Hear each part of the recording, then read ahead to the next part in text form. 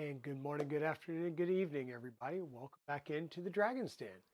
My name's Digital Dragon, aka Luke. I'm a 3D printing variety streamer here on Twitch. What does that mean? It means we do everything from machine unboxings like our X1C carbons and our Creality K1C here to full machine builds like our Vorons and the LH Stinger that's sitting here with a helmet on top. We also do participate in prototyping and beta testing, such as our box turtles up here. I beta tested some trad racks. I've done some hot end beta testing with Betas.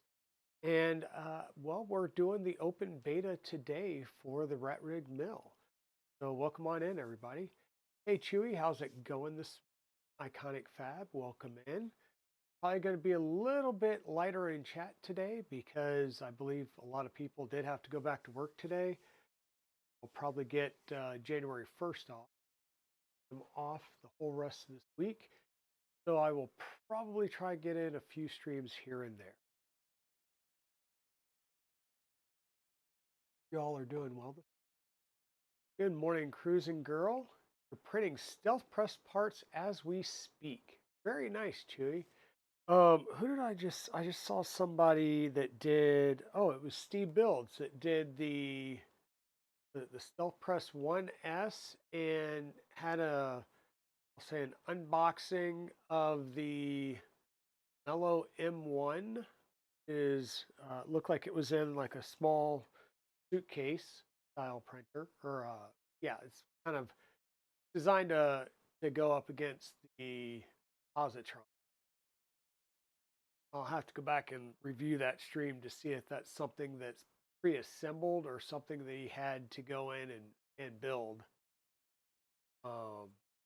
Yeah, I don't know, I may rebuild my stealth press as a 1S or something. We'll see. It definitely needs a few reprinted parts and replacement parts, but we'll see what I wind up doing there.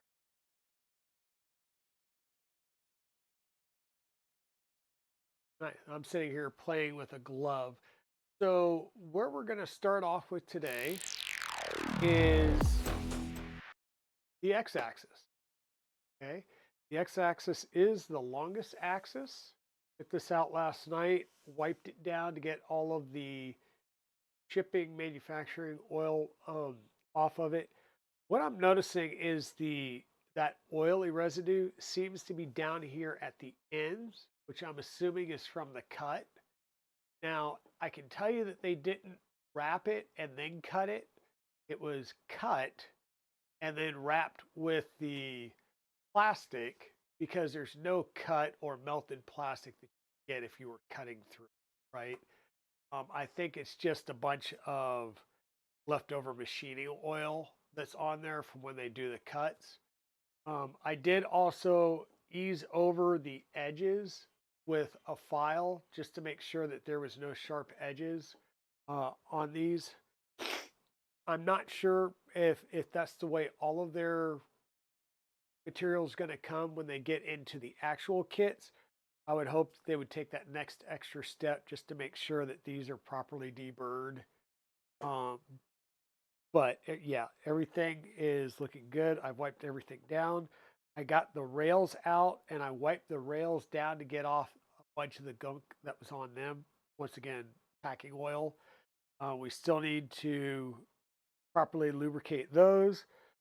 I did go ahead and do some heat press inserts in these strips and this piece right here, which is going to mount the Hall effect end stop. I got out our plates, I got out our motor, and all of this is what's getting assembled today. We'll have a lead screw as well, a few other things. This is going to be that next part that we're doing today. Not sure if we'll get into the x-axis today or not. This may be a fairly short stream. Yeah. And thank you, Chewy, for gifting Iconic Fab with a gift sub. I appreciate that. So are you off this week as well, Chewy, or just another couple of days?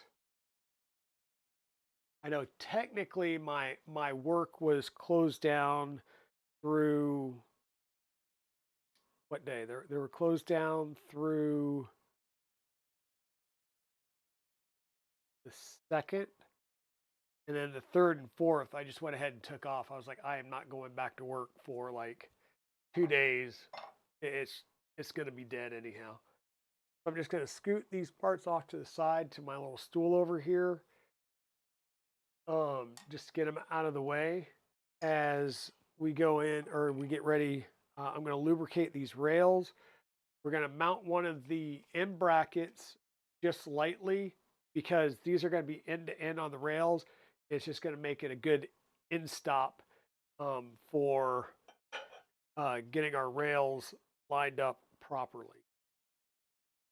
And just like before, I'm going to pop that off and I'm going to slide both of these down and off our rail up there. And I'm going to add lubricant, press it in, turn it, press it in. Same thing on both of them. And then we'll do it again and rotate it back around. That way they stay in the same orientation so that any preloading or whatever that they've set up on these will be back to the appropriate preloading. You got to work Thursday, Friday this week. Oh, that's good. Excuse me, folks. Sorry about that. Just sneezed. Well, and that was basically it. I mean, we had, I think it was the 24th through the 2nd off. And I was just like, well, that's going to be like a 1 day, 1 week. And then the next week would be a 2-day week. And with everybody I know probably taking off, it was going to be, like you said, a waste for productivity. I mean, yes, there's documentation and stuff like that that can get done, but really, it's not like I was going to be going into the office and trying to get any real work done. So I'm just mashing that grease that I just put into the ball bearings, and then I'm working them around about halfway so that all that grease that I just mashed into the bearings is getting moved around into the races underneath. Same thing that we do on multiple other builds when we're dealing with our linear rails.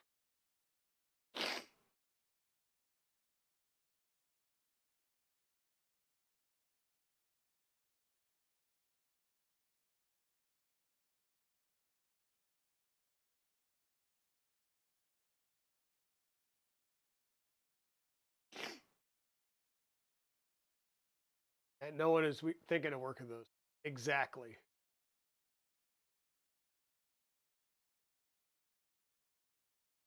Yeah, that's pretty much the same thing with my son. This type of this time of year is inventory where they're checking out how many units they built, how many units they have left, what their materials are, and all that good stuff. Because he's up in the Goshen, Indiana area where they build the RVs. So he's working for Keystone, building RVs. So we kind of do this close shutdown time of year.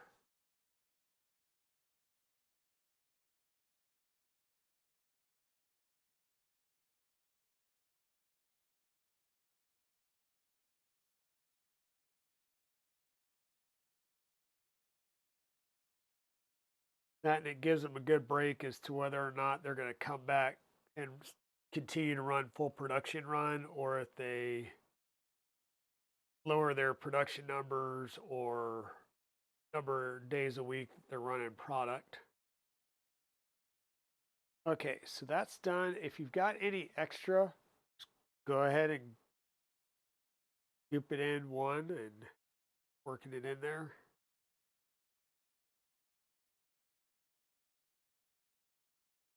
And then just going to wipe that off. Wipe off some of that excess. Any oil that's not in the ball bearing grooves or in the grooves on your um, rail here is wasted. It's just going to be grease that will collect dust and other debris. So you might as well wipe it off now.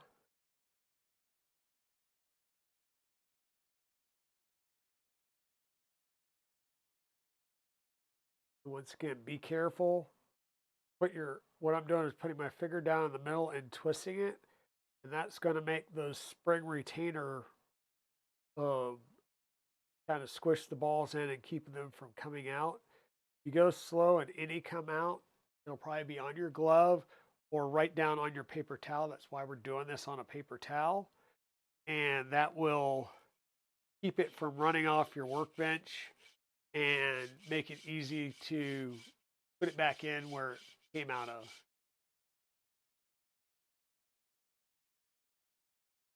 Oh, I'm sorry there, Iconic Fab. So, hey, Eagle the Dragon, good morning.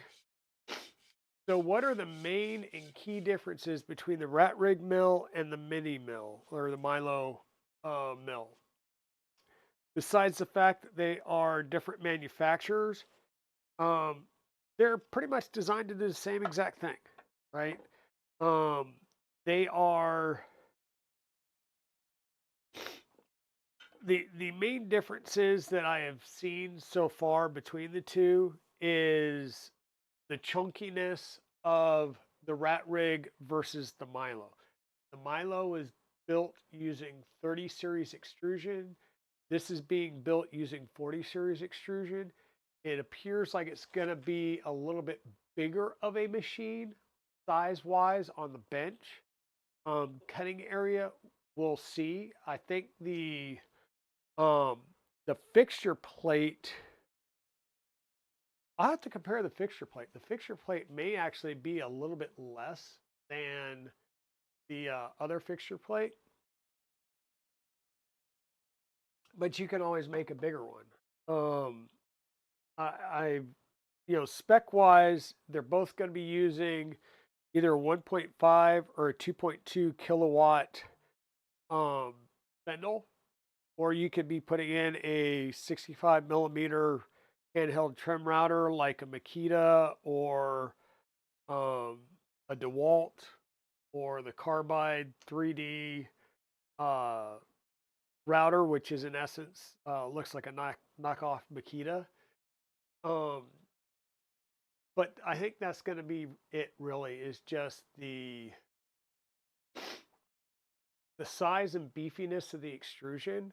This should weigh a little bit more, and the more weight will give you less vibration and greater stability while you're cutting.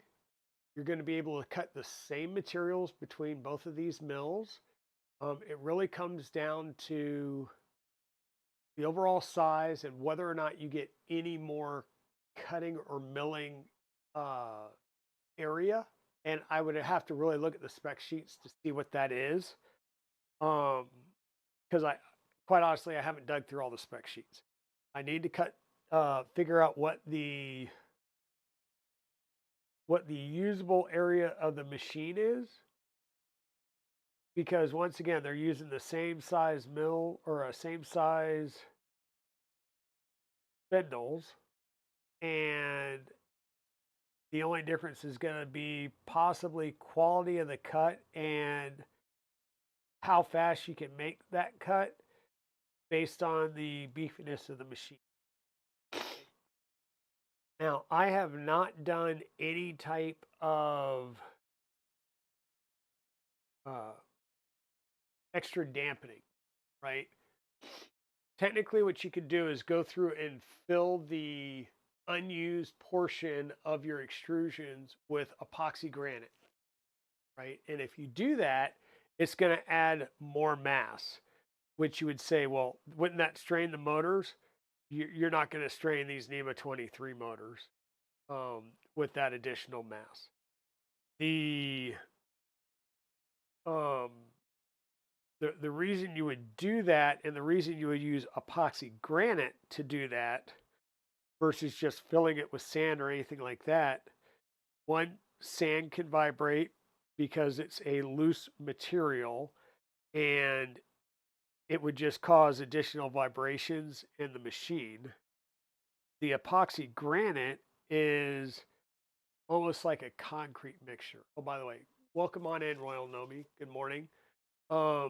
When you use epoxy granite, it is an epoxy um, an aggregate. So sand, silica sand, some smaller rock or pebble, and a lot of epoxy. And what that's going to do is add not only mass in the form of weight, but also a dampening agent with the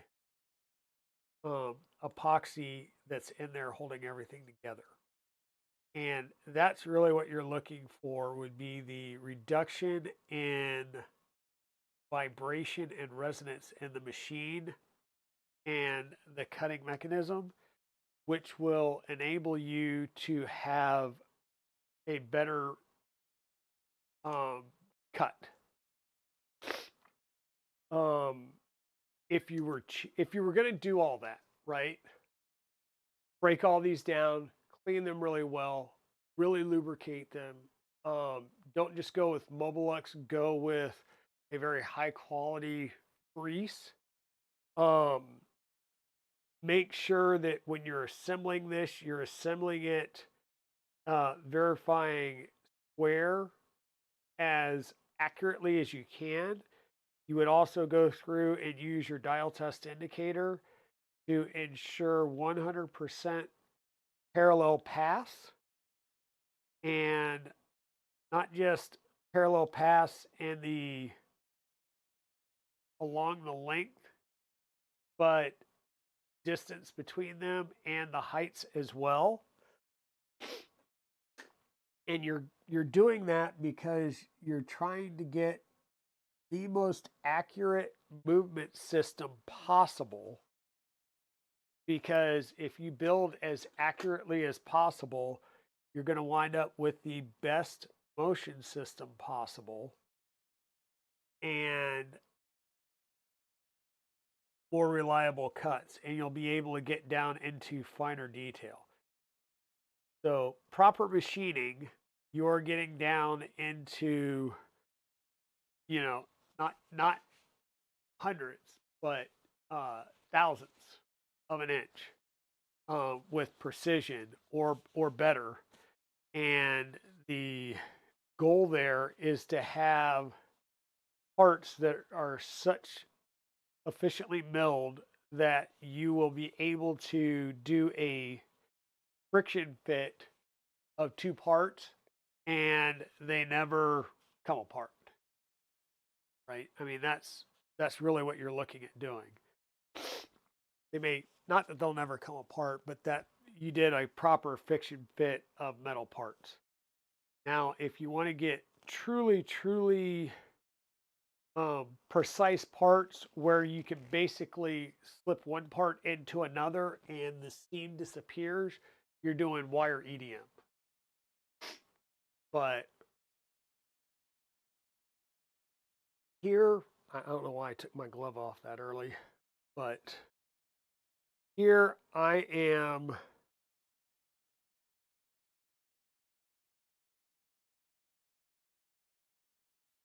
doing, my standard normal job of getting things aligned properly. And part of that is because my dial test indicator is out in the shed and I just haven't gone out and gotten it yet to bigger things, to get things more precise. Also, what you'd want to do is, um, sorry, my brain just went blank right there. You'd also want to be ensuring that with your dial test indicator, once again, you could go through, and I've already noticed that these are rattling some. I don't know if the mic picks that up. And that tells me that there's a twist in these long extrusions here, which means my rails are going to pick up and ride into that twist some. So that's where we're looking for binding up and down. And really one of the things, like if you're doing true precision machining, you wouldn't be using extrusion. You would be going with steel. And that steel is going to not only be cut, but it's going to be ground to a specific precision. That way you know that it is parallel and flat on all the sides. Then you would put in your rails, and 9 times out of 10 what you were going to do is literally drill and tap your steel blank and mount your rails. That way you're going to have very little wiggle wobble. And then once again, you're going down and you're checking the mounting by running your dial test indicator against the edge. And you're making sure that your rail is 100% parallel to that edge. Once again, I know there's a twist. There could be bows in aluminum extrusion.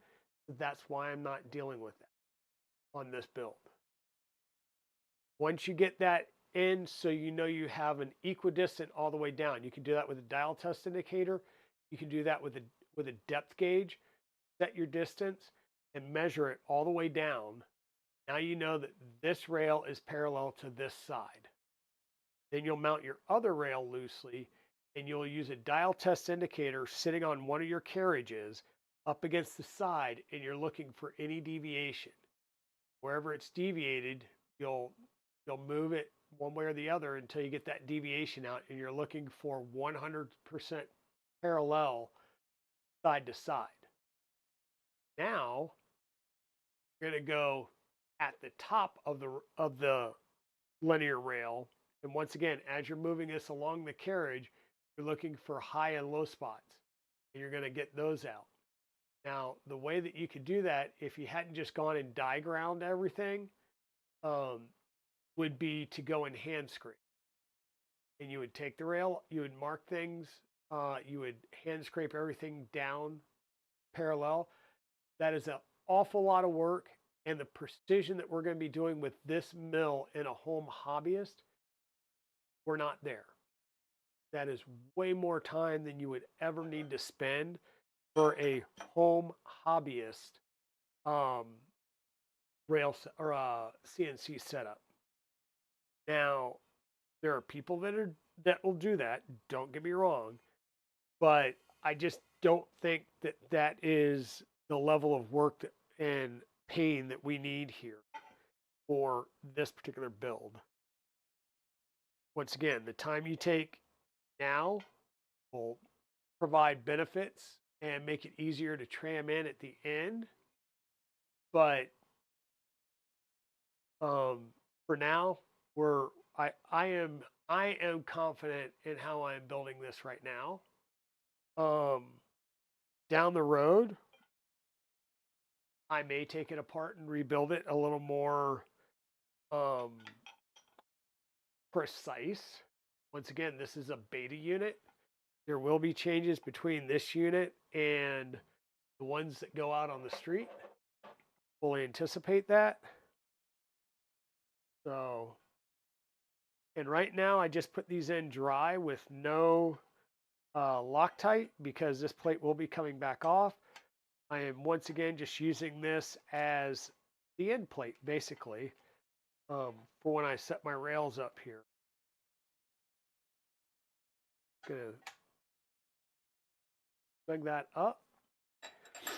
These rails should wind up going end to end. And when I go to do those, that means we're going to need to put in our screws all the way down. These are going to be the M3. So we need the 4040 M3 T-nuts. And we'll need some M3 by 16 screws. And we're going to once again go into every single one of these.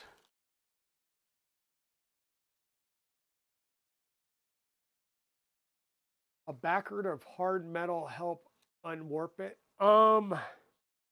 Yes and no, Chewy, because in unwarping it, what you're going to do is you're going to build in stress into the system, right? And over time, what that's going to do is lead to the potential of stress cracks in that material. That could wind up causing other problems.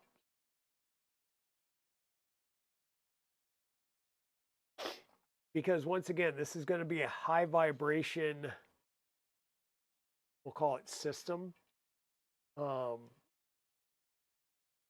And so any additional stress that you add into it is going to make it a weak spot because the material will get overstressed and fatigued over time.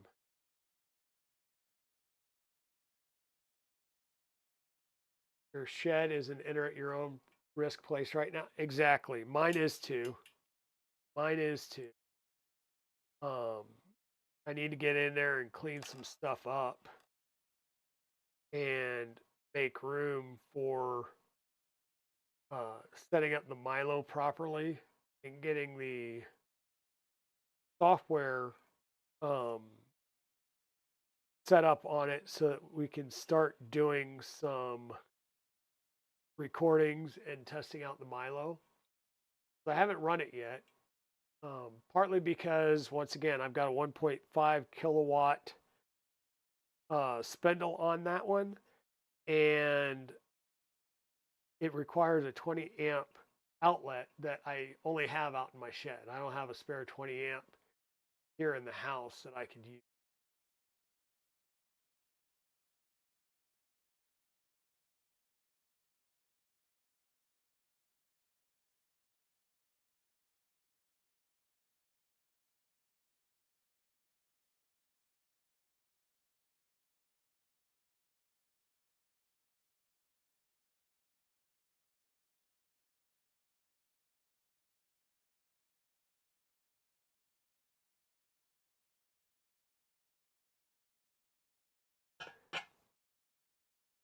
Okay.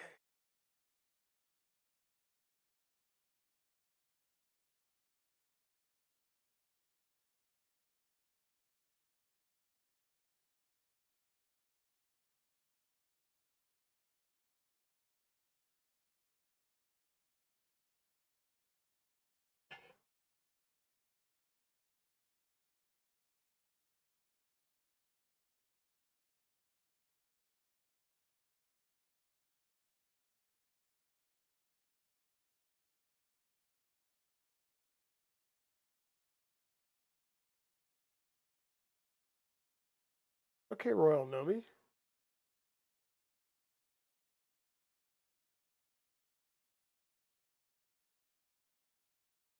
Um, but yeah, this is going to be a capable machine.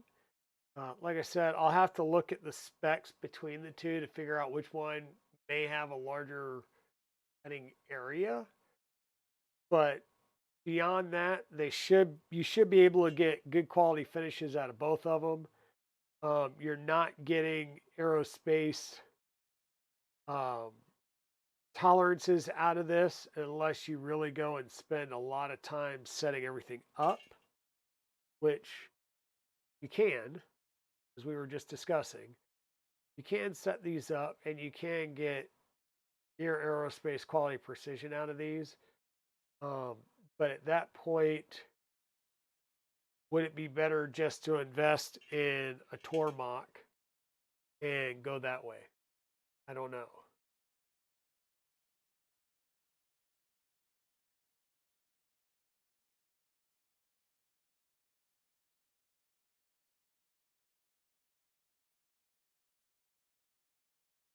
I will say I have had a blast looking at um, YouTube accounts such as Inheritance Machining, This Old Tony, and others just to understand more about machining. And once again, in machining, it's very much an order of operations thing. If you do things in the wrong order, um, it will not turn out the way that you are expecting. So, or you will, we'll say, dig yourself into a corner where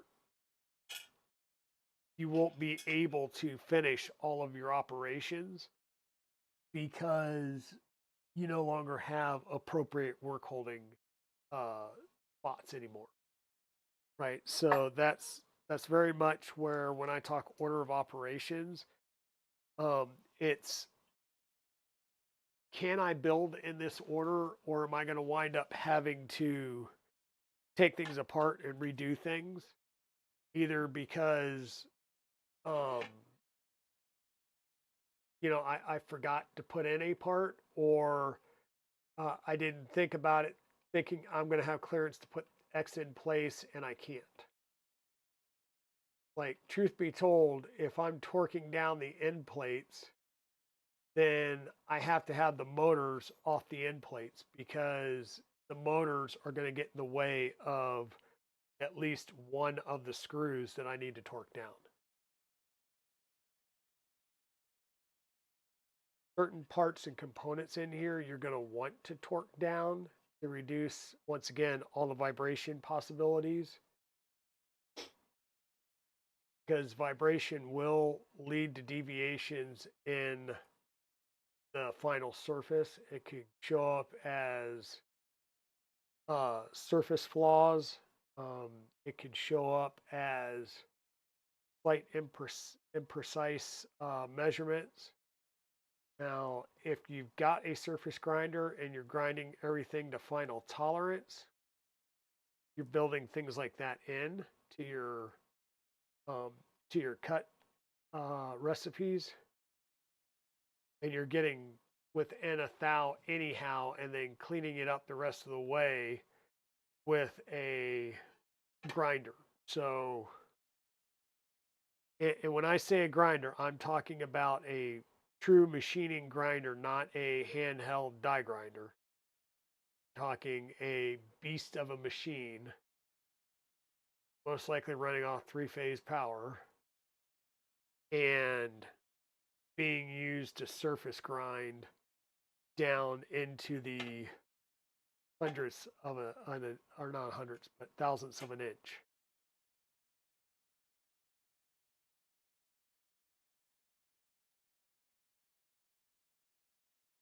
How's it going, Rob C? Hope you're doing well.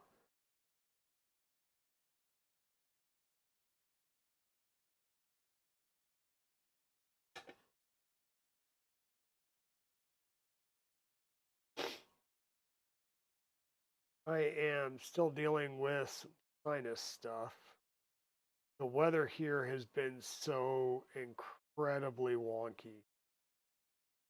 And folks, I hope you realize that I am now almost done doing second of the two longest rails, and I'm putting these screws in without any Loctite, which means once we get them in place, we're going to be taking every single one out again and Loctiting these screws.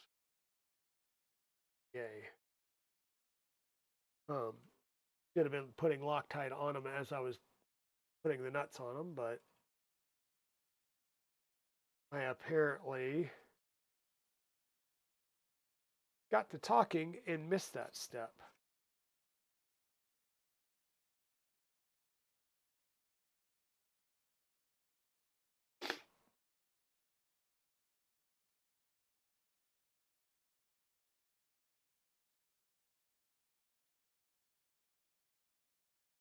Why not do it now? Because I've got like one screw left. So I'll get it in place, and then once I get it, just the initial snug down done, I'll pull these out and put the um, Loctite on them one at a time.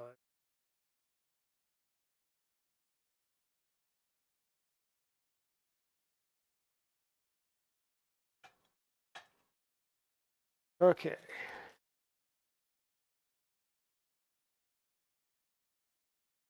That one there, here.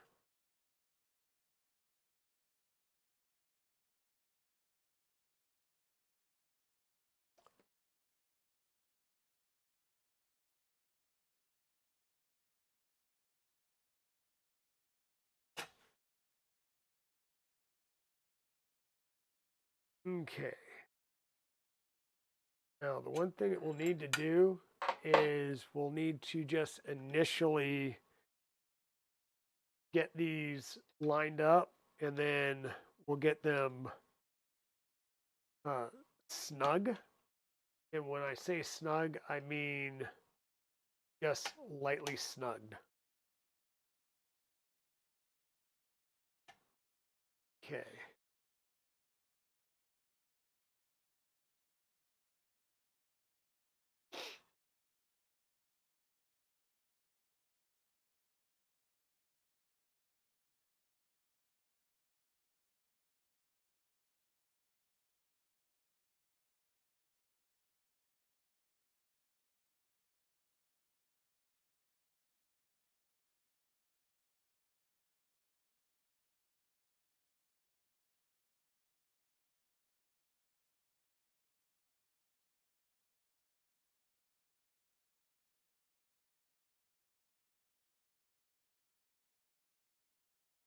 What you see me doing is loosening these and then retightening them, because I can't guarantee that they're still loose enough that they're sitting underneath the lip. And if I go to just straight tighten them from where they're at, I may just tighten it straight up, and the hammerhead not twist.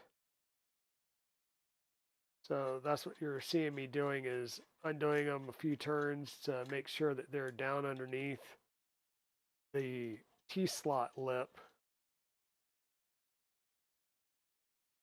And once again, there's no ugga-duggas here. We're just literally starting to feel them snug up.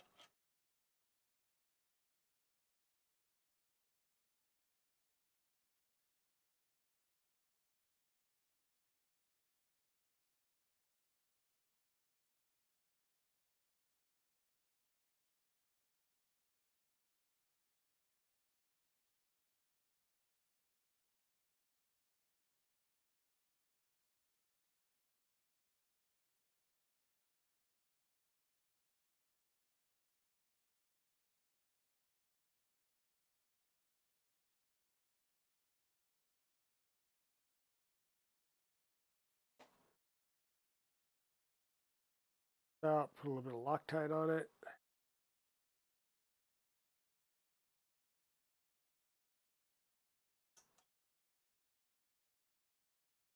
Send it back in.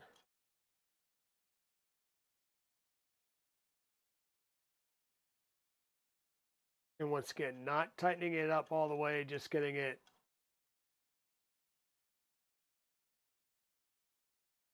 pretty close to being tight.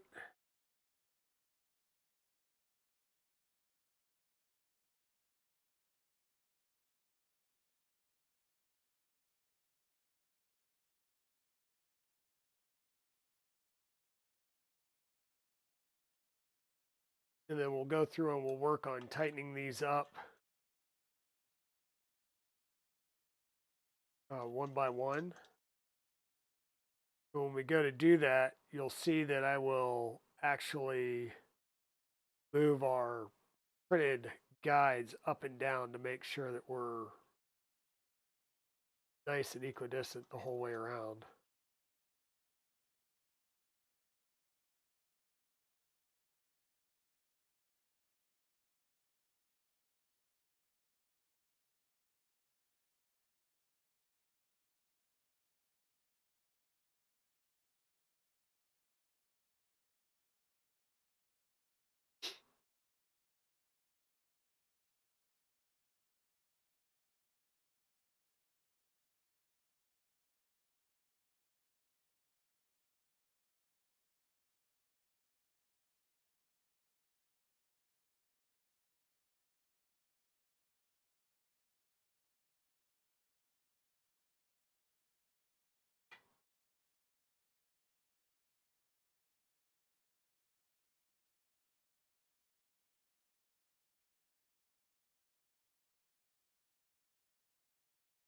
What's everybody else doing today other than either working or just hanging out with family?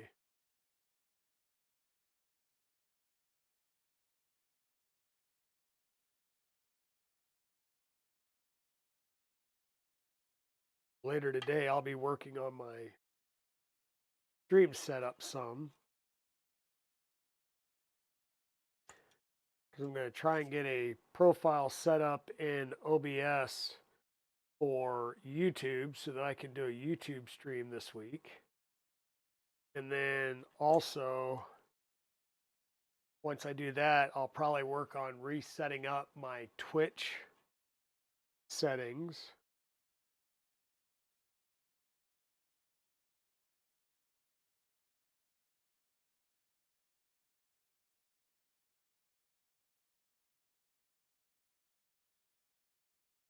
Read up on some new settings that I think might be useful for the stream, especially like here, kind of way out. And I really need to punch this in some.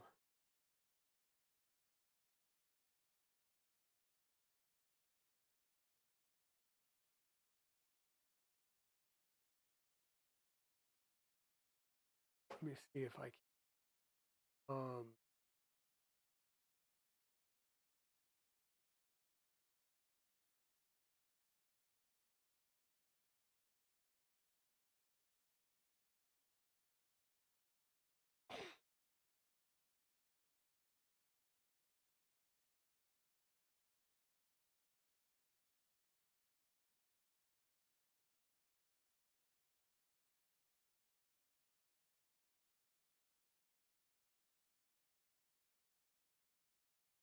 No, I'm gonna have to work on that afterwards because I was like, oh, I've got the OBS bot. No, that's not an OBS bot. The one that the overhead right now is a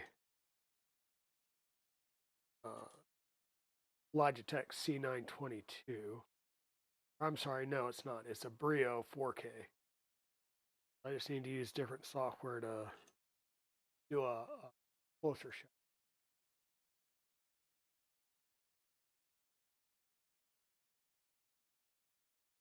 Oh yeah, Chewy, I fully understand you there. My youngest son was out visiting. He decided, he came out last Sunday and he left this Sunday and went back home. And then my parents called me and asked me, well, why is he going home so early? I don't know. Ask him. He's a grown man. Like, he makes his own life choices.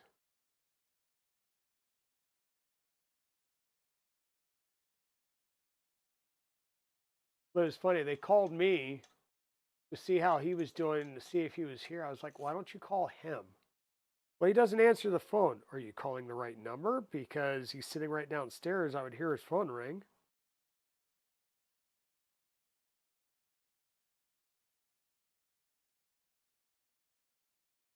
Gotta love it.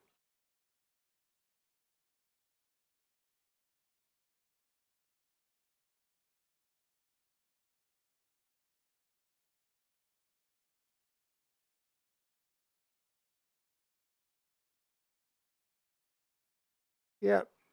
All good though. It's all good though. I'm sure I'll probably be the same way when I'm older and have grandkids and stuff like that. It'll be like, well, why don't you come visit more often?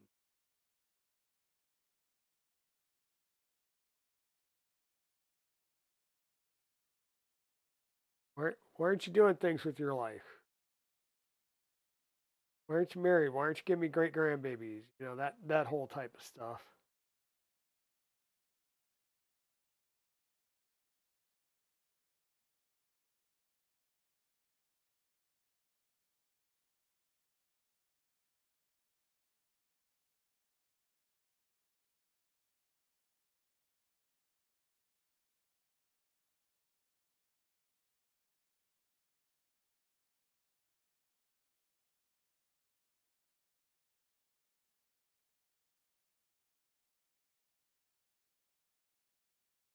So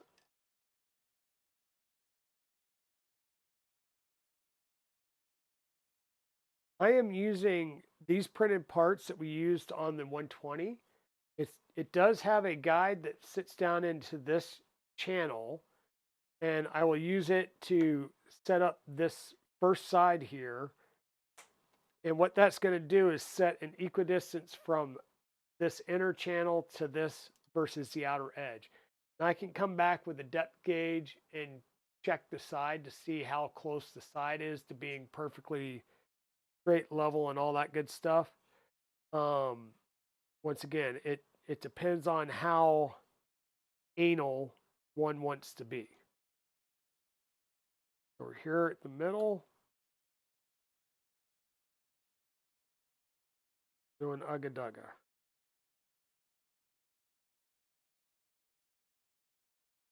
Ugga dugga.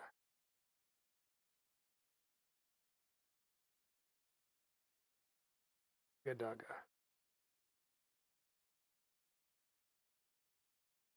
Ugga dugga.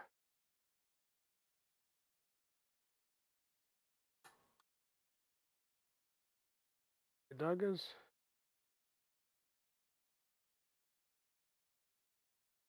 Ugga duggas.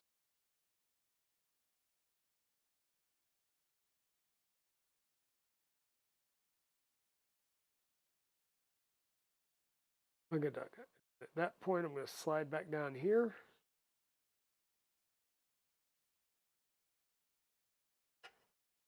Tighten that.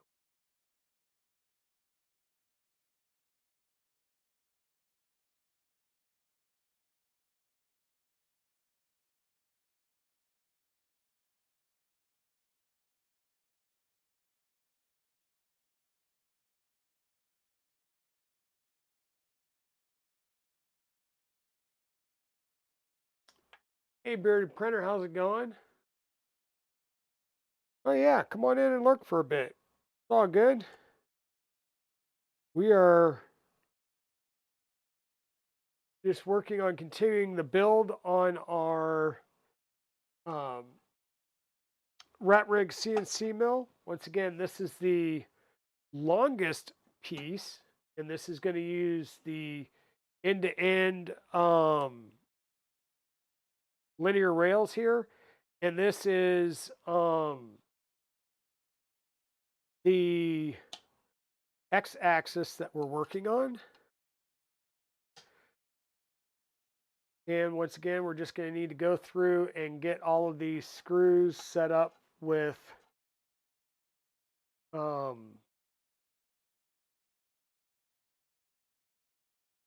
Loctite.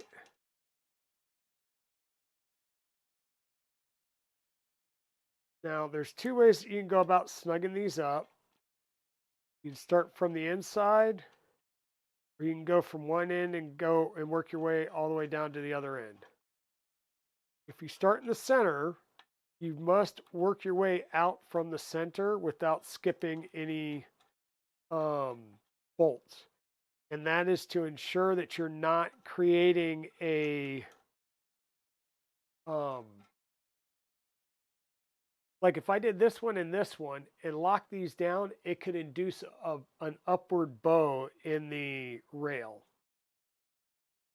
But if I start at one end and work to the other end, then I'm locking it down as I go from one end to the other, which if anything would push the rail, so to speak, this way. You're always either going one end to the other or starting in the middle. Normally in our 3D printers, we're going to start in the middle and then work our way out because we're centering rails on a extrusion. Very few times are we doing a full end-to-end rail like this. With this being an end-to-end rail, that's literally going from one faceplate to the other, we can very much start at one end and work our way out.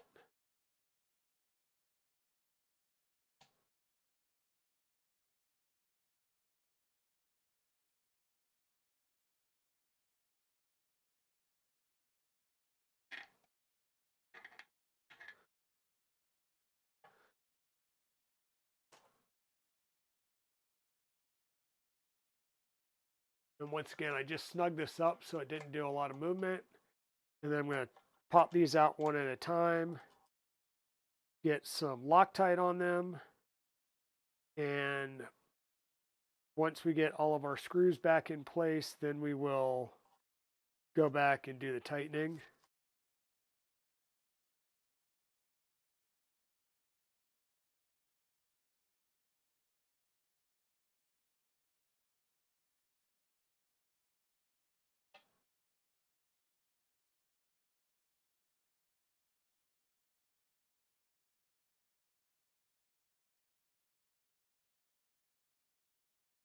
And so, folks, tomorrow's stream I know is going to be a New Year's Eve stream. Kind of good how that works out. That normal stream is going to wind up being a New Year's Eve stream. And we're also going to have a few announcements on that stream. So, down.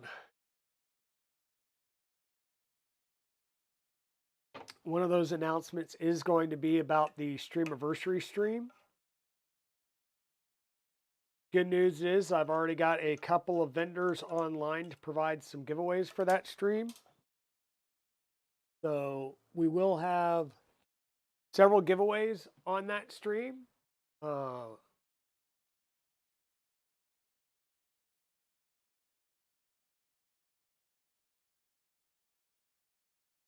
As a lot of you know, I am not a big giveaway streamer. I'm not like giving filament away every stream or anything like that. Partially because I have not sought out a sponsor to that degree yet. I do have sponsorship by KB3D. They do provide a lot to the channel as far as, you know, support. They sponsored the black box build and things like that. So, you know, we do have KB3D as a channel sponsor. We now have West 3D that is providing affiliate links and some sponsorship to the channel. So we will hopefully be seeing some new things coming in the new year as I continue to grow out the channel. I am going to start reaching out and trying to formalize more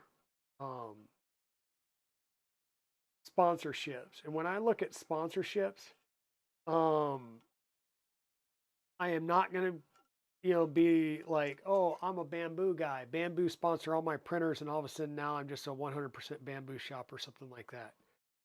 Nope. I prefer to go with companies that are printer agnostic, that are more like the KB3D, West 3D, Fabrico, than a straight up printer manufacturer. You're excited? I'm excited. I am excited. There's some more stuff going on. I completed the initial Warrior Rising service disabled veteran entrepreneurial training program. And I just logged in and got signed up for the 40 plus self-paced courses through them, through their Warrior Academy. And then, which is once again all about small business things and setting up your business and entrepreneurship and stuff like that. So we'll be working our way through that and seeing where this first year of owning a company goes. I have ideas. We'll have to see how well and quickly those ideas take off.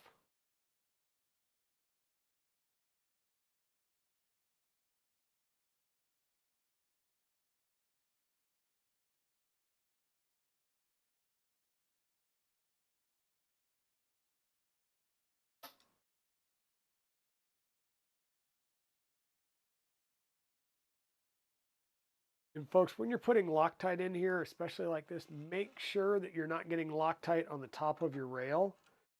If there's any doubt, be sure to wipe it down. The last thing you want to do is get Loctite that hardens on the top of your rail.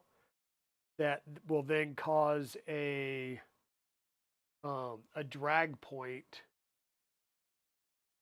in your linear rail action.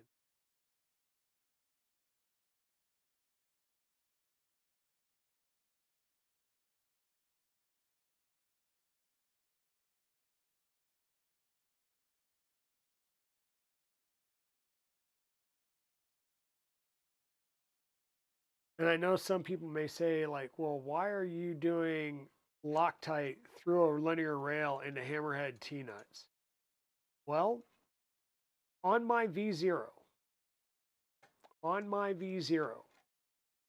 I actually had the screws in the linear rail, the X gantry, come loose. The entire linear rail came loose, shifted. The tool head dropped and it was mid-print, so it shoved a print plate out the front of the machine, and I got a blob of death. So I wound up tearing down the whole top end of that machine and redoing it. And once again, that was M2 screws? Or no, it's M3 screws into M3 like standard hex nuts. And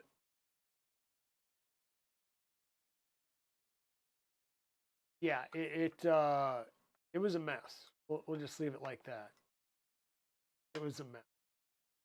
So I am going to go through and loosen these up just a smidge. So yeah, even on hammerhead T-nuts, go ahead and put some Loctite on them. Make sure you've got secure linear rails, especially on a machine like this. No, it's not going to be moving as fast and doing a lot of changes, high-speed changes like you would get on a like a V0 or something like that, but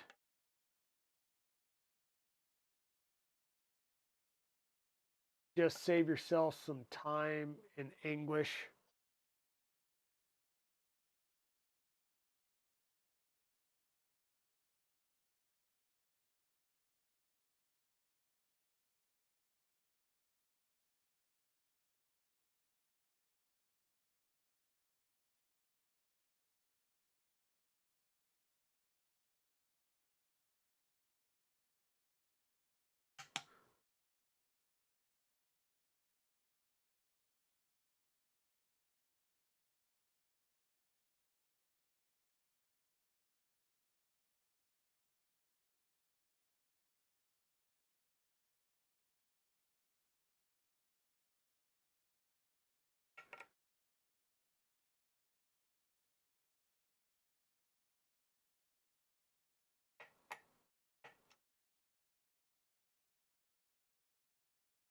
Okay.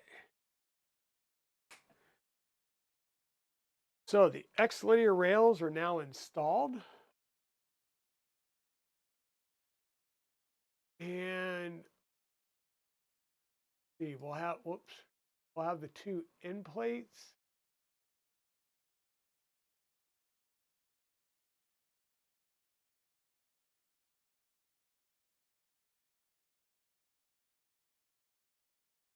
Yep.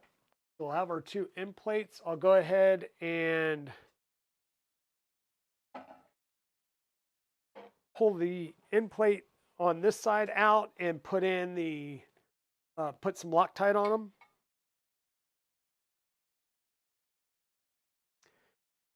And once again, I'm making sure that everything is nice and flat so it will line up appropriately. So I'm using my quartz as a bottom plate basically, to make sure that this plate and the extrusion are flat to one another. And we'll do the same thing on the other side. And that will give us a nice flat surface there.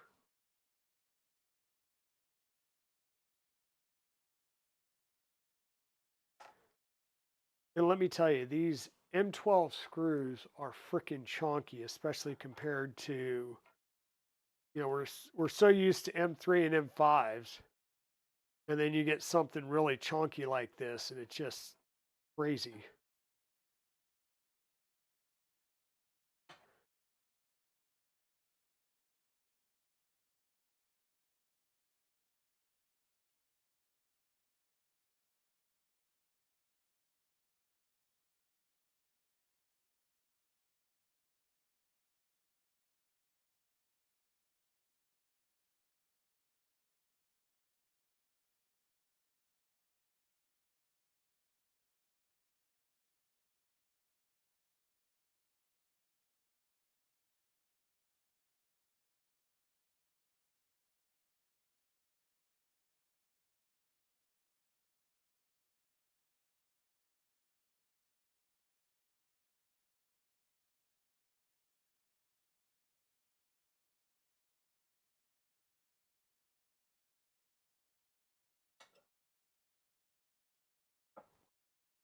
Okay,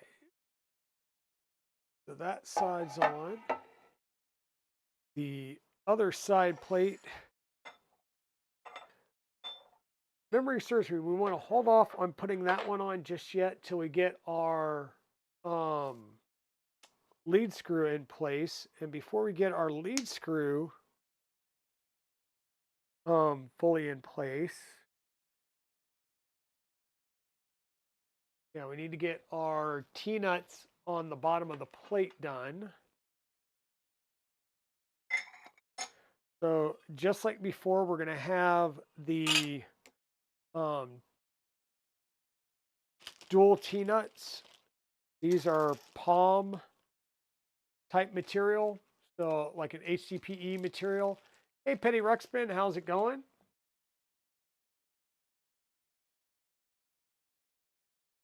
And these will go in with lock nuts at the bottom side. Oops.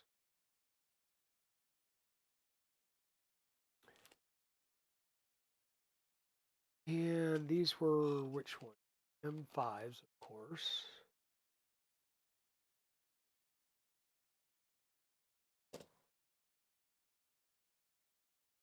They were 16. And what happens is by going through two of these and spacing them out appropriately, you're basically going to get rid of any backlash you may have in the movement system along the lead screw. So what we're going to do is get these lock nuts down in these parts here. Right, so we've got a hex cut out here. We'll just go ahead and get our hex nut in there. Push it fully flat in there. We'll do that on both of these.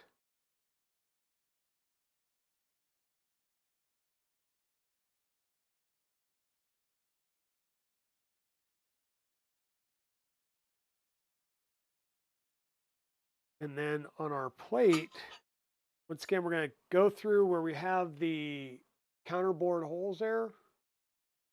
These will go through. These are low head bolts. So they're not they don't stick up as much, or the heads of them aren't as deep as a standard socket head screw is.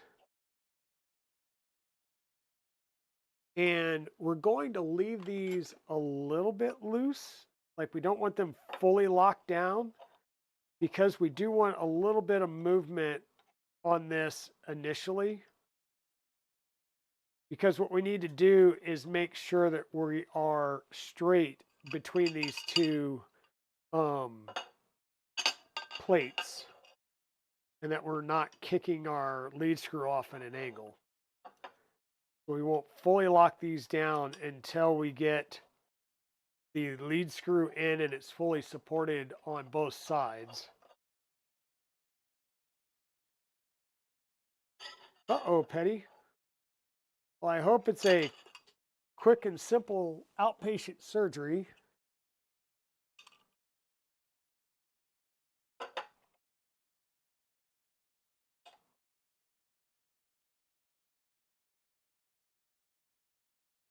And so just like what we'll have is we'll have a stationary one here. So these are just straight holes, so it's going to be stationary. And then this side can slide a little bit. And it's that distance that's going to make the lead screw anti-backlash capability here. So we start going through the stationary one.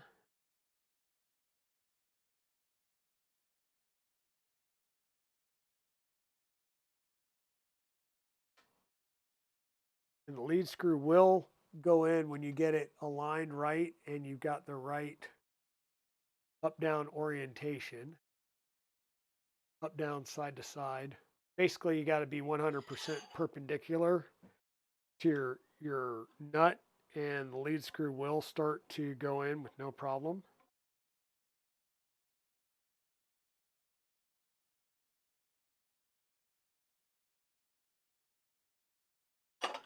Say that and then have issues getting it started.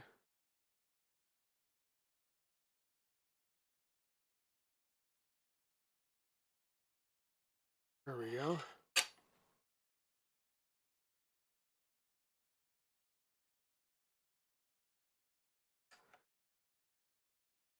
And then once again, what I do is I'll push this all the way to the front.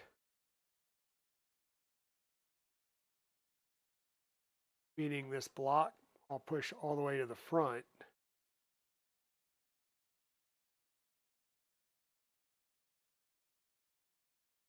It will basically self-align where it will start to rotate in. And now we have just set our anti-backlash.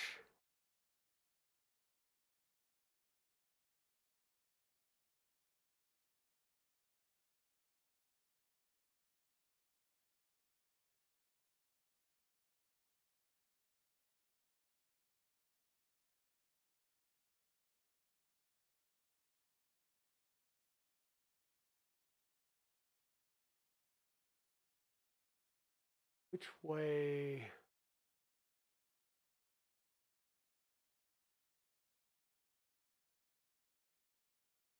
Biplate.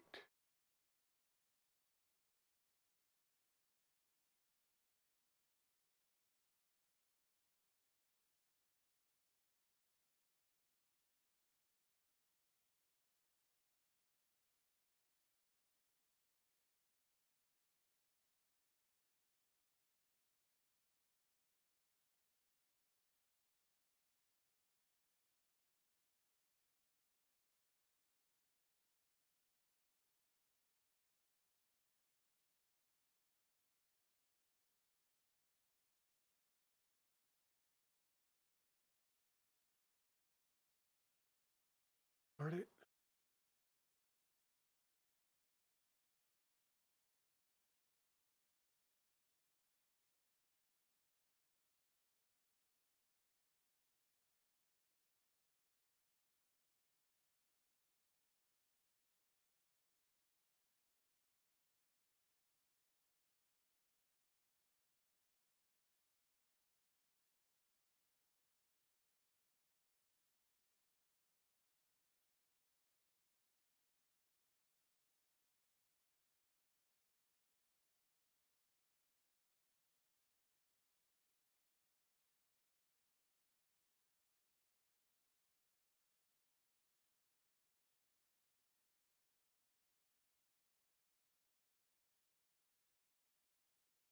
Oh, I'm sorry. I'm like sitting here looking at trying to look at the CAD, and what I'm trying to do is determine which direction the plate goes when it gets mounted.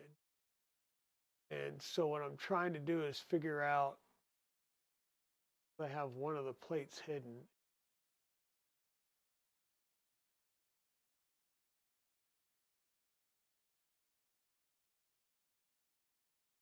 At least I think I've got one of the plates hidden.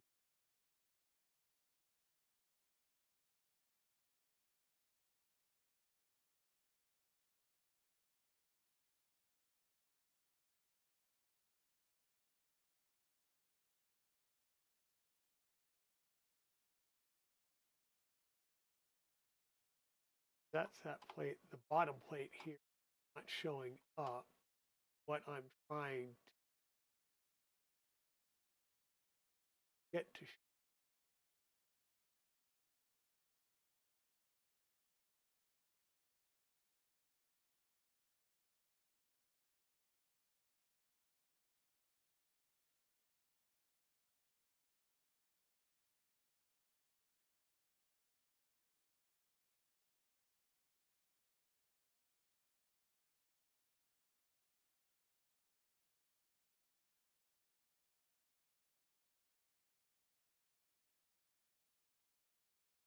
Actual plate set.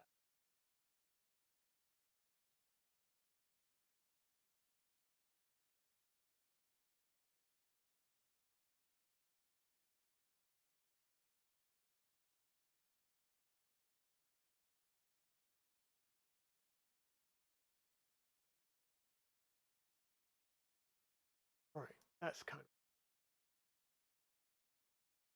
what I'm trying to do is figure out which, if I come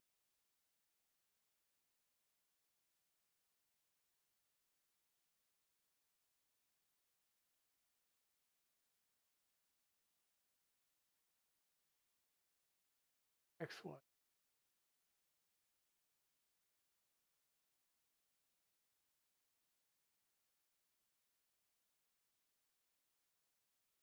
What I'm trying to do is figure out which side the um,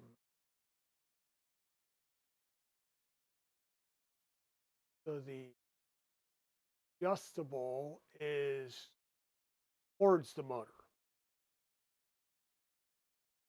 Okay, so that's what I was trying to do is figure out which orientation the anti-backlash nuts need to be set in, because we want to start with the motor side first, because there's various parts that we need to install on it.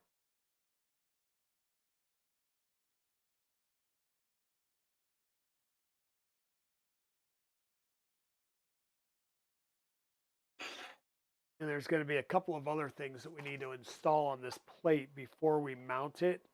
Like we need to mount the um, plastic bits.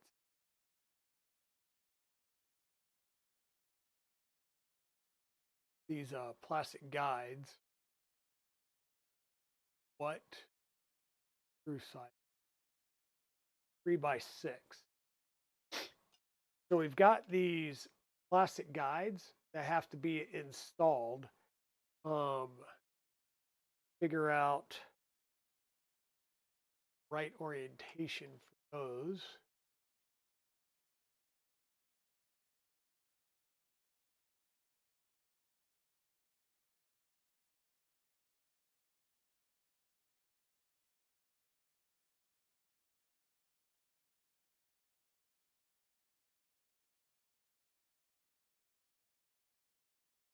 Three by 8 going up in plate.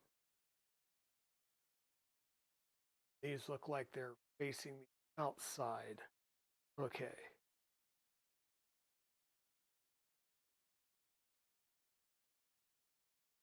Okay, so M3 by 8.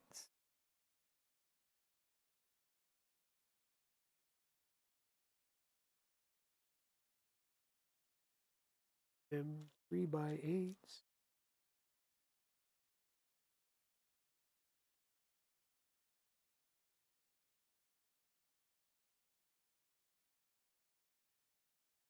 6s.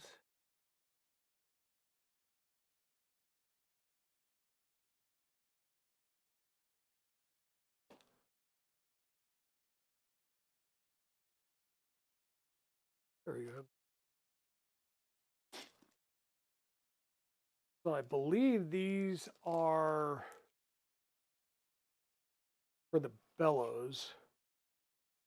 So this will allow the bellows to lock in on these plastic pieces and then the front and back. So that's why we're doing these right here. And these are going to go through the plastic and directly into our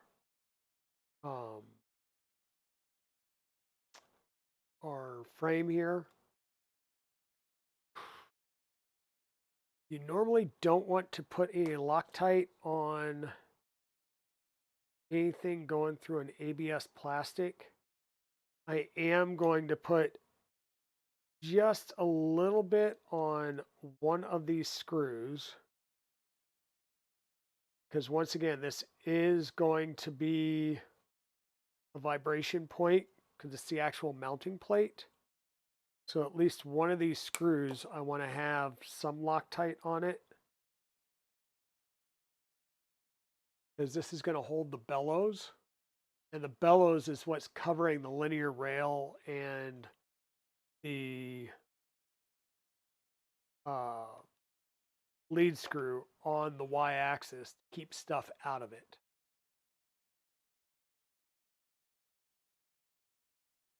How's it going, hybrid?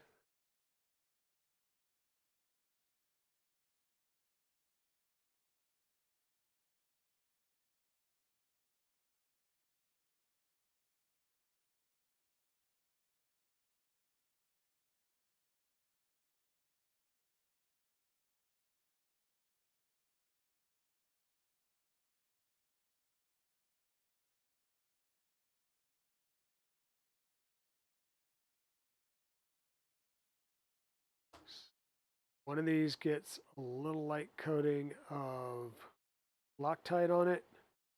Not a whole lot. We're just trying to ensure that one of these will hopefully not come out with any vibrations, because these are not going to be readily accessible because they're underneath the x-axis. Now with these mounting plates, the nice thing is there's going to be some hefty M8 bolts that go through, and we'll sandwich these two plates together. Where with the Milo, it's a single plate that you mount. It was a very complicated mounting system. Like you're mounting the rails to the plates and then mounting the rails, or the carriages to the plate and then the rails to everything else. And it's a very complicated way of getting it on and off. The nice thing here is these plates will always stay on the X and the Y axis, and you just take the two mating plates apart when you go to do things. So we needed to make sure that these were on because all of our screws are coming from underneath. Well, yeah, these are coming from this side. All of our mount will come here, and then this plate will sit over here like this. Bolts coming through the mount towards the bottom.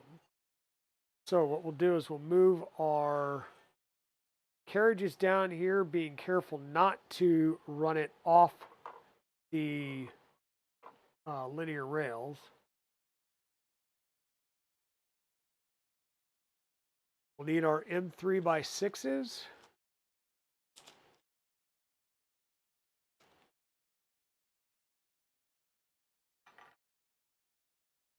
These will get Loctite on them.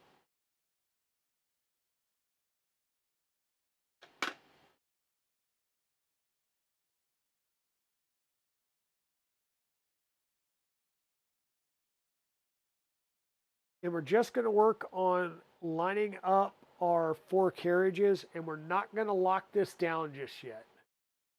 We want to make sure that we have good movement on our rail before we lock anything down. That way, if we need to adjust a rail, we can adjust the rail if we're getting binding.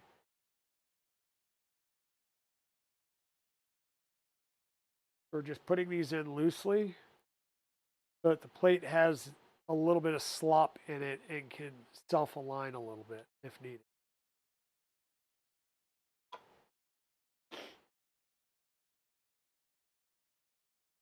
Switch over to the browser view, which will give you a bigger view of this. And apparently bench view versus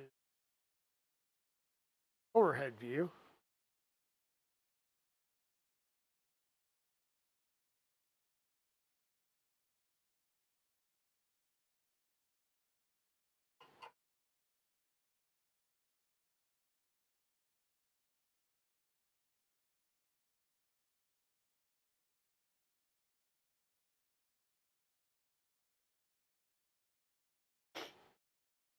And so once again, we're just lining up the carriages with the hole in the plate so that we can run our screws in. They are not getting tightened fully down.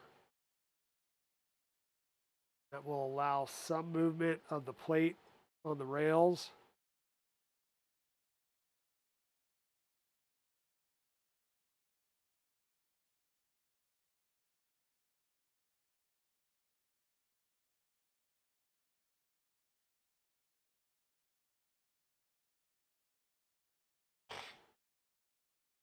You're just getting your day started? Well, that's good, hybrid.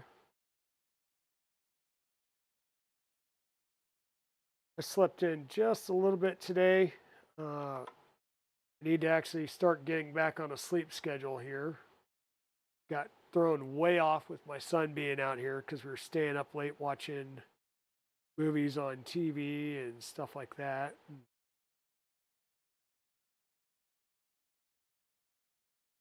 Of course, at the nice young age of 52, when you stay up till 3 in the morning, you wind up sleeping a lot later than you anticipated.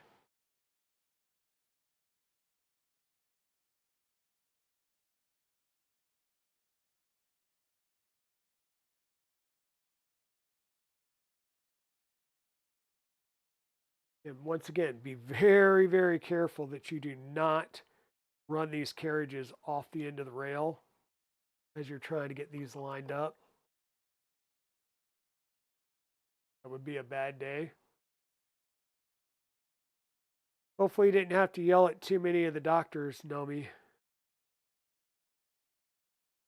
You know, Mrs. Dragon went to a massage appointment and then she was going to have to go yell at some at the insurance company because they keep not processing a claim from an ER when she was out in Colorado. So we're getting like a $1,500 bill.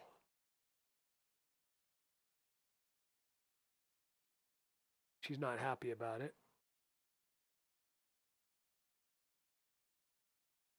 Which I'm not all that happy about it either.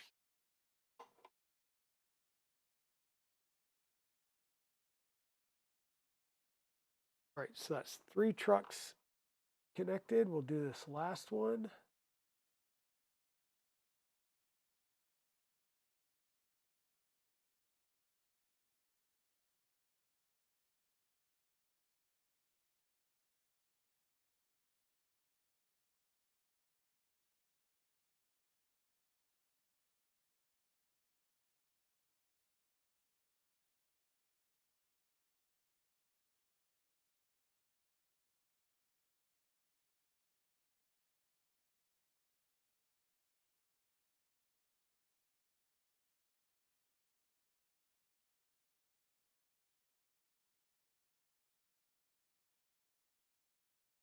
Oh yeah, yeah. That sometimes you use the wrong billing code, or it's the fact that everybody in the darn ER is like an independent contractor, and they'll bill through they'll do a separate insurance uh, bill, and every once in a while you'll get an overlap where the The ER will bill for like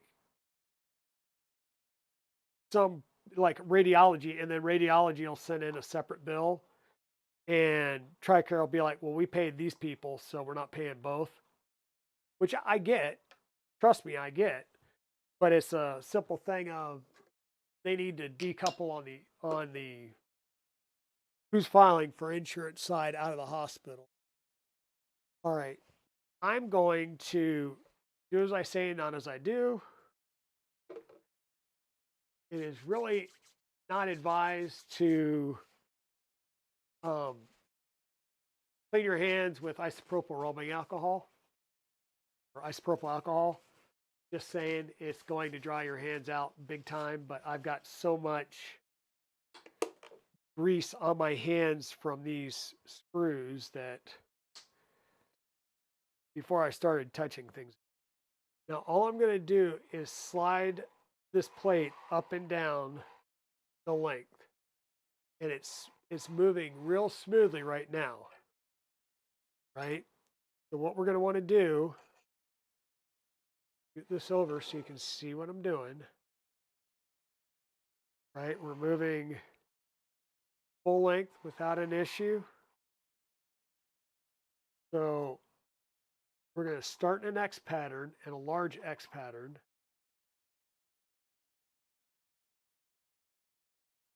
We're going to snug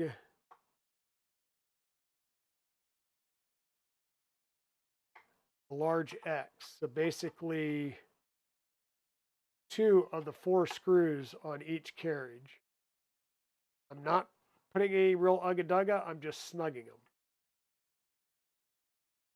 And now you see some of our freedom went away, right? I'm now moving the whole carriage at some point. So that means we're getting some binding going on. So I'm going to undo these.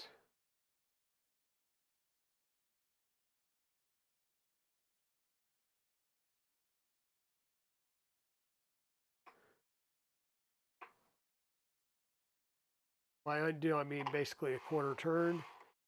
And we're right back to free movement.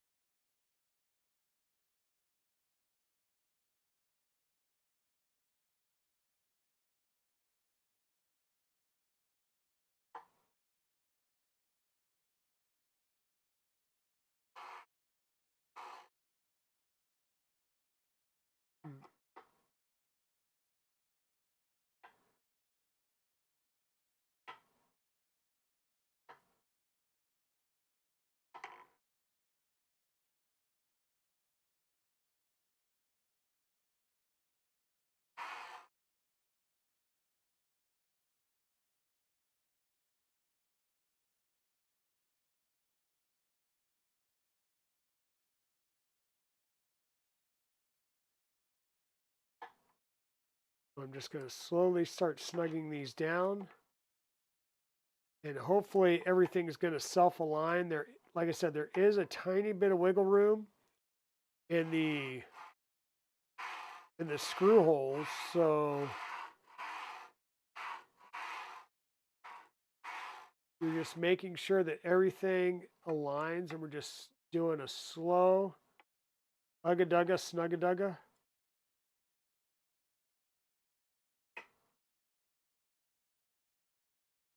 Once again, working in our big X pattern here.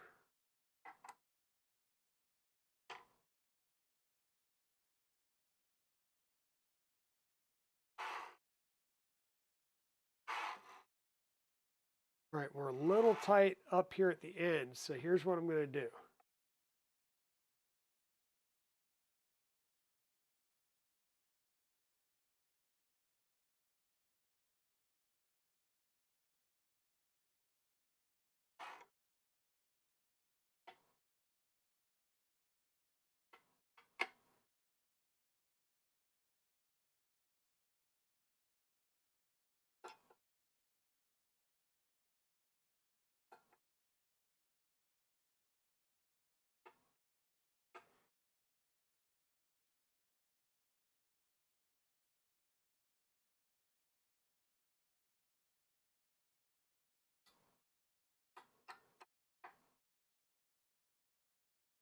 Now, what you just saw me do was I lined the plate up, I tightened the plate down, I was getting some binding at the extremes. So now you just saw me loosen one rail, not both, one. So that is going to fully align this rail to this rail using these trucks. So now, one at a time, using the, the 4 trucks,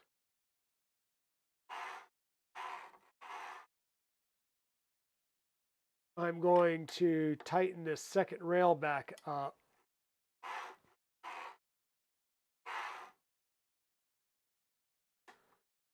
Using the trucks as my spacer now.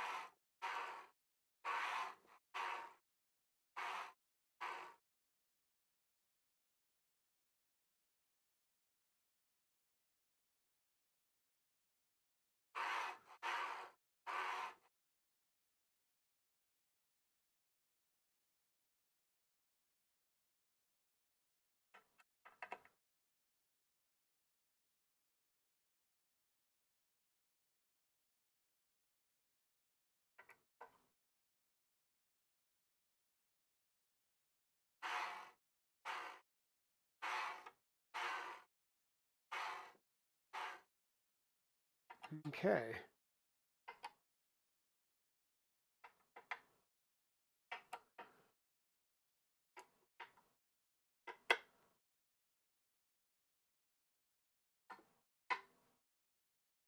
I'll tighten everything.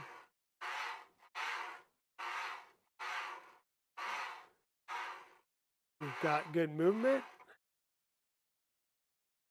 So now we're going to start working down at this end again. And a couple of things that we're going to need.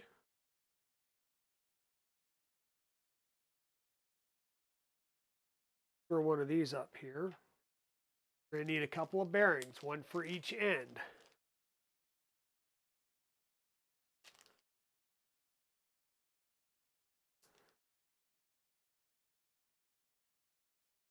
A couple of the shim rings, one for each end.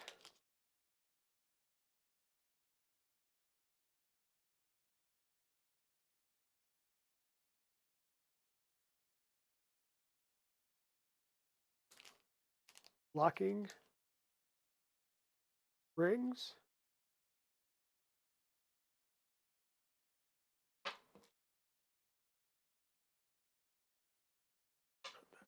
And a couple of thrush washers.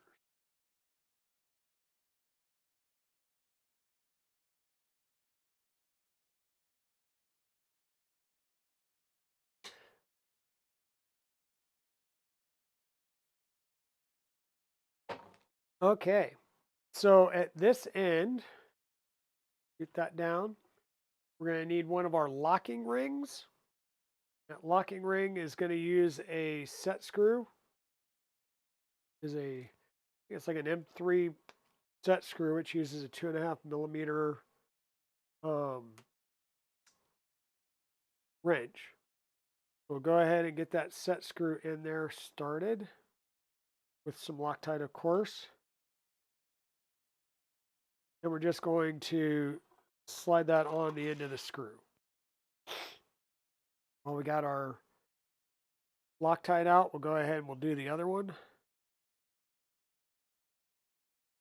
Just get it prepped and ready.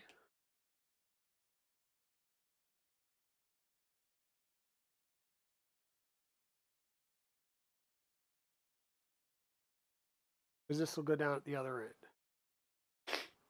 We're going to have a washer or a shim that goes in there as well at that lock ring. Then we're going to have a bearing that's going to go in this end plate here. The other one's going to go on the other end plate side over there. So we're going to have a washer, or excuse me, a bearing, a washer, and then a locking collar. Bring this down and line it up. And then on this side, we're going to have a thrust bearing.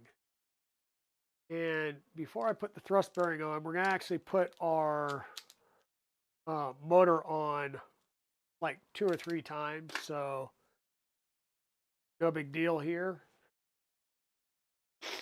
We'll have our motor. We'll have some of our standoffs.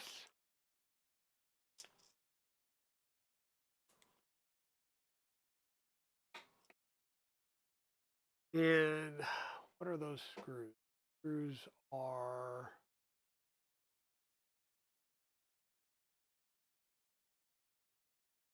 5 by 50, so our long screws.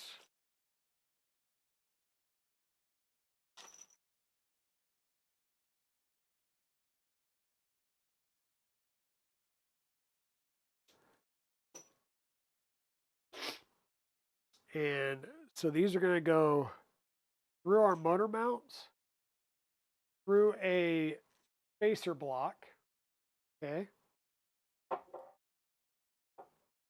And before I get those started, we also need to put our coupler on.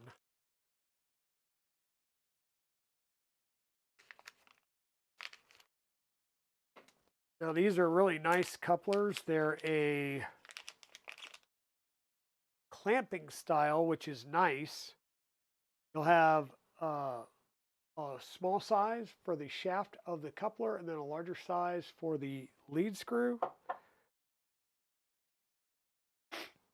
And once again, because these are basically clamping screws, we are going to want to put some Loctite on these.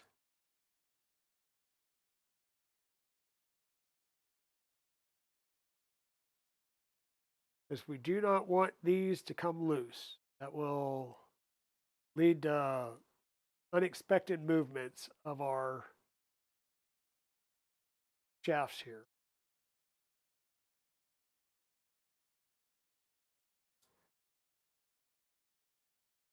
And like before, we'll do both of them.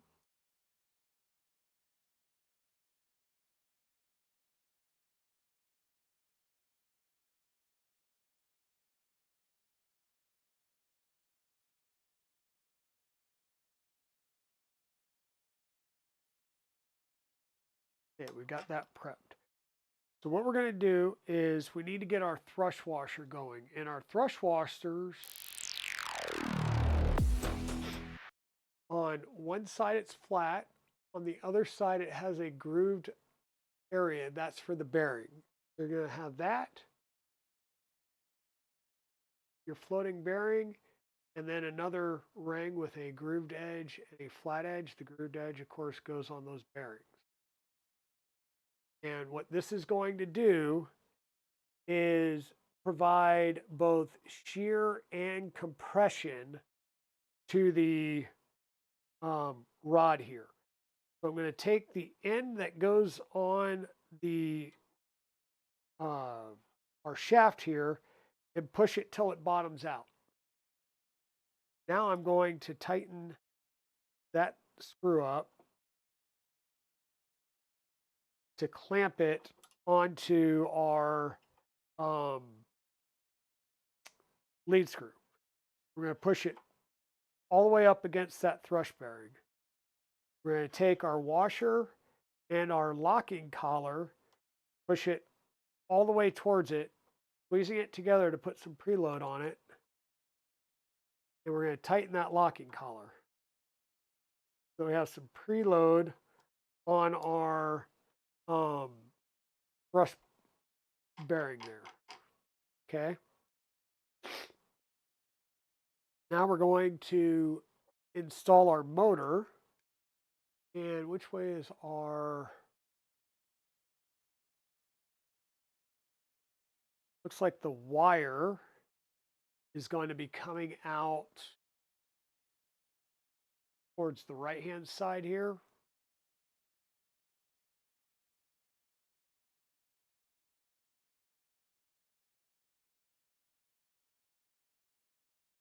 In our top and bottom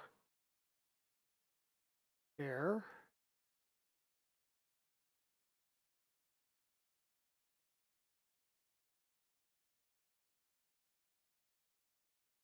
Third one going here, and I actually needed to put Loctite on these.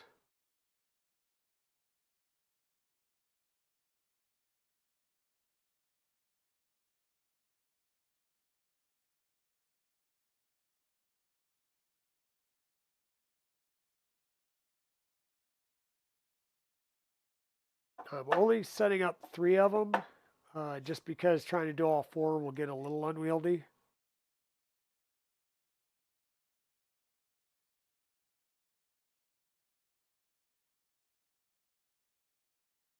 And once we get these 3 started, doing the 4th one will be easier.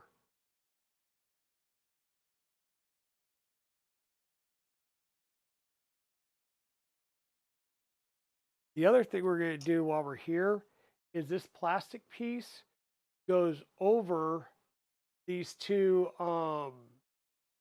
spacers. And it's going to be easier to slide it on like that, because trying to clamp it on, it'll be a pain in the butt.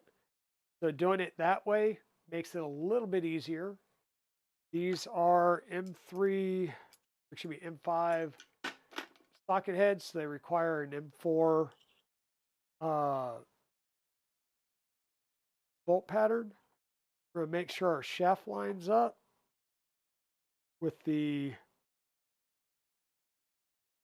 hole there, and then start lining up our screws and getting them started.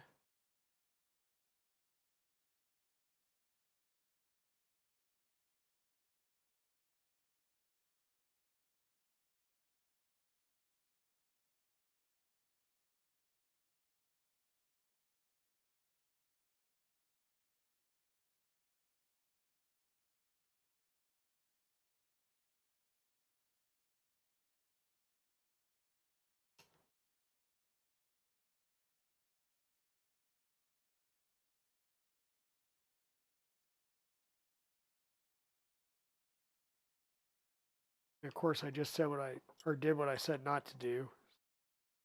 Crack this one, crack this one, which will make it easier to get the last one in to the slot here. Thread locker on those.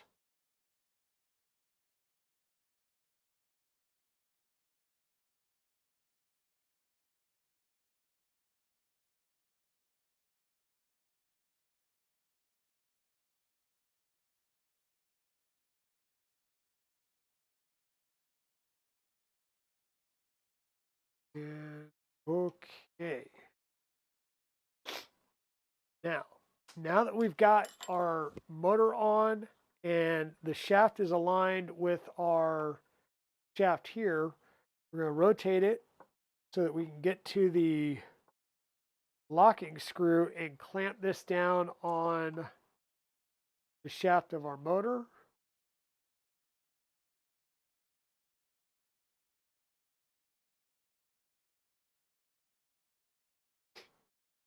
And then we're going to turn this whole thing around.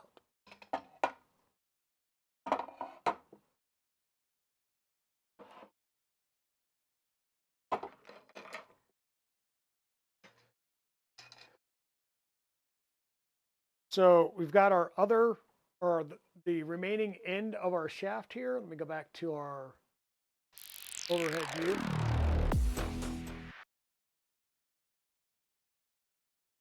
So we've got a good amount of shaft out here. This is going to be our hand crank so that we can manually move things. What we need to do is put our other plate on. Now, once again, we're going to need our lock ring or lock ring on the end here. Washer.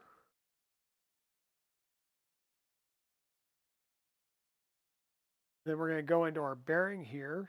So we make sure our bearing gets lined up and our rod goes through the bearing.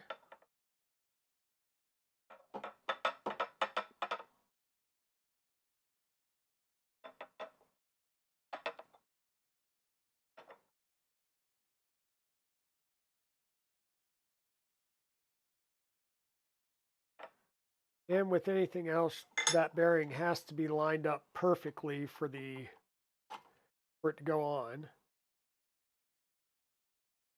That means perfectly perpendicular and, plumb, the whole 9 yards. There we go.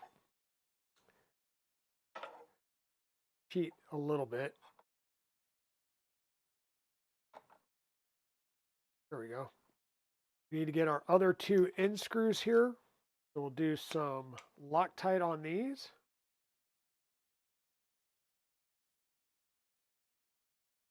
And what those bearings are doing is providing full length support for that shaft along with our bearing blocks on our platform. That basically keeps everything nice and in parallel lines. And also, it's going to ensure that our lead screw is also straight and parallel between our rails. So we reduce the chance of any binding there.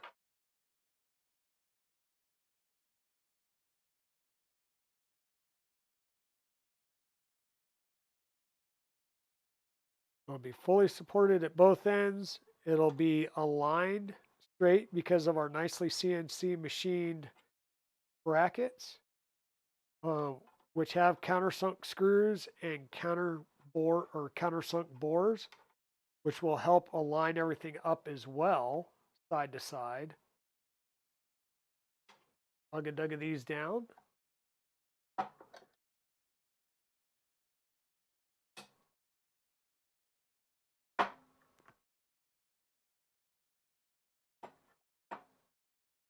Okay. So our locking collar needs to get pressed all the way up against the edge here and locked down.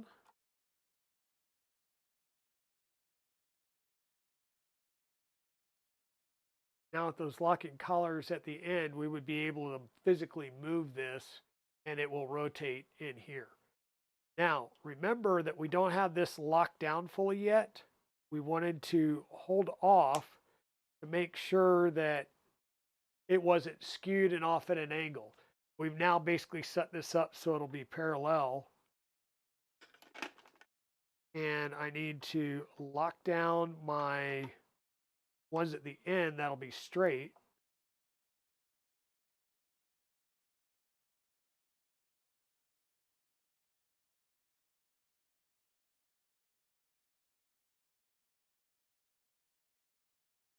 I'll hold off on this one just a second because we need to put in our jog knob.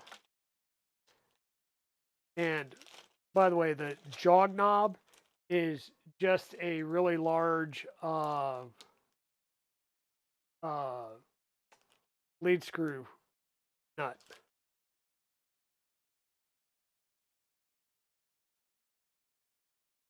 Once more, a couple of set screws.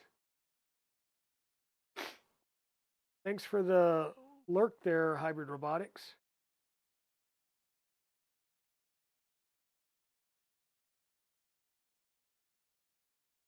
Go ahead and get these started.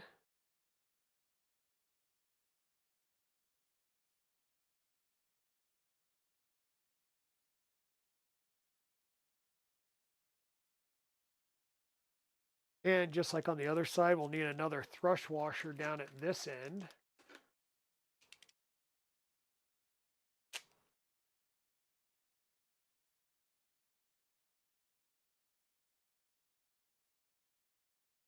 You know what I just realized is I just put all of these in, all of these thrust bearings in, dry. And I don't know if they require a little bit of lubrication or not. So I may wind up having to take these off, which will be pretty easy. It's take the knob off or take that side off, or potentially I could use my syringe and get a little bit of grease in here. But the way the knobs work, it's a standard T-nut that they've added knurling to on the edge there, right? So it's got some grip to it. So we're going to take this, slide it on, once again, push it in on that thrust bearing to preload it.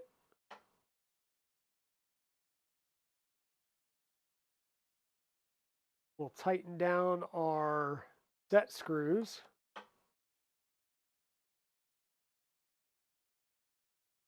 And we're going to check our backlash. And what we're checking is as I go one direction and I change the other direction, do I rotate before I get movement in the axis? And I can change that by pushing on that block sum or pulling.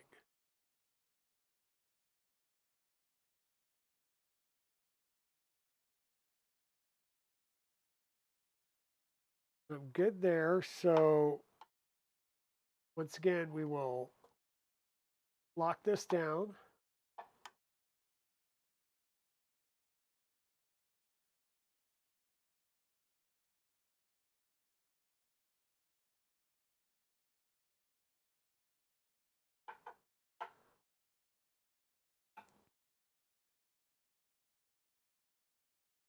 And I'm going to move this its full extremity and make sure that I can move it by hand with no issues.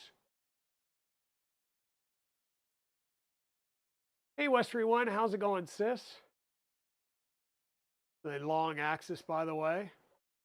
And another thing with this axis is we'll have there will be a little knob or a handle at the end that will rotate it rather than cranking it like this.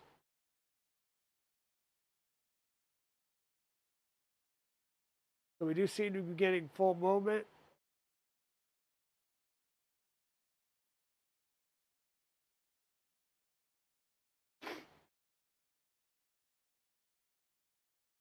We'll have a couple of other things, like we'll have a mount here to mount the end stop bracket. That'll mount right down here, and it's going to go through this bracket and into the metal part. So see if I can't change the view somewhat so that I can see what screws I need there.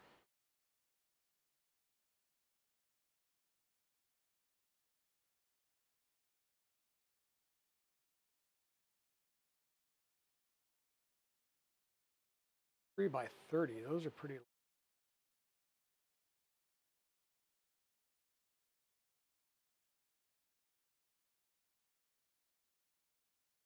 Oh, nice. Oh no, there goes chat. Western One has arrived. Yep, hush our demon.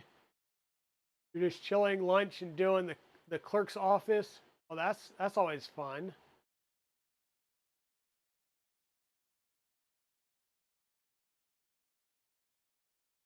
Okay, so at the very end here, it gets a little bit tighter.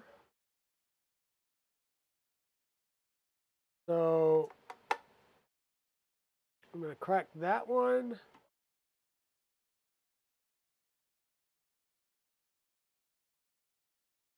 That one.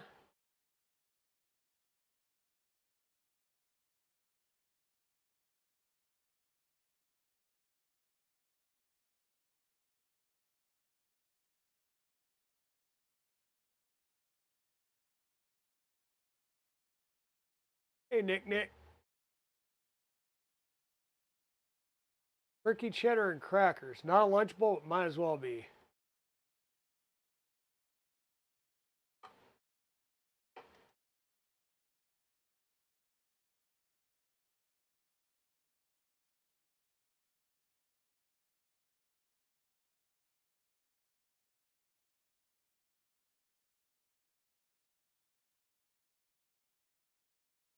Once again, what we're doing is we're using this rail as our static rail, and we'll adjust this one so that we get good movement through the full range.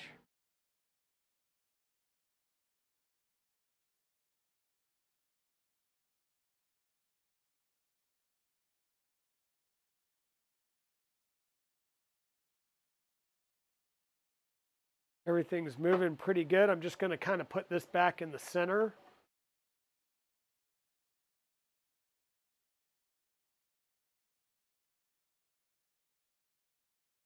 We need to mount this bracket, which is going to be for the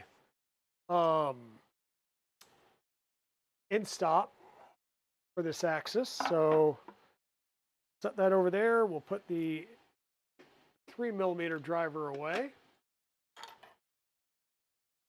Put these up.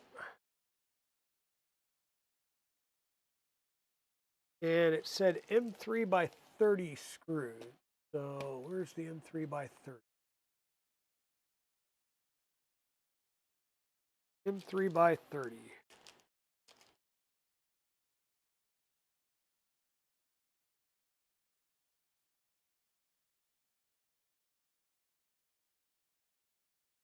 Okay. So we're going to go all the way through.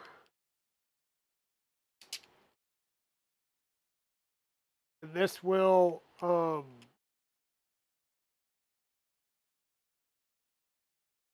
all the way through, and we're going to mount it in the end plate. So if we get all the way through, I'll put a little bit of Loctite on the ends of the screw here.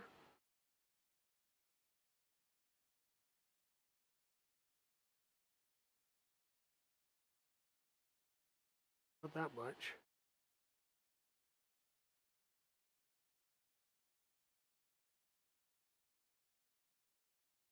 So we've got the screws through. We put a little bit of Loctite on the ends.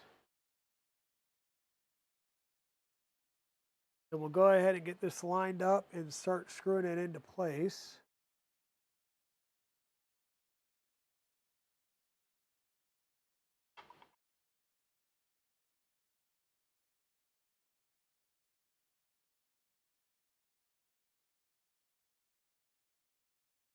Working our way back and forth little by little so that we don't just shove an end in and get that Loctite up in the ABS part, because Loctite will degrade the plastic.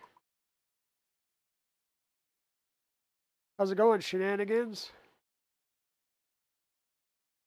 Hope you're doing well.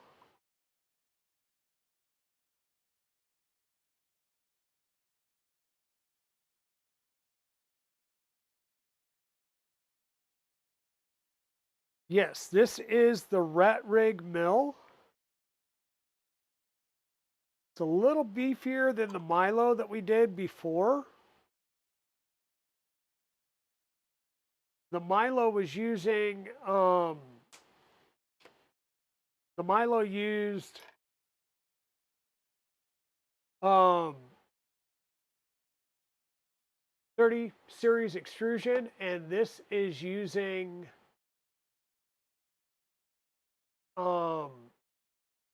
40 series, so it's a little bit more robust, being an M6 by 16.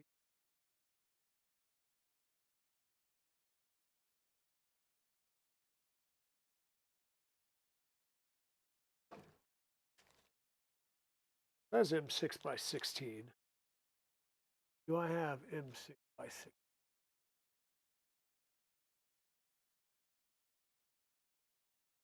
M6 by 16.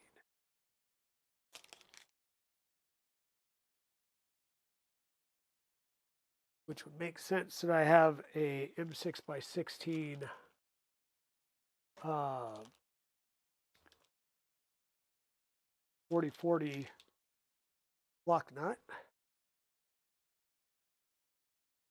This is going to be a wire tie area.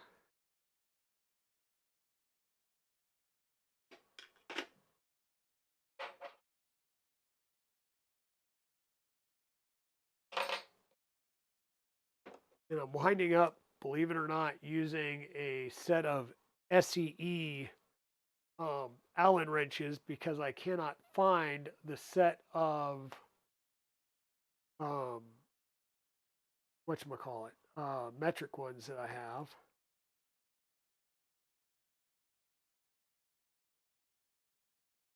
A little bit of Loctite on that because once again we're going into a frame that's going to bounce around a bit. So with our motor over here, wires coming out the right hand side towards our printed piece, this is going to come down at this end and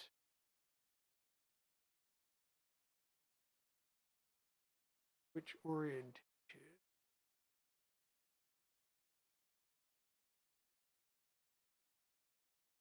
It's like that.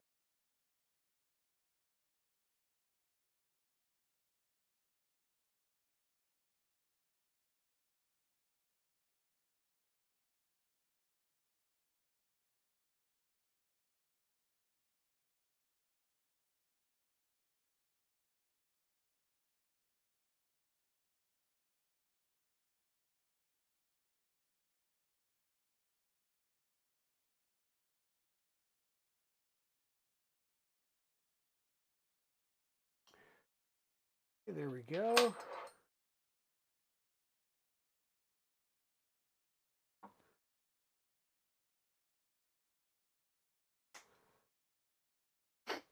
And just like that, I believe our x-axis is for the most part done. We still need to put the knob on here.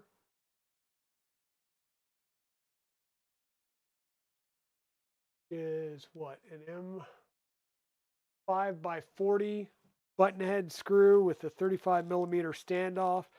I haven't put these on just yet because it just adds something more sticking out at the end that you can catch on. So I've kind of been waiting. Hey, Dad's Garage, welcome in. And once again, this whole piece is going to flip over upside down and the plate will mount with some M8 bolts and get mounted that way. We'll have our end stop to mount here, and I believe the end stops have full cables on them, so that's why I haven't bothered to do any of the end stops or any of the electrical yet. So we're using SN04 N2 proximity sensor. These will be basically magnetic Hall effect sensors. There's nothing that says which is which as far as length goes. The wires appear, at least on the surface, to be about the same size or length. So I'm not going to worry about that just yet. We'll put these on as we go to do final assembly.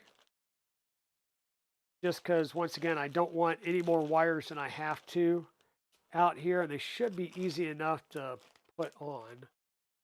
We'll have the end stop wires. We'll have the 4 by 20 gauge wire. We've got some 3 by 24 gauge wire. So 3 gauge, this would probably be for sensors, and the 24 gauge would be for the motors. These are the Bellows. So once again, these are going to be the accordion style covers that will cover up the y-axes to keep all the chips and stuff from getting on them. So we'll put this back in the bag for now.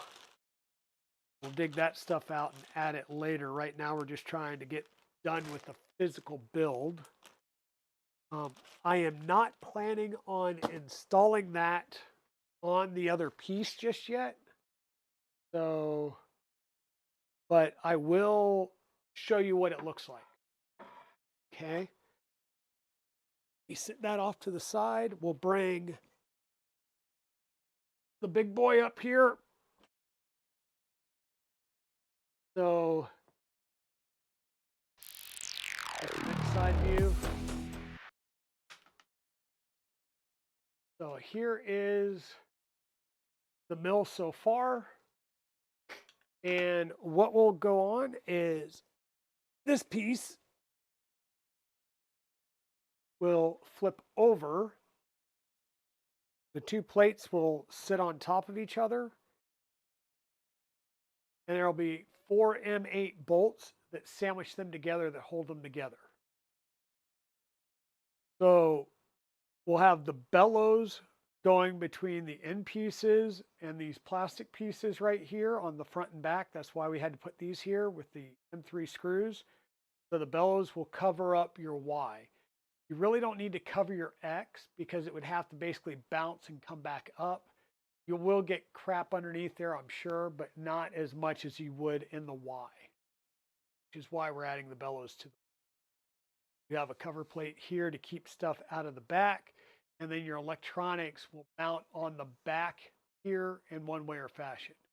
There is an electronics box that you can mount back here, or you can mount the VFD here and have the electronics box sitting off to the side.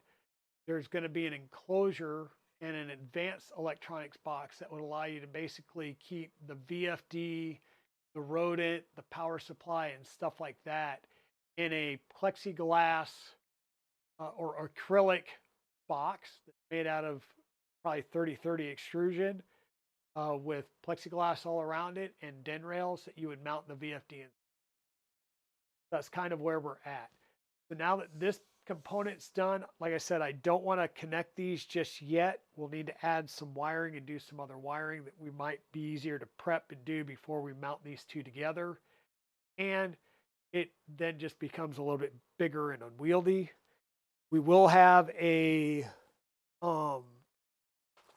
plate, fixture plate, that will go on top of that.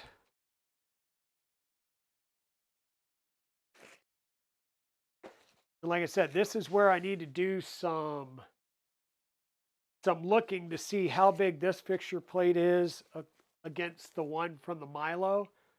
But this fixture plate will mount on there. As you see, it doesn't cover the full length. Not sure why. But this will get mounted. And so we do have a fixture plate for this. And this fixture plate, I believe, is drilled to take standard machining, low profile vices and such. Let me set this back out of the way and we'll start getting our, well, let me actually see first. What do we need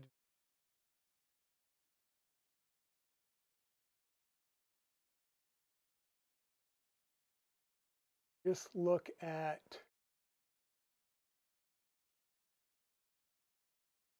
the assembly and the axis.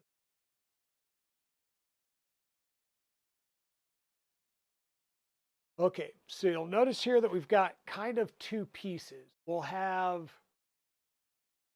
the Z-axis itself that we'll put together, bearing blocks, and then we'll have a plate. Once again, I think what we're going to see here is two plates that are going to get joined together. So we'll mount one plate to this face, the other face, or the other plate will go on the Z-axis, and then we'll bolt them together. And then those 4 bolts will be what we can do, what we can use to tram it to make sure it's perfectly plumb and level to the build surface. So those 4 bolts will be able to adjust the side-to-side tilt, and potentially with some shims, a front-to-back tilt. We can add some shims between the two plates at the mounting joints if if we're coming in a so the side to side we can adjust this way, but the um, front, like a front or rear tilt, we would be able to adjust that with shims at those four corners. So let me grab this and put it down here on the floor, out of the way. We will grab the other small pieces that we're going to use today to do our Z plate. Fine with just that.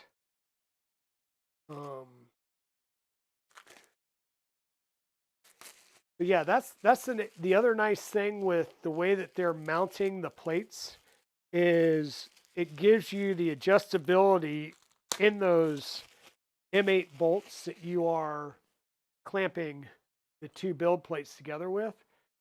It'll give you your ability to do all your adjustments right there, which makes things a lot easier.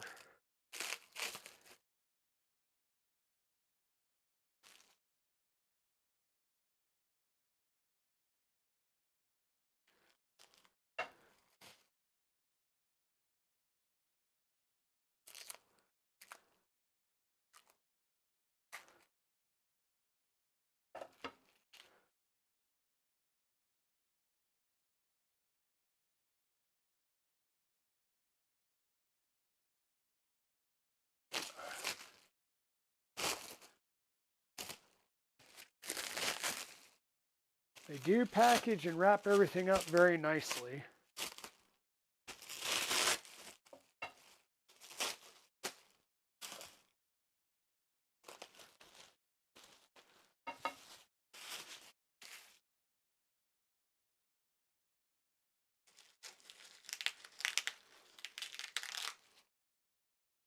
Yeah, please don't drive and watch stream. Like, you can listen to stream, but please don't drive and watch. That's bad.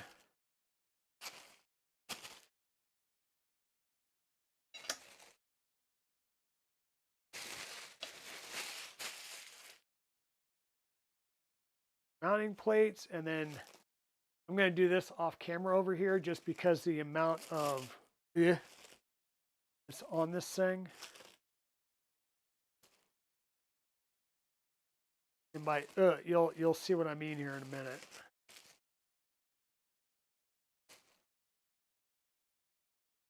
When they machined these parts, they did, they cut them to length, and then they they drilled and tapped them. And I think this is all of the tapping oil that they used when tapping the end holes here. That is what we're seeing all over this. And it's just nasty.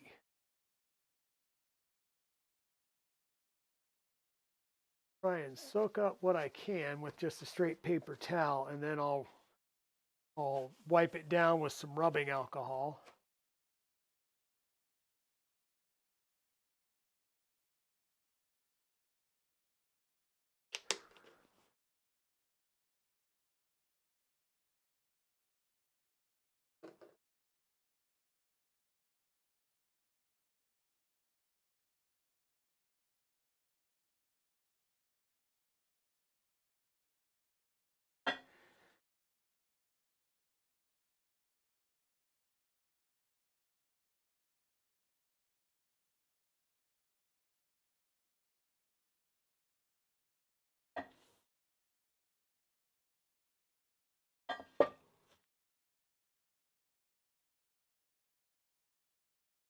I don't know if you can see, there is some some glittery stuff down there. I want to get that out as well.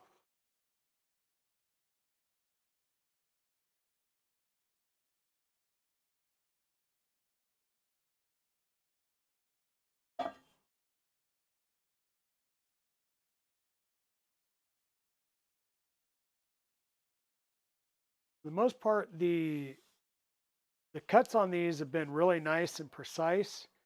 It's more of the attention to detail on some of the finishing packing that's been a little off on this. Once again, these are beta kits. I'm assuming that the final kits will have a little more attention to detail paid to them than these did. I'm also feeling some burrs. So you can tell that they came in this side and came out this side because there's a burr here. So I am going to grab my file and go over here and deburr that edge just a little bit.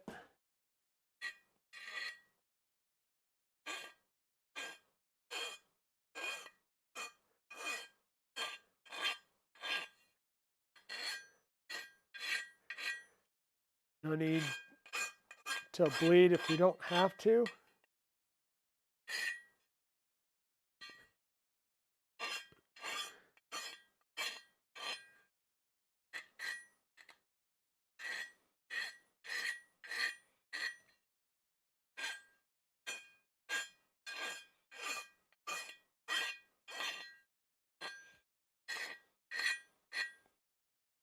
Couple of very light passes with a file, and that'll clean up those edges nicely. Okay, so we're back to basically more of the same, right? We're going to have a couple of smaller lead, a lead screw. We're going to have a couple of smaller MGN rails. Toe is doing well. Thank you for asking. The toe's doing well. It does hurt a little bit every now and then, but overall, it is doing great. Oh, there is a ton of oil on this, so I don't know. I mean, it's on the outside of the linear rail packaging itself, so I don't know what that's all about. But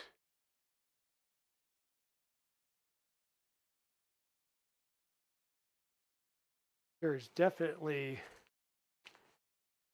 shipping oil all over the outsides of these.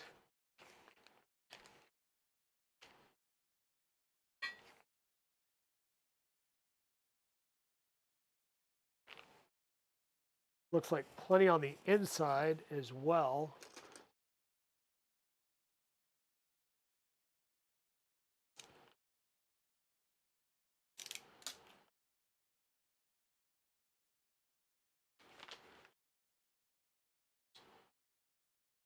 Yeah, there's all kinds of shipping oil on these ones. The other ones didn't have that much on it. This is like, yeah, is definitely super oily. So we'll have to wipe that down as best we can.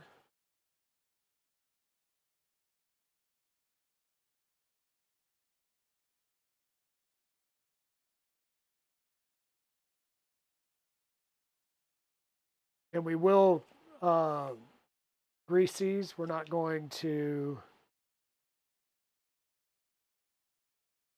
we're not going to like, oh, let's dry all the excess off and we'll be good. No, we will add grease to these. This is going to be a high load area because it is going to be supporting a 2.2 kilowatt spindle. Oh yeah, definitely better oily than rusty, but yeah, these were darn sure oily. We'll put it that way.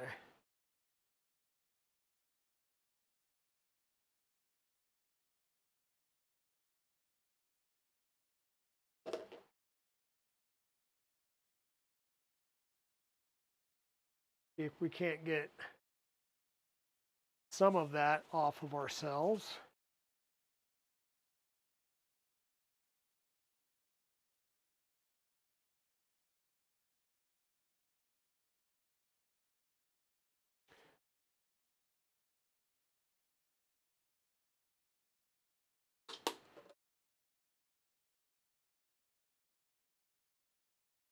At this point, I need to put gloves back on.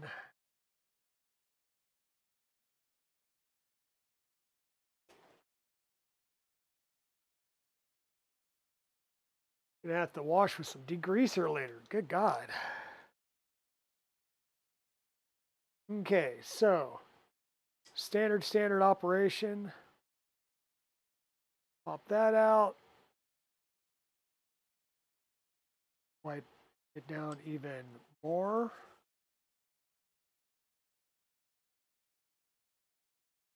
Slide those off the end.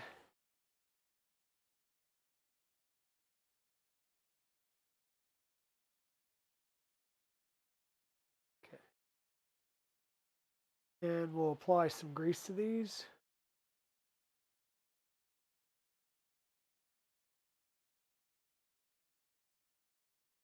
Standard, we're gonna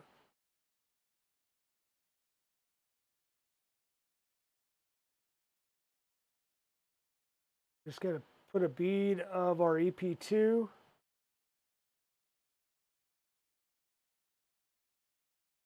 Now with as much shipping oil in here, I know there's a lot of people that say, hey, let's not mix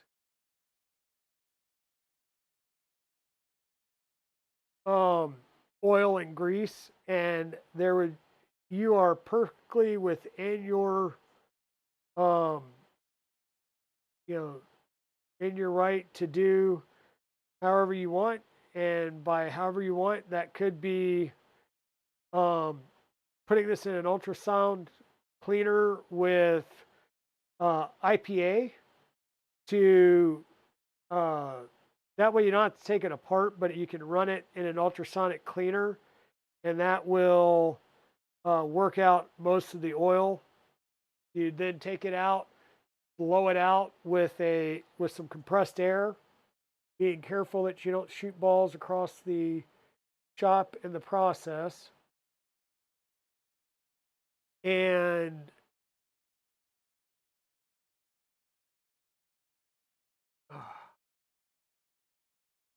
And that way you'll get these fully, get all that initial shipping oil out of them. And then you can pack them with grease just like we're doing right now. And that way you make sure that you get, it's got nothing but grease in it. There is no cross-contamination between the oil and the grease that was used. There can be no, whatchamacallit. Some people worry about not necessarily cross-contamination, but the oil and the grease having a reaction and basically causing problems down the road as well. I haven't seen that happen to anything yet.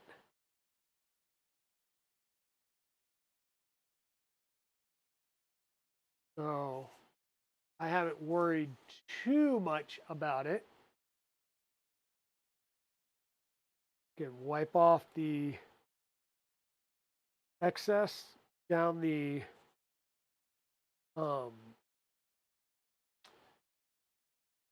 wipe off the excess. No need to have all that excess grease on there. Once again, all that's going to do is lead to the potential of dirt and swarf and stuff getting caught up in here, which could lead to bad things. So we only need the grease in the bearing channels and in this channel right here. So as we go through and run these in to get that grease fully seated through there, any excess that comes out either on the carriage or the rail, good time now to just wipe it off the edge. because it's not doing you any good if it's not down in that groove. Don't dig down in that groove. You don't want to take the grease out of the groove.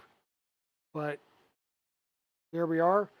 I'm not going to bother putting the other end stop on here because it's going to come off as soon as we as soon as we need to put our things on there. So we're just going to be careful.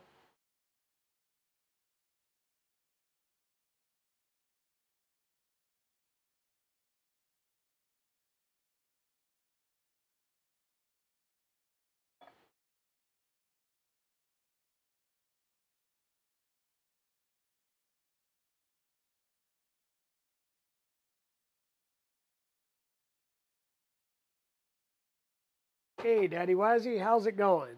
Hope you're doing well. We're on another lube stream here, so lube and coffee.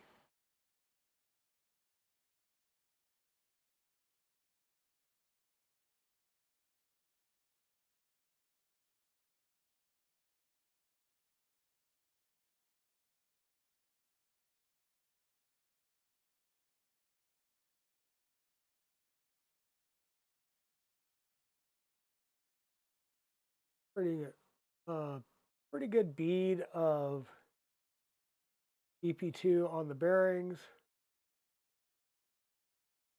And once again, we just push it into the bearings around and that'll get into the races. We'll work it through a couple of times, moving those balls through the races. And that'll start working that grease into the inner races of the bearing.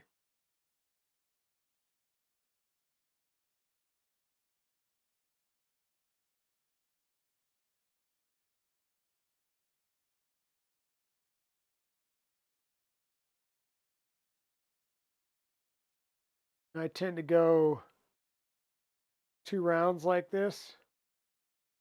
That way it puts my carriages back in the same orientation as I put them back on the rail.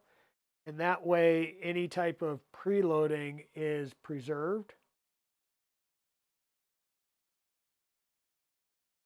When you're dealing with these, you should have, well, if they're from a very good manufacturer, you're going to have matched carriages and preloads. And you may also have matched rails, meaning that the rails, the tolerances of the rails are the same.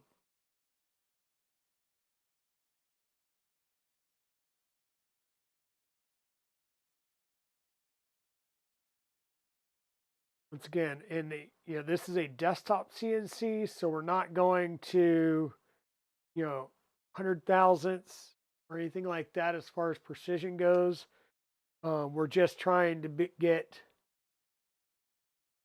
close enough, the best that we can.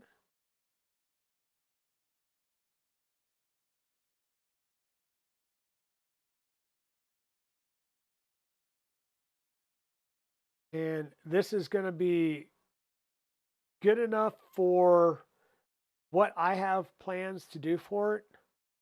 Like I said, I'm not getting into mil spec or aerospace tolerances and what I plan on doing with these machines. So we're doing the work that I have planned. It's gonna be sufficient enough. I don't need to get too crazy anal on my build here.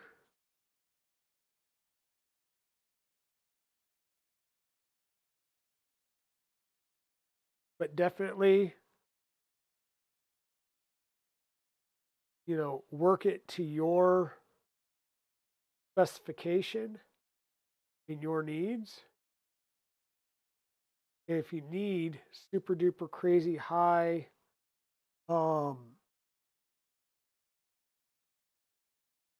whatchamacallit, tolerances, then maybe a Tormach is for you.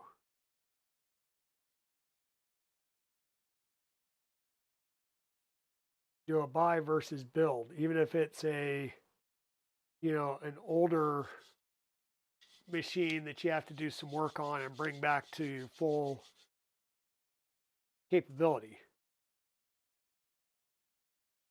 There are plenty enough videos on how to do that as well. And if you're contemplating building one, you can restore one. Manuals are out there. So okay. That one's done. And quite honestly, folks, I am going to take a quick break. I'm going to run downstairs and actually wash my hands with a degreaser because there is so much oil and grease on me right now that I'm leaving trails everywhere. So I'm going to put you guys on a be right back screen, maybe. Actually, no. I'm gonna leave you on this screen. Drop game should work. I'm gonna mute the mic so you don't hear me washing my hands, but I will be right back, folks. So bear with me one moment.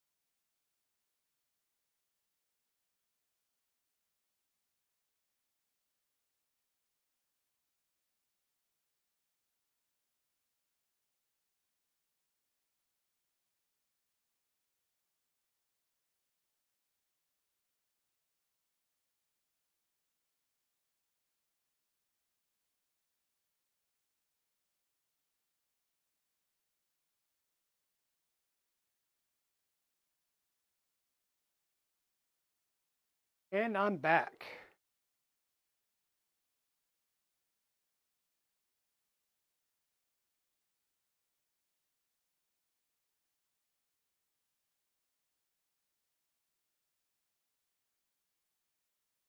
Okay, so we've got our rails ready to go onto our plate here.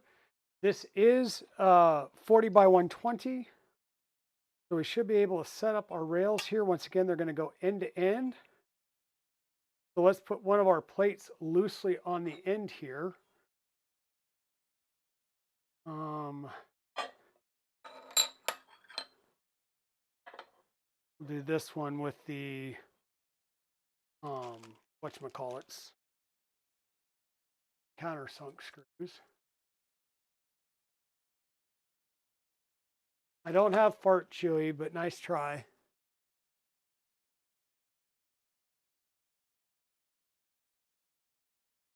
These are just going to be used for alignment, so no need to put our Loctite on them just yet.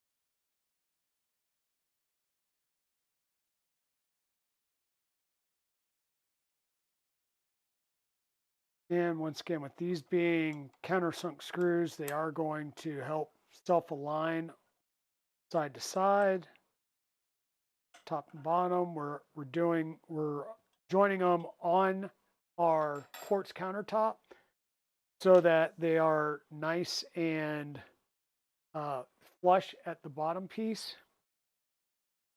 We will need to get our screws set up for these. These are going to be the M3 by 16 with M3 hammerhead nuts here. So,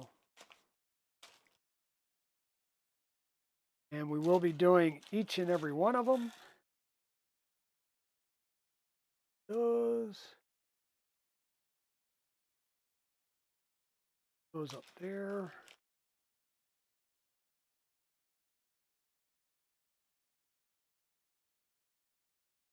One, two, three, 4, 5, 7, and 7 is 14.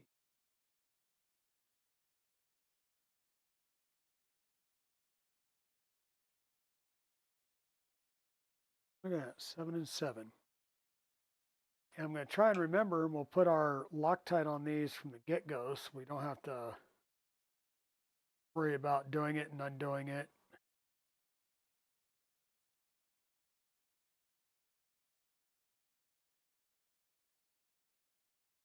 And there is still so much oil and grease on these darn things that I'm already getting it all over myself.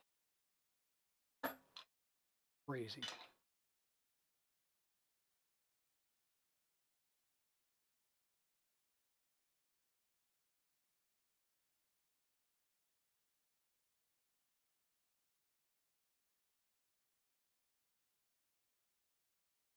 Good news is there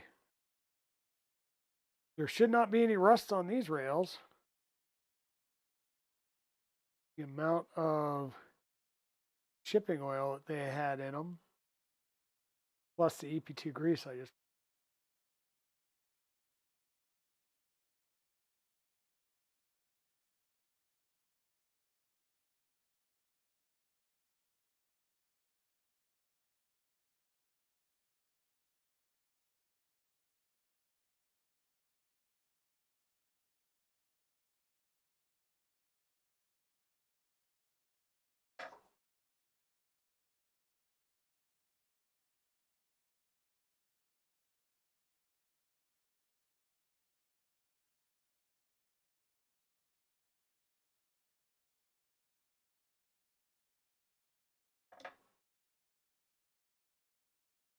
Daddy Wazzy, how have you been? Do you have any craft shows coming up? Been doing a lot of craft shows, if I remember.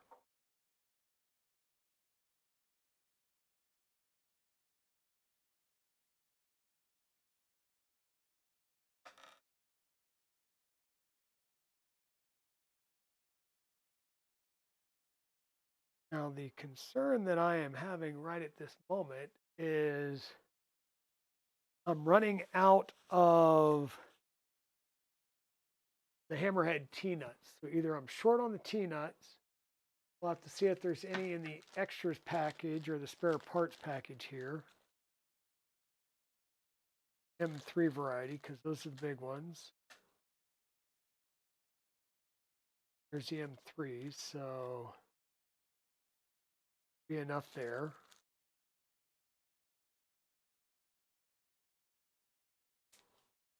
So they did give us an extra parts bag, and that's where I just pulled the extras from. I didn't know, or I will say that there was a note that was provided out to the beta testers saying that there are shortfalls in some of the materials. So they will be providing additional like screws and nuts and stuff in the next batch, and they will also be sending us the spares. So we will have access to those spares.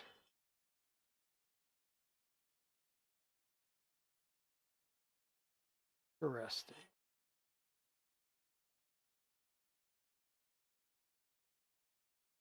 Um, so yeah, and I had mentioned earlier there is a known issue with the Rodent board, which is the purpose-built board for the RatRig mill, and it um, there there will be an update coming out. It's probably going to be a month or two away for that update to hit the shelves, hit the street, so to speak. But I have requested an updated board already because you will need it if you're running the advanced electronics, which means a VFD.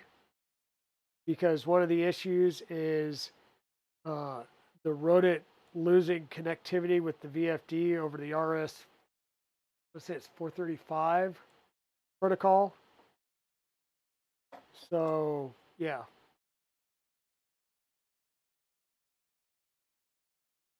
there will be some changes coming.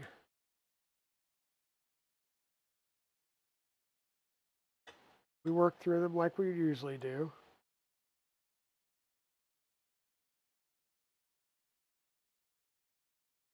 The purpose of this series is just to get through the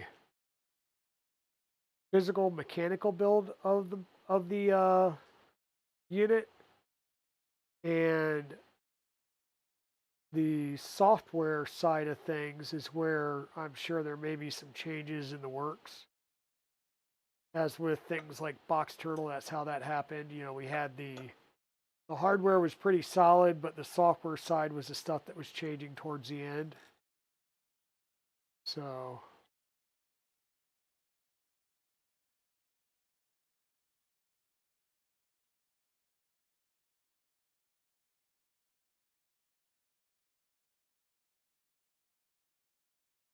oof. Well, that sucks.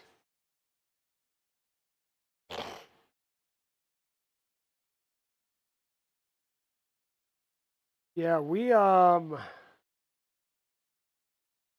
I don't know what our plans are for VMware long term because, you know, I work for Cisco and VMware was bought out by a competitor. So do we stay with it or not? I don't know. That's definitely outside of my purview, but I know that's part of what's being discussed is whether or not we stick with them long term or not. Okay. We got that done. We're all greased up again. Let's see if we can't rinse some of that off before we get going here.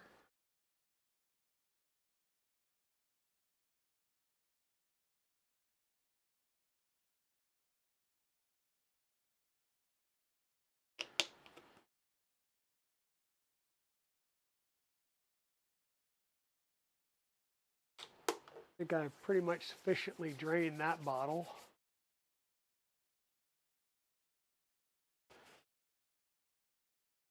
Good thing I've got more. Okay. So one thing that we're going to have to do here is the ends are so close to the ends that we actually have to get the end T-nuts rotated before we can push it all the way up to the end.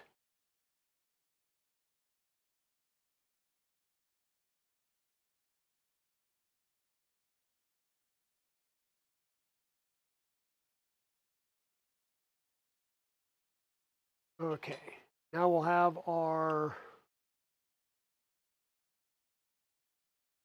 might have to tighten some of these down just to get our carriages to be able to go over the top of them.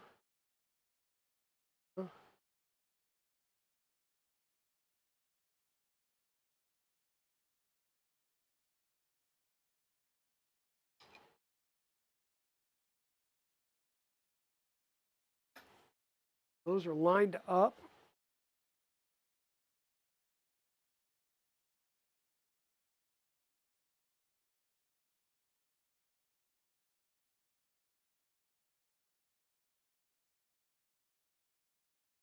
Yeah, so there's a new Big Tree Tech board. So it's the RatRig Rodent. It was built in conjunction with Big Tree Tech, from my understanding, and um,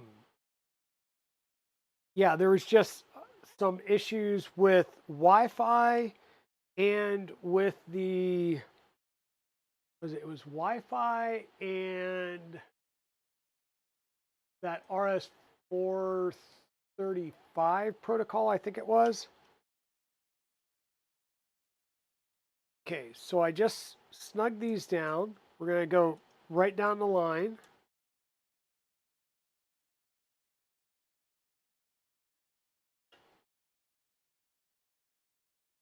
Yeah, Broadcom's going to drive it to its grave. Yeah, Broadcom. Hmm. I have not heard very much good with Broadcom lately. It seems like they are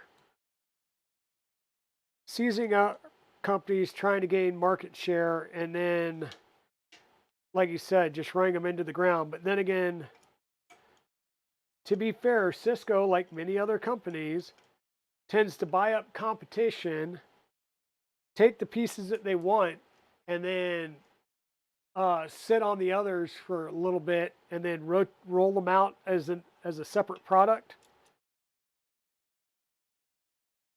You know, divest them again when it's kind of too late for them to be a major opponent, so to speak. So, I mean, that's big business, but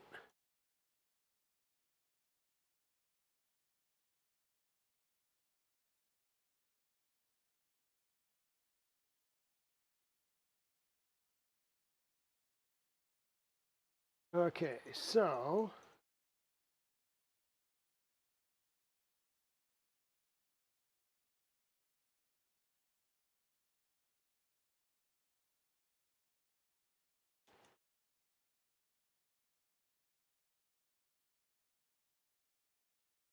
all right. So we've got the rails installed. We used our linear rail guides that were part of the printed parts kit that we got from RatRig. Make sure that they should be parallel to one another, and they should be equidistant from one another. And we're going to basically be doing the same thing that we did, just on a slightly smaller scale, right? So we've got that piece there. Before we can put the other piece in and get this going, we do need to get our plate on here. Let me see, plate-wise, if there's any differences in the bore holes between the two plates. That's a negative, so it really doesn't matter. Our adjustments, we're going to make sure are closer to the motor, which will be this end. So we do need to get our blocks on here.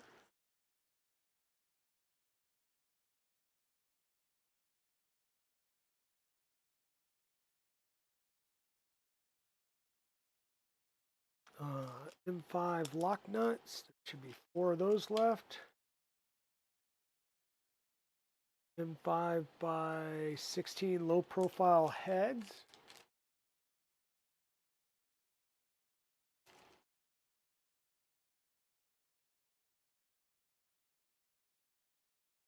Five in there, so there appears to be 1 extra.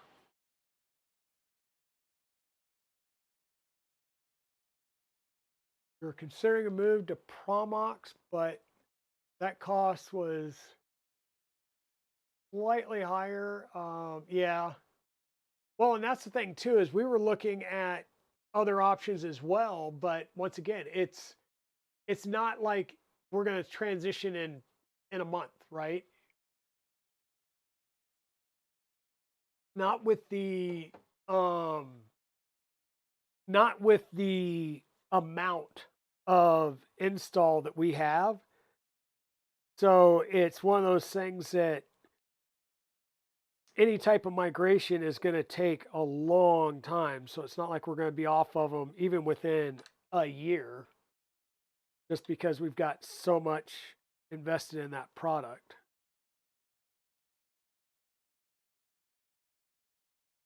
So how's it going, Nick? Hope everybody's having a good day.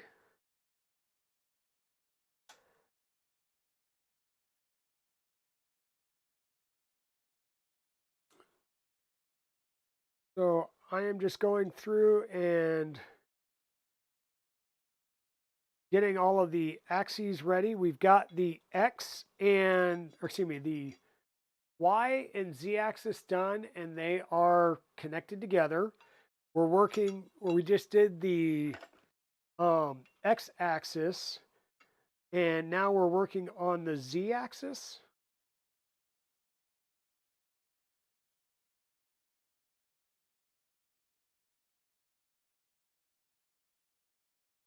And I'm getting these somewhat tight, but not completely tightened down because we are using this to set our anti-backlash, or excuse me, our backlash.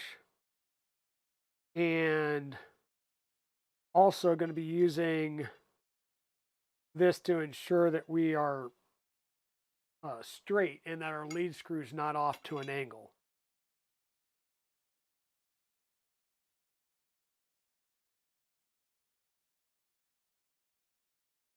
So I'm just going to get these close.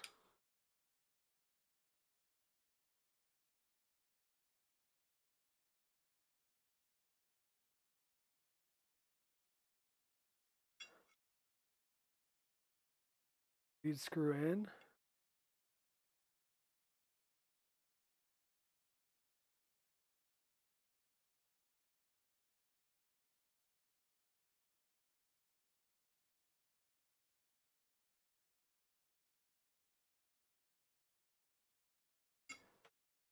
And I start off pushing this tight and then letting the lead screw kind of tell me how far out it needs to be pushed to let the lead screw start to go in.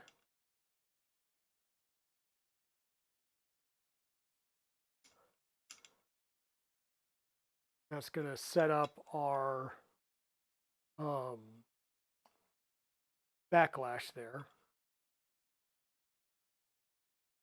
I kind of get her about right in the middle.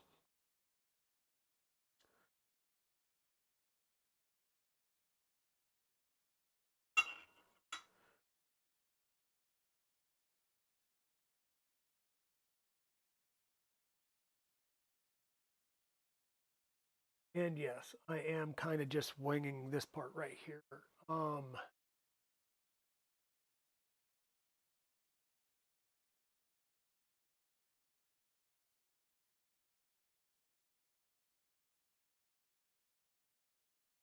That mounts with through the big holes with peanuts,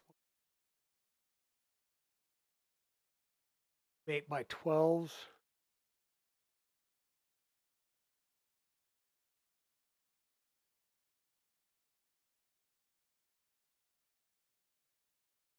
Wire M8x12s for the other plate, of which I will need 4 of the nuts, and I only got 2.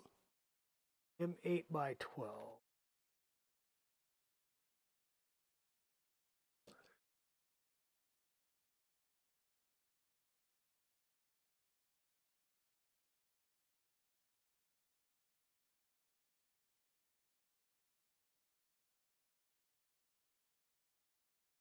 M8x12 low profile.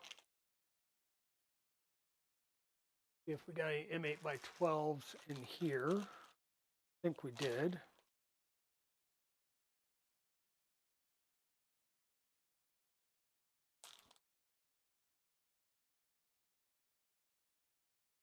The good news is we had enough in the quote unquote extras or spare parts that we haven't run into anything where we didn't have enough material yet to keep building. So hopefully we continue to be good. And sorry, what I'm trying to do here is just make sure that I'm understanding the line up between the two plates.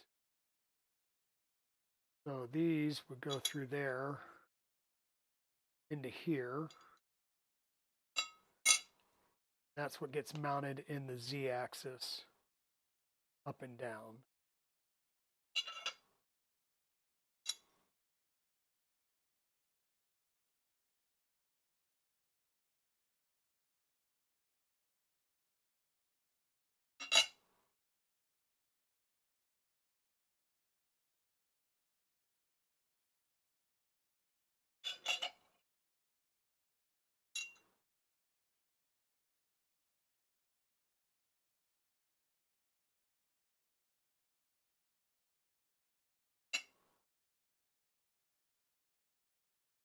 And unlike on our other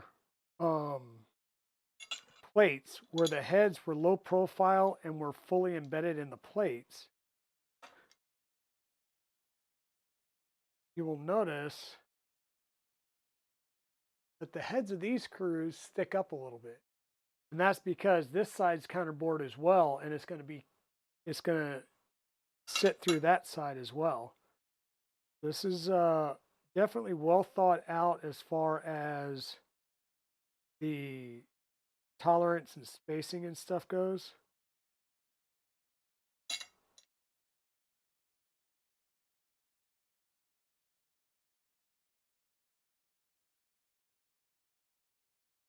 Because you don't want the weight of your Z-axis in that big moment of inertia from that 2.2 kilowatt spindle being any farther out from the Z that you need to, because then it has more tendency to rotate in that forward front to back motion. So that's always the biggest deal or issue here, is how to keep the Z-axis as slim and compact as possible. Okay, so we're going to set this up, mount it on our plates with the M3x6 screws again.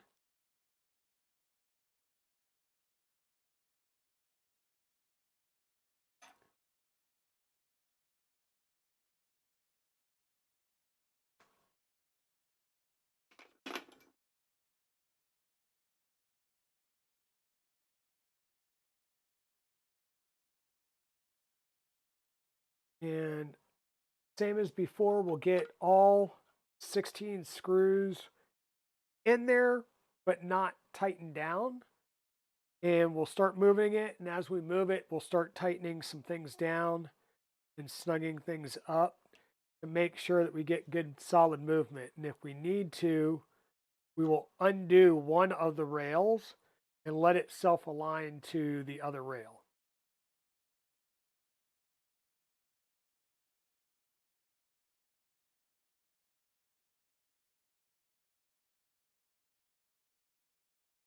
And I'm trying to think.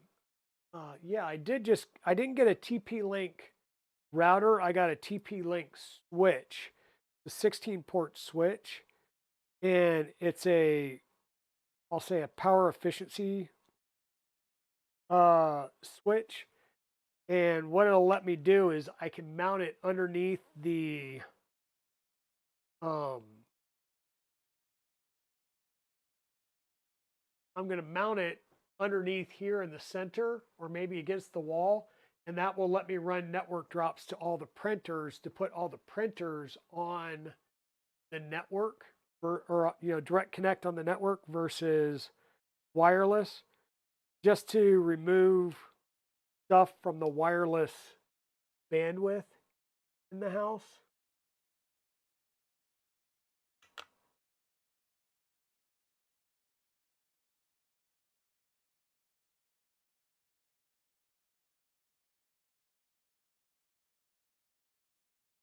And especially as I start to build out and start doing like print farming type stuff, it'll definitely be worthwhile to separate that out from the rest of the traffic on the network.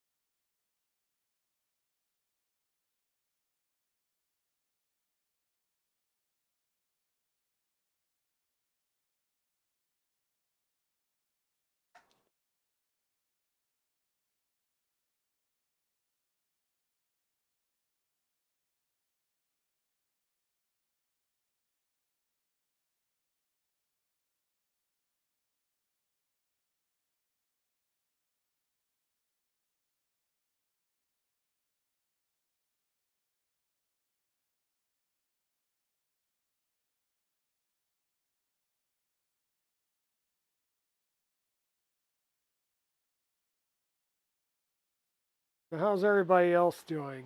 Anybody else working this week, or is everybody off or off for part of the week?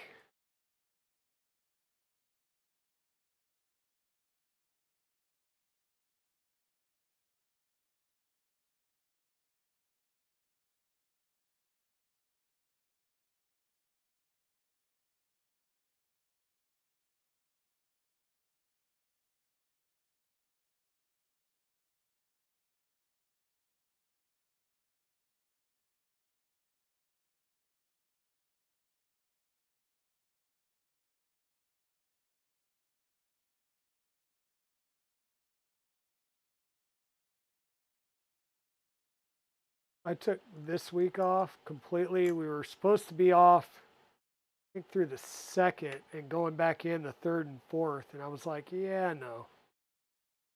2nd, 3rd, whatever. We were supposed to be off through Wednesday. And I'm like, yeah, no, I'm not going to come back for a 2-day. That's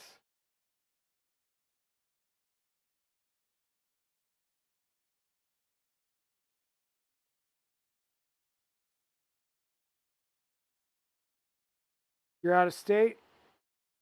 That's good. Hope everybody had a good Christmas with family and friends.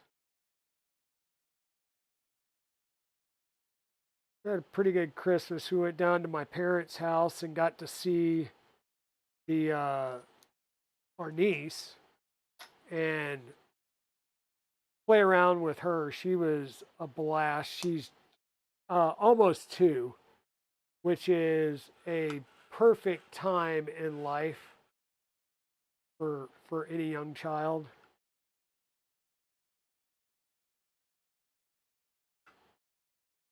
So as before, we're just going to start to creep up on this. I'm not ugga-dugging this. I'm just tightening until I feel a change in pressure. And then I'll keep sliding it up and down, making sure I'm not binding. Then I'll come back and I'll do the opposite corners and bring those in.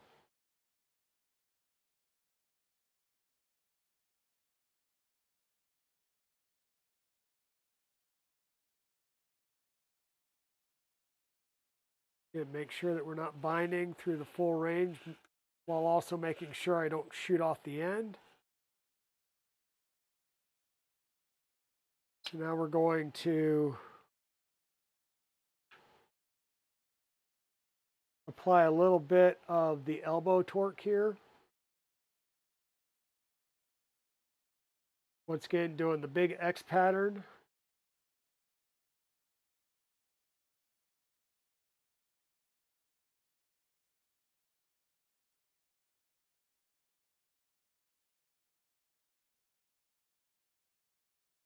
Still no binding, so we come back and we do the other sides.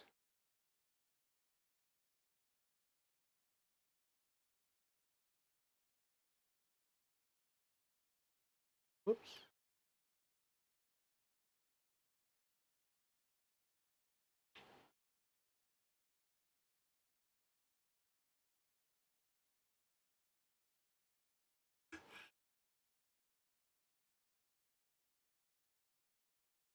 Okay, so that seems to be working good. Now what I'm going to do is I'm going to hide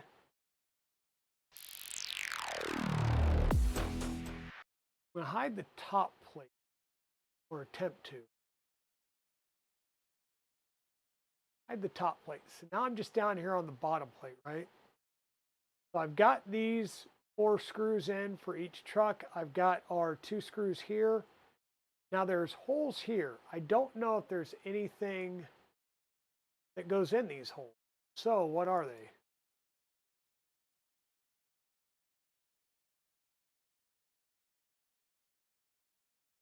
Set screws, and they are M6x8 set screws that go through these side plates. And I have a feeling that they're going to come in from the underside of this plate. And what those set screws are going to be used to do is, once again, push off of the plate and allow you the adjustability. Let's flip this over gently. We'll need to go ahead and add these set screws in while we have the ability to. And once again, these were M6x8 set screws.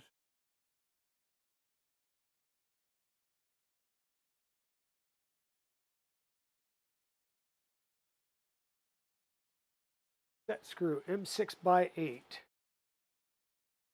Need 4 of these.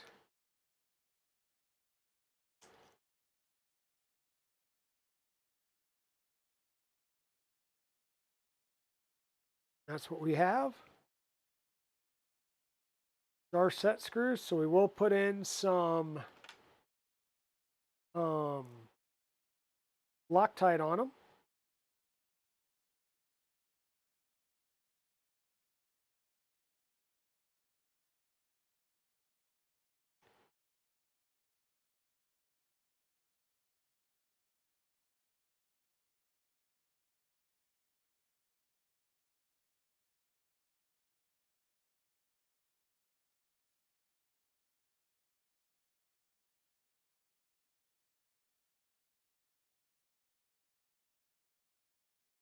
Just going to run these in until they're flush with the table.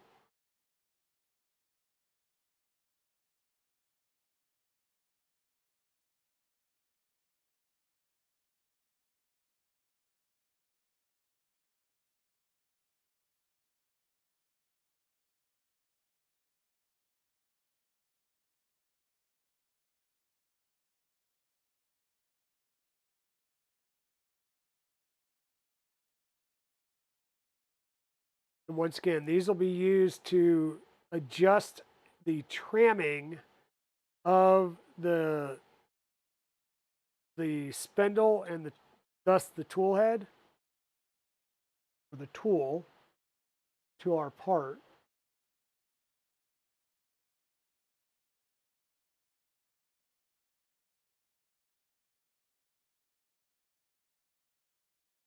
What you'd be able to do is loosen the screws that are going to join these two plates together, adjust these, retighten those screws, and then that will allow you to make the adjustment fore and out, or the up, down, and the rotation in the Y direction. So we'll flip that over gently. Every single one of those is just a bit proud, so we'll back that off just a bit.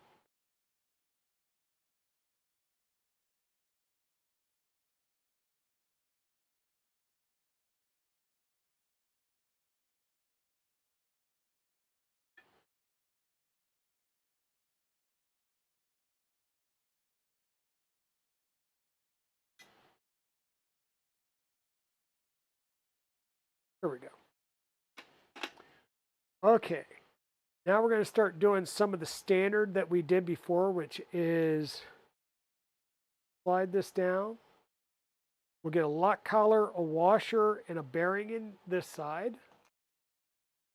So we'll need last 2 bearings, the last 2 washers,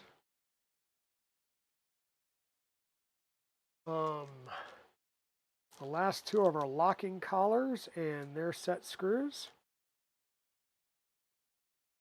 Go ahead and get those Loctited up.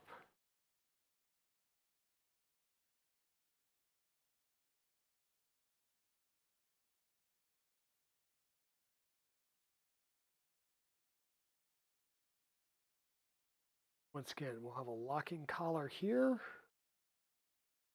a washer,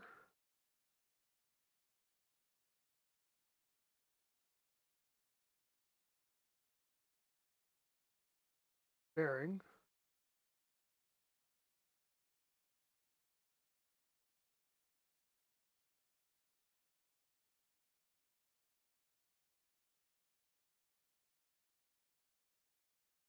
I won't know how long to make that just yet, so we're just going to kind of leave it there.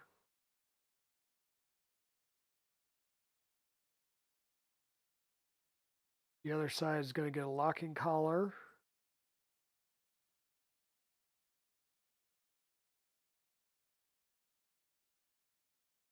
A washer. A bearing.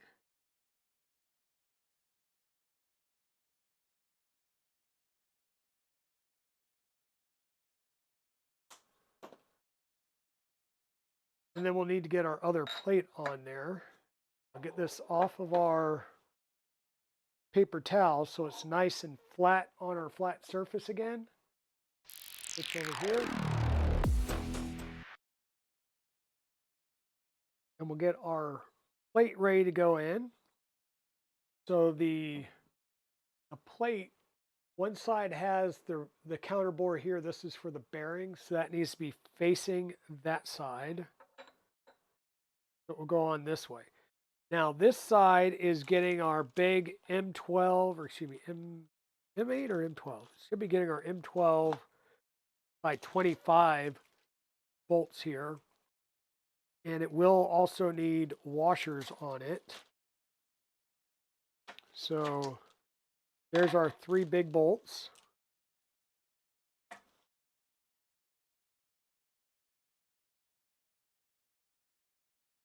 Push these down a little bit.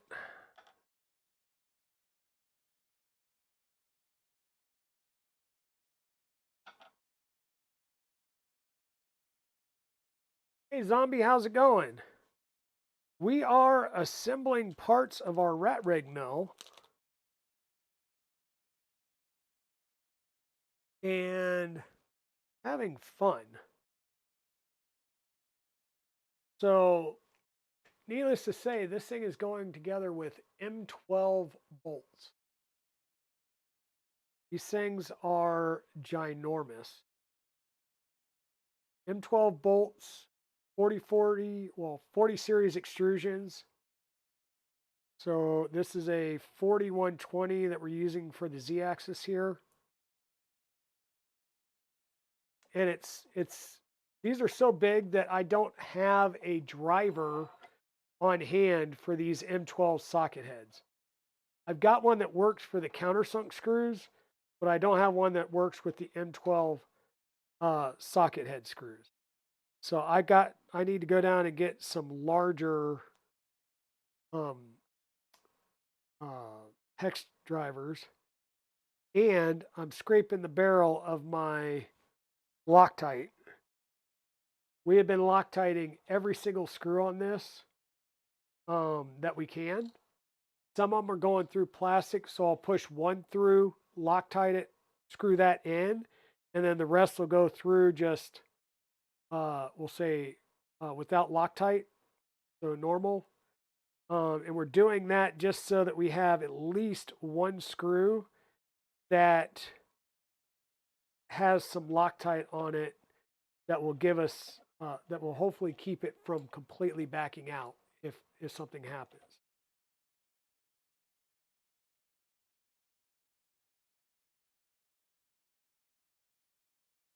And what I'm able to do right here is I just hand tighten those. Now what I'm going to do is grab my Knipex.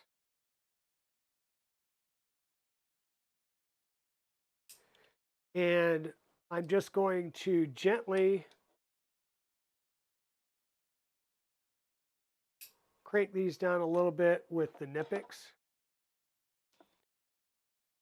Just to get a little bit of torque on them. And to make sure that this plate is somewhat tight.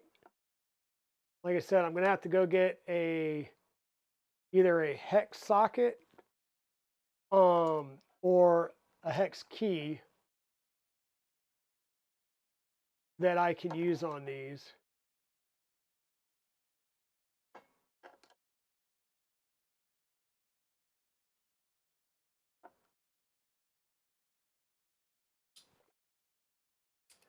To get them fully and properly tightened before I use the mill.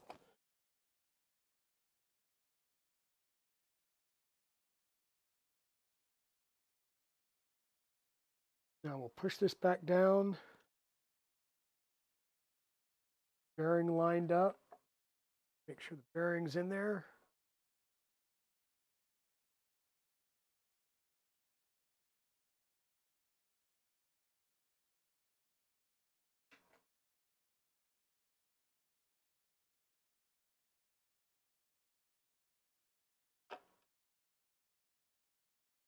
Bring other bearing. Chances are this is going to be pretty flush with the bottom edge. We've got bearing, lock washer here. We'll have a thrush washer and then our last motor mount up here at the top.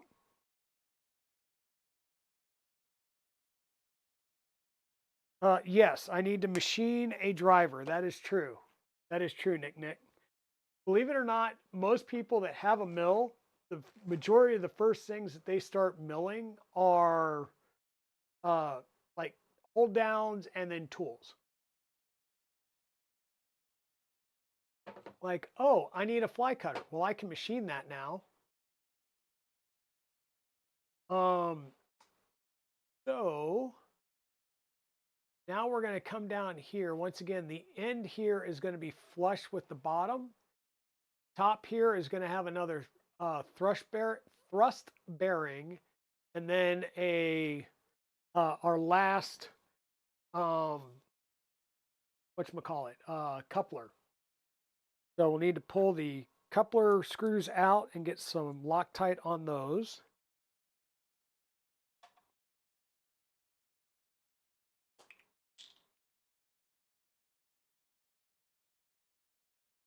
Hey, Zicotor. Can't believe you found this by total accident. You've been waiting for someone to post something about RatRig's Mill, and here you are. Well, I am glad that you found us, Zicotor. So yeah, this is stream number 2. My first stream is up on demand now as a VOD for my Twitch channel. I have sent it over to YouTube. I've got to remove my starting screen from that VOD before I can post it to YouTube, but all of my videos wind up over on YouTube. We need the thrust bearing here. Zombie, or anybody for that matter. Thrust bearings. Do you add grease on your thrust bearings or not? I do not know. I haven't put grease on any of these yet, which isn't that bad. I know I can add grease later on. Either pop them off because they're at the motor end and add grease, or just squirt some grease into them using the syringe.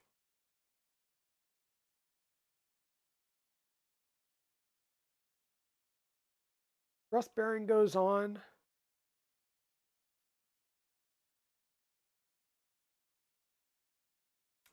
Coupler will then go on. And I'm trying to figure out about where I want this at. I know it's fully supported on the ends.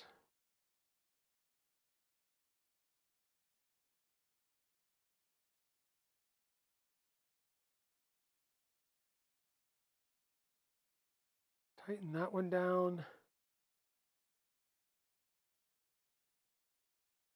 Push all of that together. Tighten this one down. Maybe you should post these in their forum on Discord. Probably. I have been, tagging RatRig as I'm doing these.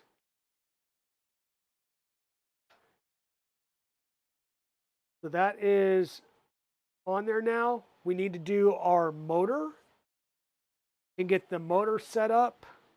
The last motor's over here.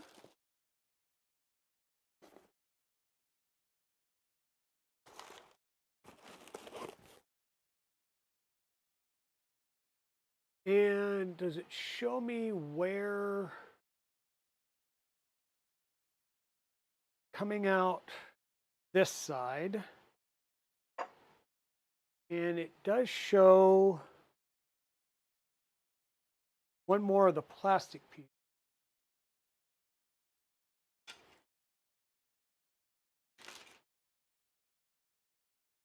So there's one more plastic piece. I think these are going to be some just cable cover tie down things.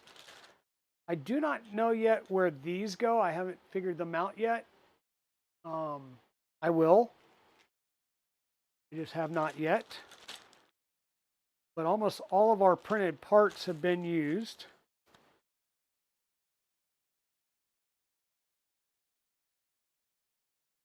And so once again, the RatRig Mill is open beta. They're out on the RatRig site. There have been a lot of people that have built these already that are a lot farther along than I am. But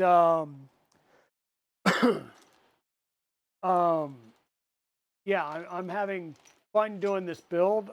I figured I was going to be doing the build, and because this is an open beta, I can video these. There's no restrictions in being in the open beta. I am letting everybody know things will definitely change. Okay? This is not set in stone. Things will change as this goes along. There is no manual yet, so I am building directly from CAD. And things will change.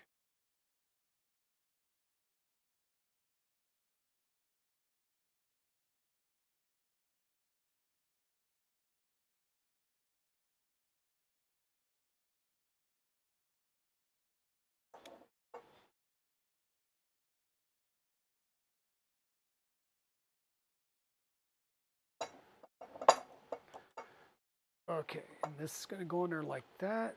These are 4mm. So we're lining the shaft up on our coupler, and then we'll bring this forward, and we'll get our screws lined up. And I'm just going to get them started.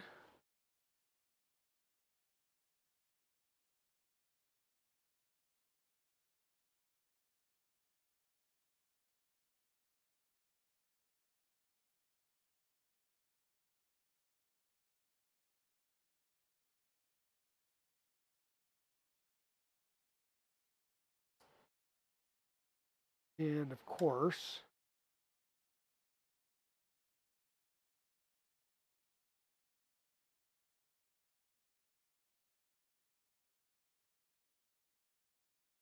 so the plastic part that I put on between those sleeves is the tie down. It'll be tie down for the wires. And it's a fairly tight fit. So you do have to be careful that you're going to have to, I'll say, do the lower one, and then you'll have to hook the upper one and kind of lift up some to make sure that you get it lined up with the hole to be able to tighten it down. We're going to tighten this down on all four, doing the crossing pattern.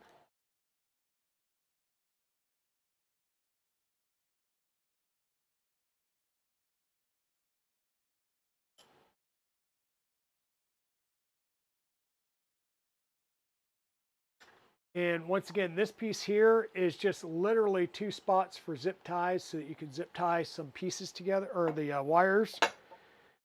Now we've got our shaft on here. We need to tighten this shaft coupler. So the shaft, or the side of the coupler to the motor.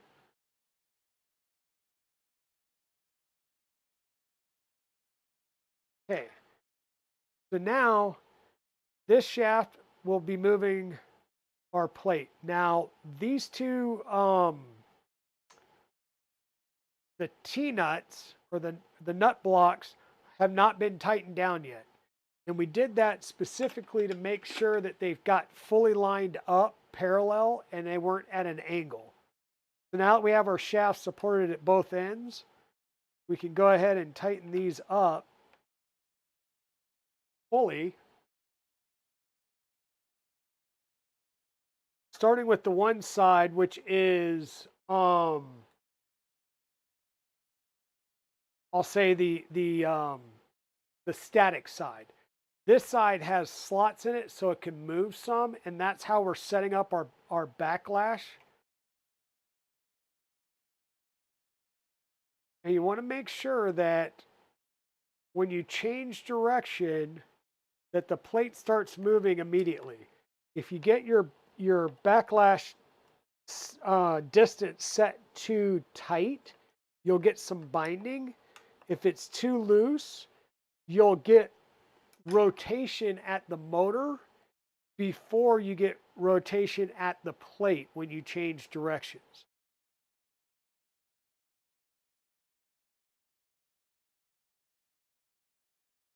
And we should be good there. So now we've got our Z-axis put together.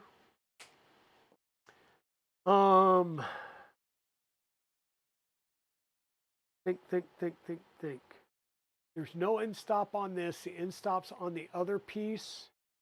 We need to mount this, and then this plate will join up with this plate. So it'll be joined like this. So this top plate is going to be mounted to the Z tower, and then this plate will mount using M8 bolts and lock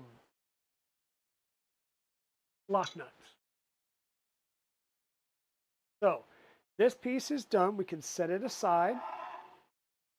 So we'll go ahead and set it over here. We'll bring our main unit up.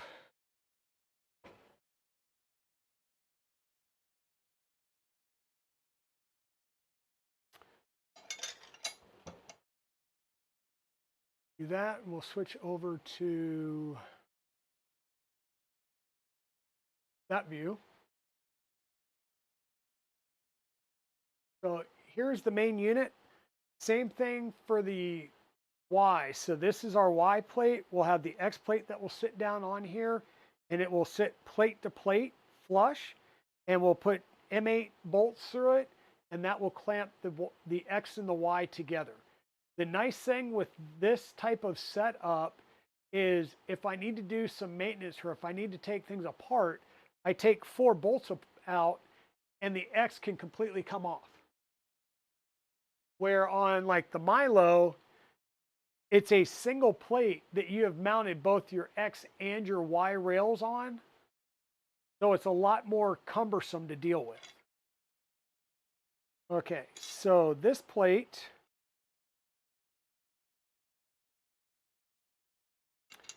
is going to get mounted here.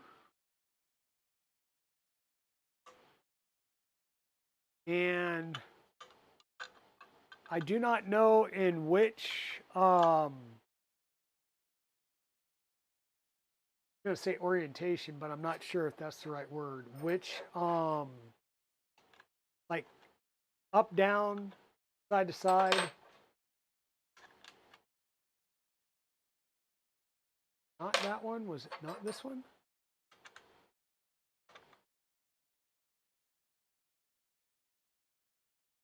Oh no.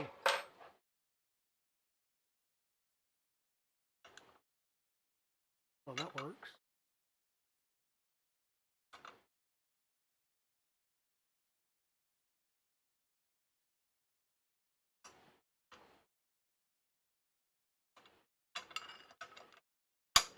Oh, there we go. See, this can go down or slide up some.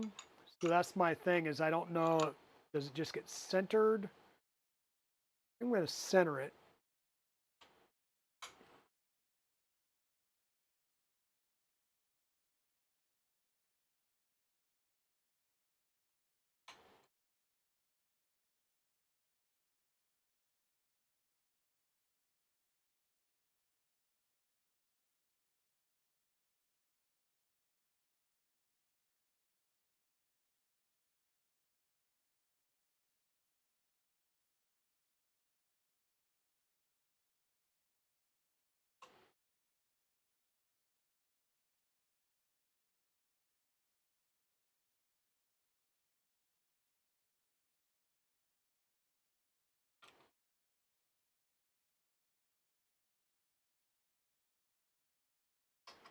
Uh-oh, I missed something there.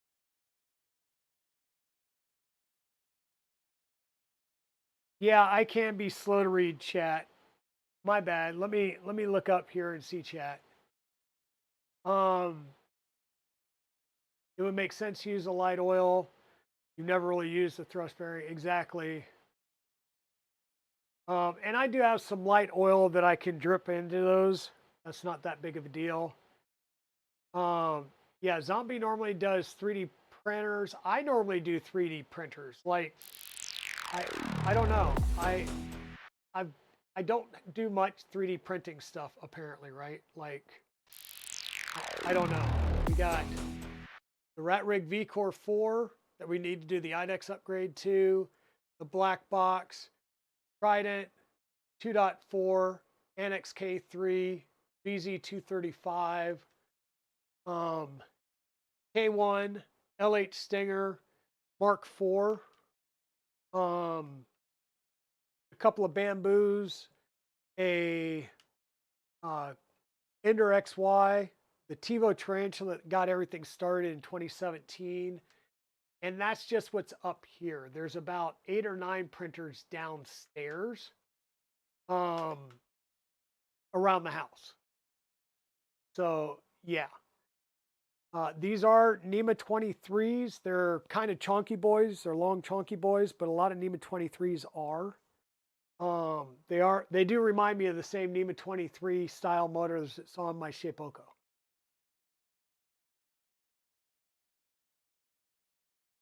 Just finished building a laser frame, also restoring an old lathe and a 75-year-old drill press. Nice. Nice. Thank you for following Doom Nukem. Nukin. Oh, dude, if you are restoring a lathe and a drill press, dream them. There are people out there that have, like, I've been watching a ton of restoration, like YouTube videos, and to me, do the stream, like, show the work, show the pain and the work that goes into doing it. But the fact that those machines have been around for 75 years and their tolerances are still great. As long as they've been cared for, yeah, they need cleanup, but they work. Hey, Papa Bear, how's it going?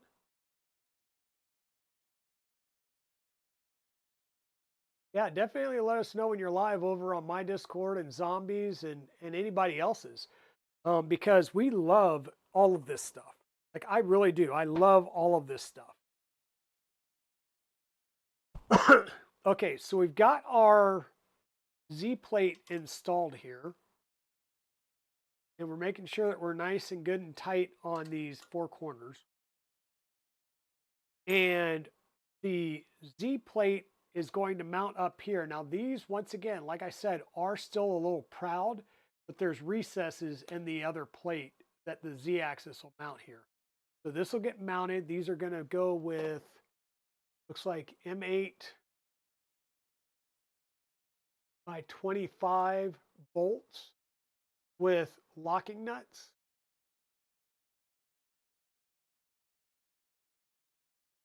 And a washer on each end. So M8s, we'll need our M8, what did I say those were? M8 25s. Yep. Should have like 8 of these because I'm assuming they're going to be the same for both ones.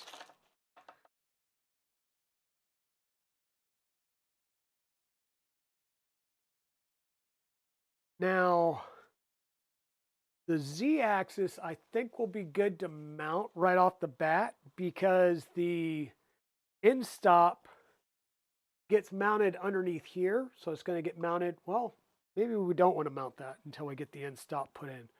So we'll need to install an end stop right here. And I'm assuming that those cables will either come out or go down and around, or can literally go back up and through, because there is a channel right here in the underside print. So there is a spot for that cable to go up there and be safe from the whatchamacallit, the sharp edges. There we go. Yes, this is a CNC mill hybrid. If you're familiar with the Milo, this is RatRig's version. So the Milo was based on 30 series extrusion. This is based on 40 series. We are using M12 bolts here. Like these are M8s. And then we've been using M12s for all of the end plates here. So these are M12 countersunk bolts. And then the other end are M12 socket head bolts that I don't even have. Like I'm using a 5/16 Allen key to do the countersunk screws because we've got them up here at the top holding the top plate in. I can't fit this. This is too loose in the socket head screws. So I need to go get a larger set of metrics in order to fully tighten down the screws at the other end plate. Yeah, let's go ahead and get the end stops routed.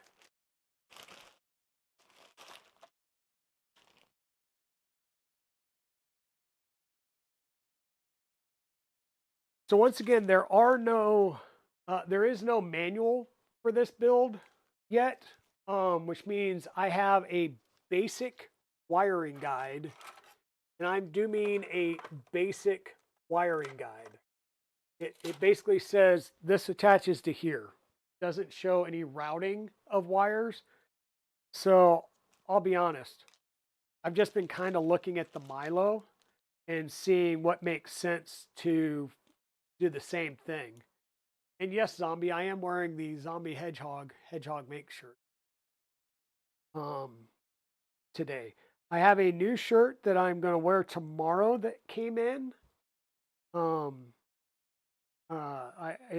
To my understanding, nobody has one yet, so it will be the debut for this particular shirt for somebody.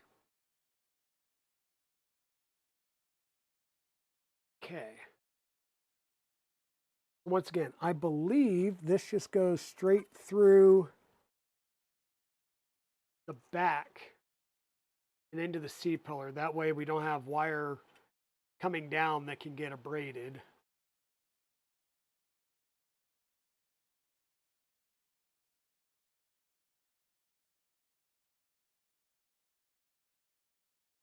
With flying metal chips. Yep. Okay.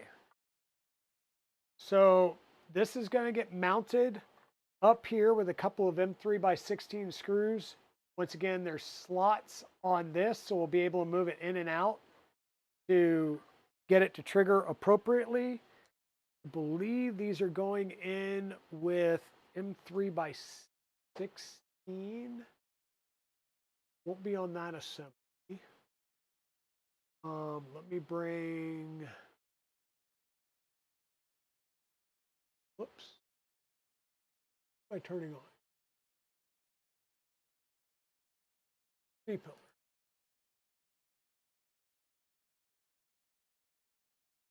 So what I'm doing is I am taking the wire for this, right? Goes the wire, and I am running it through this gap right here, out the back. There really is nothing else that I can see. There's, you know, a cutout in the print, and it just comes straight back and through that gap. And these are M3x16 cap head screws.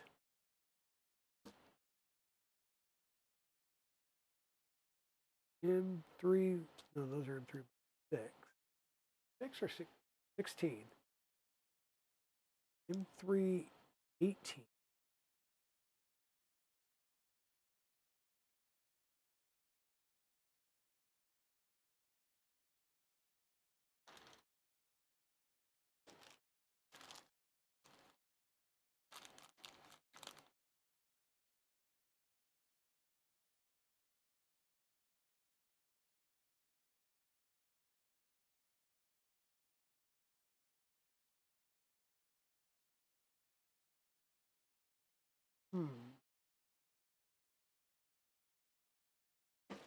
M3 by 16.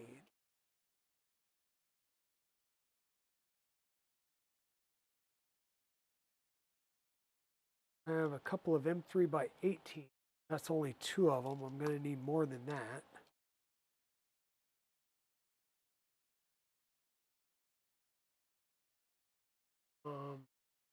Whoops. Those are pins. Let's see if we got it in the extras and the spares. If not, well, I've got M3 by 16 screws. That's not an issue in any way, shape, or form. M3 by 6. Light set screws, some of those, some big guys. Brush washers, one of those. And no, nothing in the extras pack, so I will grab those from my bin.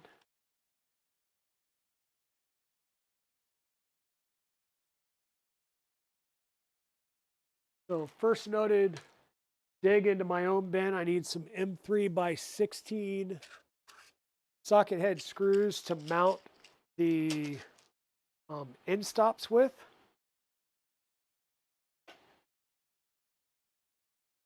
No washer, just the screws.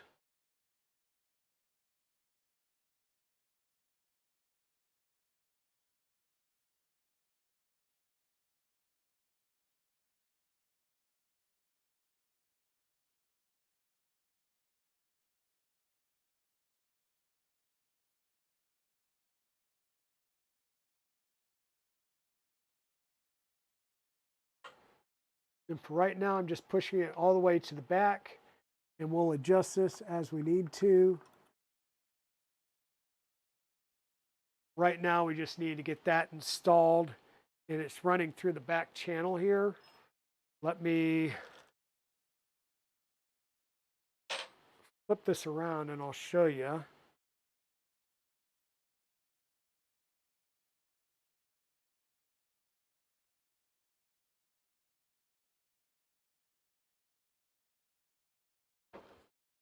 This is backside C channel. Rather than using a C channel like we did on the Milo, where we had a C channel and then 2 front pieces, we've actually got 2 4120s here in the front, some short pieces, and then the long uprights here are 4080s. So that basically makes a default C channel here. This is wide open, so you're not going to be putting any epoxy granite. If you're going to do any epoxy granite, it's going to be physically down in the extrusions themselves. This is going to be left wide open. Now, the initial electronics mount would have you build the box and mount it right here on the back.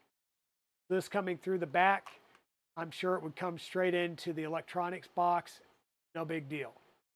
The other electronics box would be another electronics option is to mount the VFD on the back here and then have the rest of the Rodent box sitting off to the side. Just connection from the VFD and everything else going back to that box. The third option is to have the VFD and all the electronics in a separate box that's built out of extrusions with plexiglass case and den rails going between the extrusions that all your electronics mounts to. But for now, we've got our end stop going through here. Our motor's going to mount up here, and the motor mount wire or the motor wires and stuff are going to come right down through this slot, also into the back here. The X-axis is going to have end stops and stuff on it. I believe there's a Bellows here. Is there a Y end stop, or is it mounted on the X as well? We'll have to see. So let me spin this back around.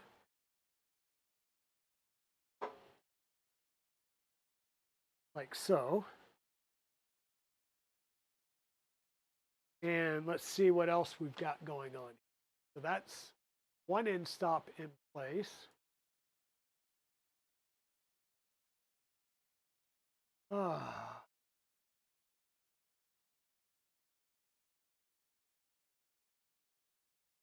The other end stop for Y is down here on this side. So I actually turn this back around.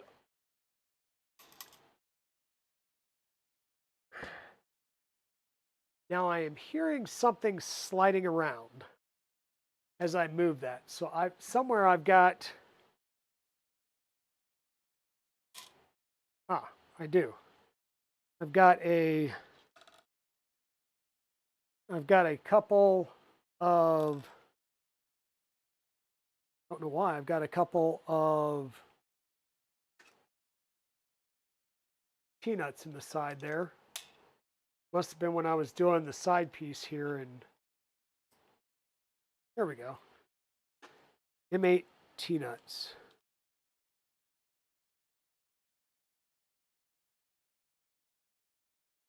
Add that back over to the extras pile. So there's going to be one that mounts right here, and on this mount, there's actual holes right here in the side. So it's going to mount directly onto this aluminum plate. There's two holes that are pre-drilled and tapped right here on the side. That's where the next end stop is going to go.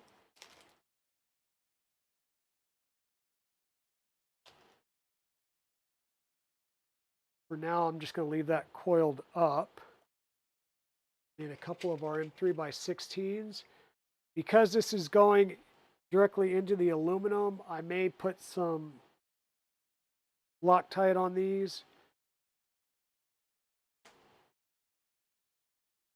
Probably doesn't need it, but why not?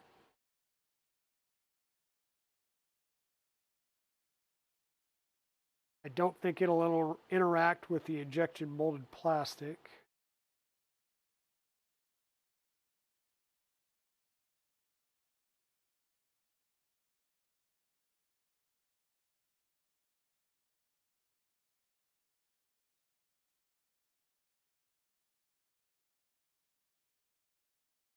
Imperfect placement that the wire comes out right where one of the big bolts is, or the bolt heads is.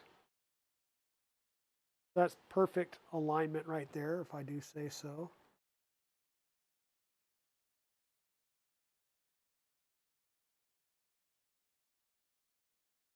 Because if this needs to get moved back, it's going to be right where that bolt is.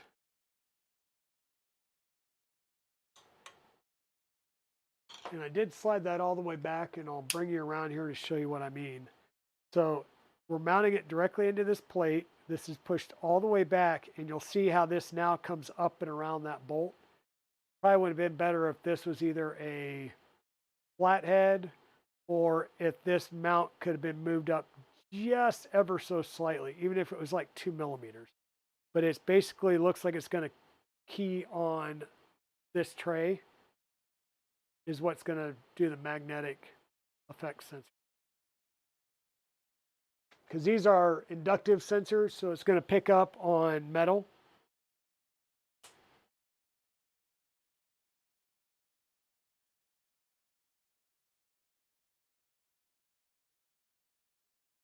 Airport, oh, there we go. No mic. What do you mean no mic? I've got a mic. My mic's working. I haven't been going that long. Like half battery. Not no mic, it's no sound for you. Okay, so we've got the end stops installed back here for the Z, and for the Y. The X will get mounted when we go to do the X. What I'm going to want to do is flip this back around.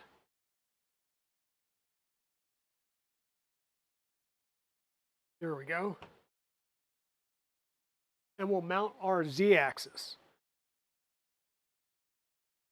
So once again, we're going to line up these 4 outer holes, and these right here are going to sink into these cutouts.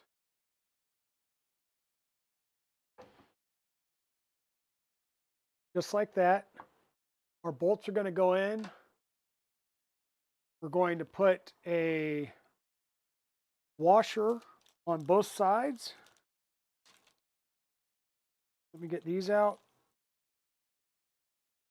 And a lock nut. So let me get a few of these out. Because we're using lock nuts, we're not going to need to use any, we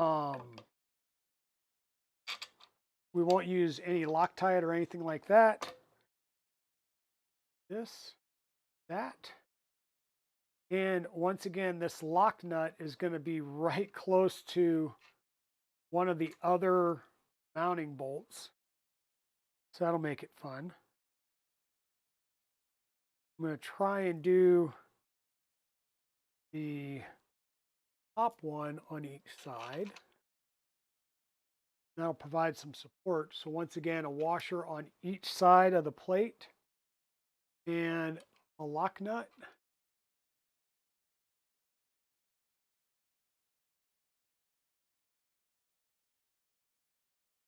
Yeah, it was you, Chewy. No worries.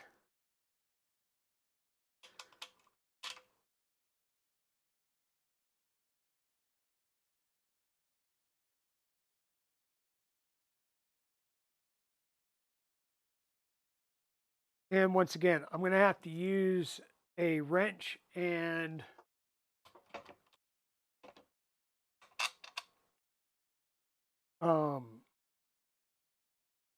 need to go get my metric wrenches, which are downstairs in the garage, so I can hold the locking nuts while I tighten down the Allen heads. So we're going to take a quick break here while I run down to get those. Bear with me. I'm going to leave you on this screen. As I run downstairs, I'll just mute the mic. Drop game works on this scene. That's why I'm going to leave you here. So with that said, I will be right back.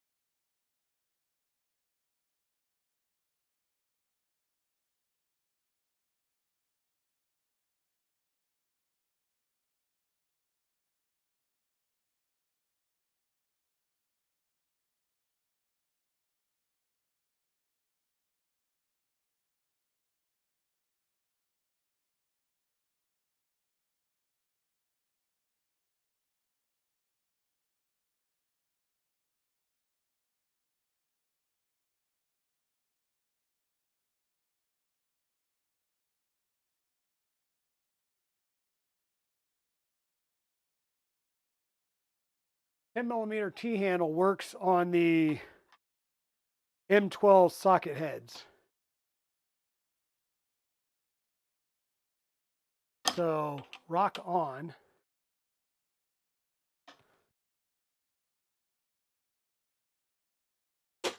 That's awesome. These are 8mm bolts, 6mm.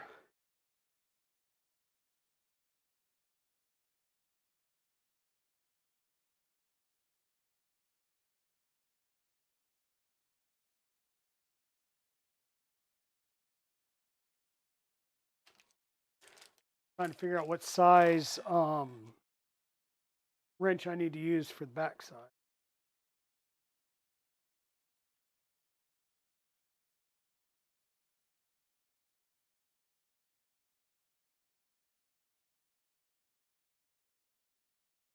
Winner, winner, chicken dinner.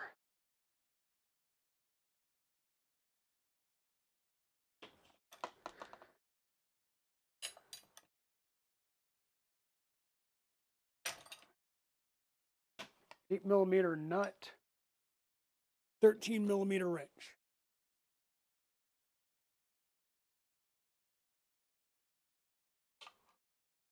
And not enough space to get the box head right on there.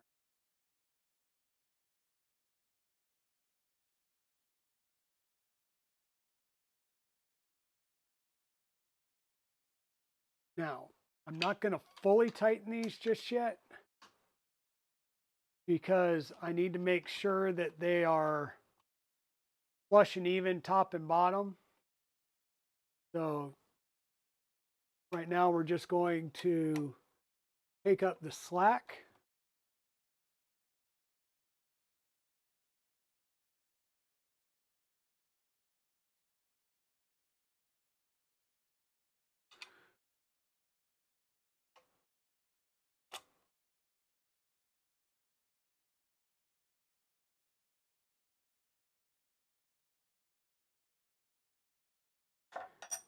And so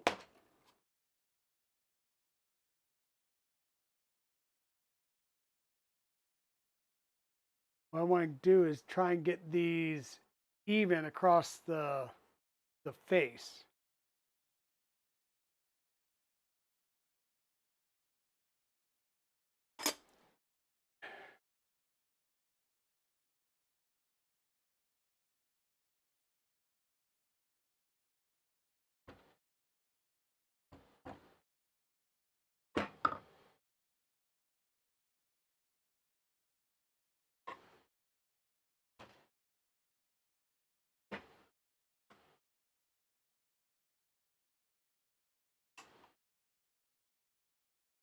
And I'm not putting a lot of ugga-dugga on this. I'm just getting it, trying to by hand get it nice and flush.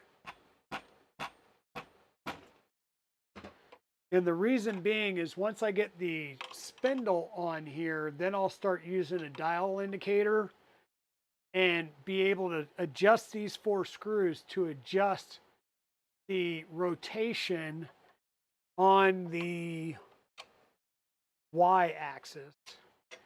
And then we'll also use I'll be able to adjust these if we're out of whack this way, plumb. I'll be able to loosen these and use these M6 set screws here to either push in to move the top out or move the bottom out a little bit at a time. So once again, we're just setting these just snug to hold this in place.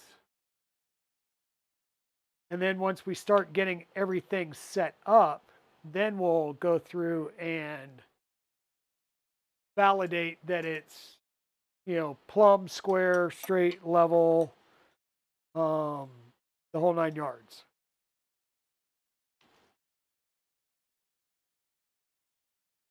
So we'll also be doing basically the same exact thing for the Y plate here, or for the X plate. So we'll set that in place here, and we'll do the same type of connection right here. So our X will flip over. Before we flip that over, While it's easier, let's go ahead and mount our X end stop right here. So where's my last end stop?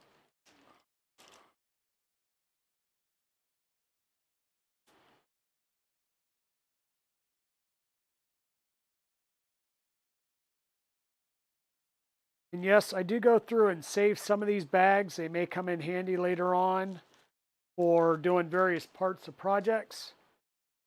And after I get a ton of them and it doesn't look like I'm going to be using many more, then I will go through and get rid of them.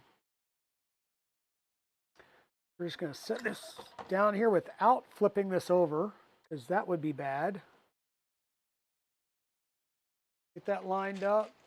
We'll do a couple of our screws.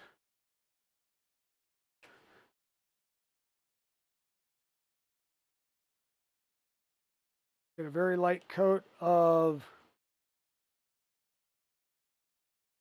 thread locker on there.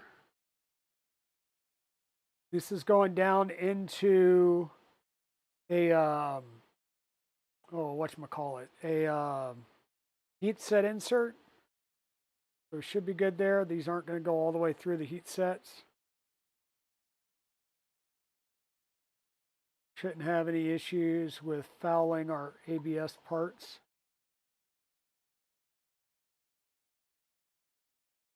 And I don't know how far out this needs to be adjusted. I'm going to kind of line it up right with the printed part. Tear these down.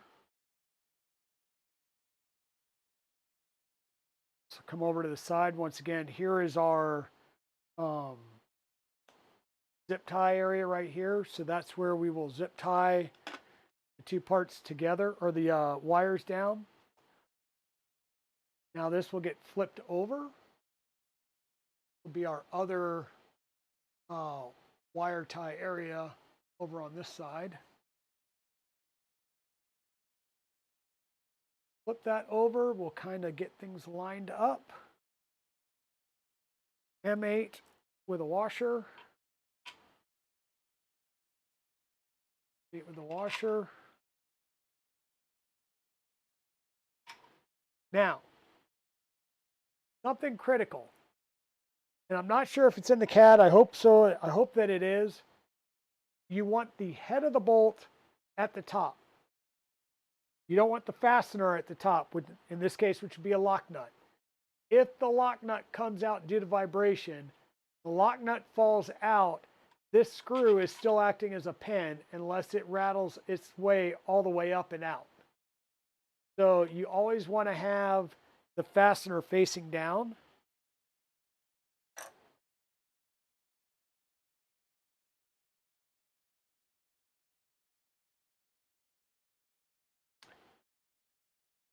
So once again, we're doing another washer and the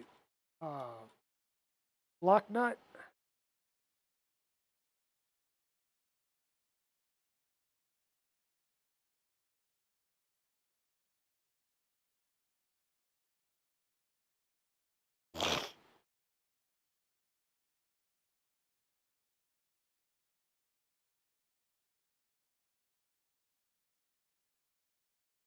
And once we've got that started,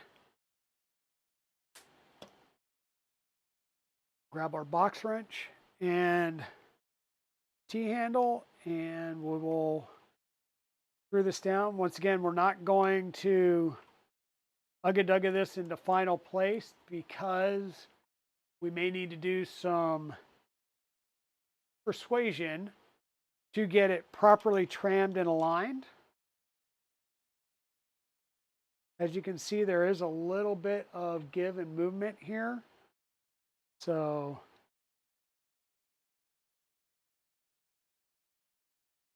that will allow us to line things up.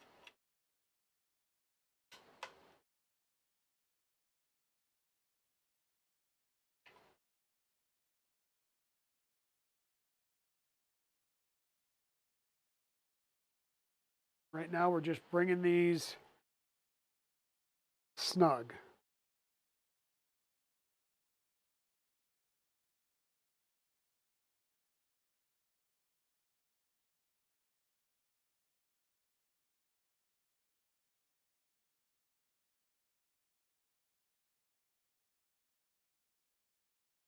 Now, I did not put any lubrication on any of my lead screws yet because they're going through palm, which is, or is supposedly self-lubricating. I will add some later on, just because while palm is self-lubricating, it is self-lubricating by basically deteriorating, basically. So we will want to ensure that we have proper grease on there just to make sure that it doesn't deteriorate any quicker than we need it to. And quite honestly, I think that's about it for the moment of what we can do on the physical build of the machine here, right? We've got our y-axis, we've got our x-axis, we've got our z-axis. We will need to mount our spindle at some point. I do not have the spindle yet. The spindle is still out in shipping. So I guess they had a delay in getting stuff shipped in from Kazakhstan. So it's delayed somewhere out in Kazakhstan or getting in from Kazakhstan. Couple of more printed parts that I still need to try and find out like where these end pieces go. I think these are just cable hold downs, but I don't know what these two final pieces are.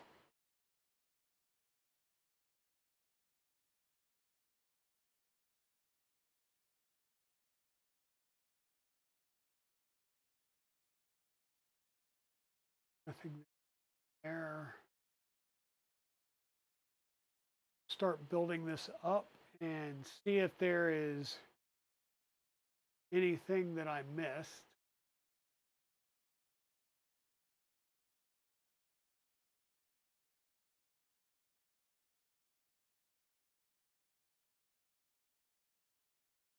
Seriously, show all.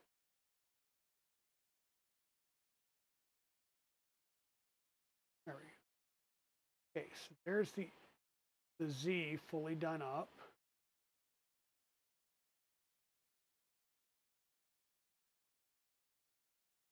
XY plates installed.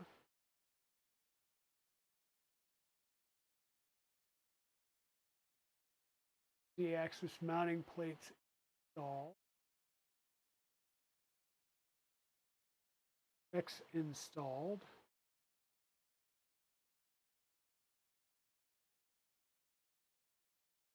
There's the clips that are holding your wires in. So our wires are coming out this back side. They will be zip tied here.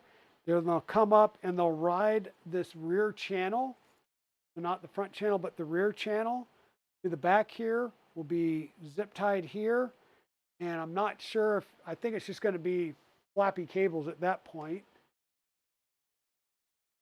We can add our rods in.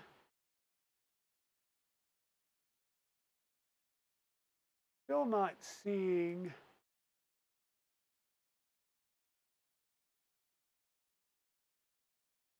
where those other two printed parts would go.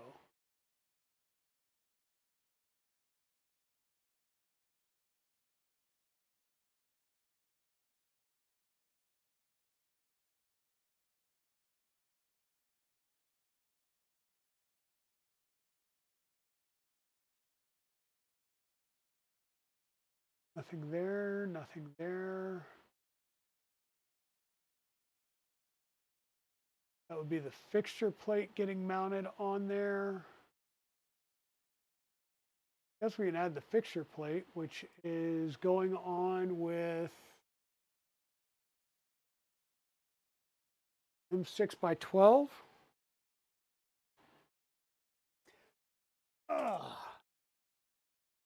So we can go ahead and add our fixture plate on.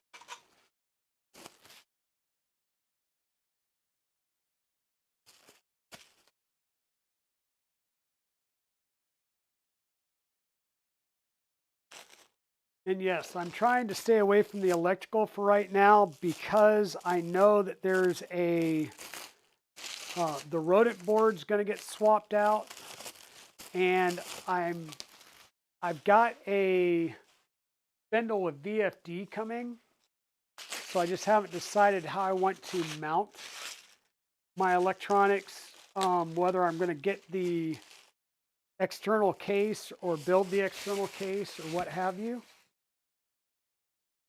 I guess in some ways it doesn't fully matter. We're going to have 1, 2, 3 rows of screws that'll hold this on. Yeah, it's been a pretty quick assembly process. Those were M612s.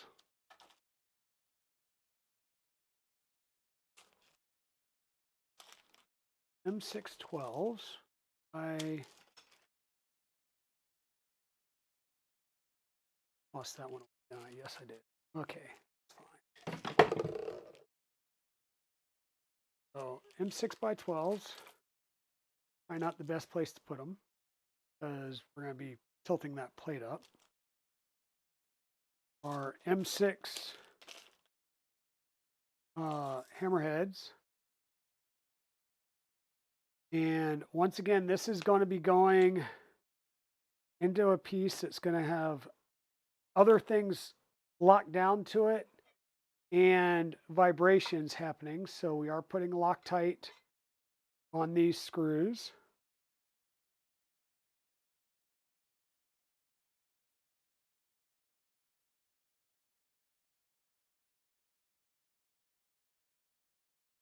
At least as much Loctite as I can before I'm fully out of this Loctite.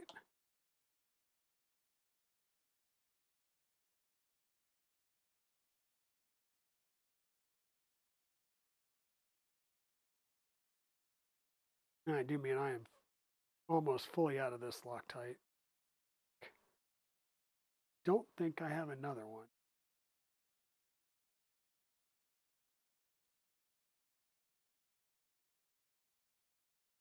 I think I have some liquid Loctite, but I'll have to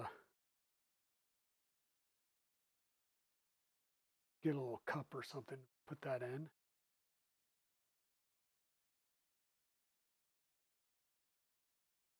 So yeah, the big thing here is on the Milo build, right? The electronics is underneath the deck. The electronics will be either hanging on the back or completely separate from the unit. I will tell you that as soon as there is an enclosure option for this, I will be getting the enclosure. It is well worth the cost to get the enclosure.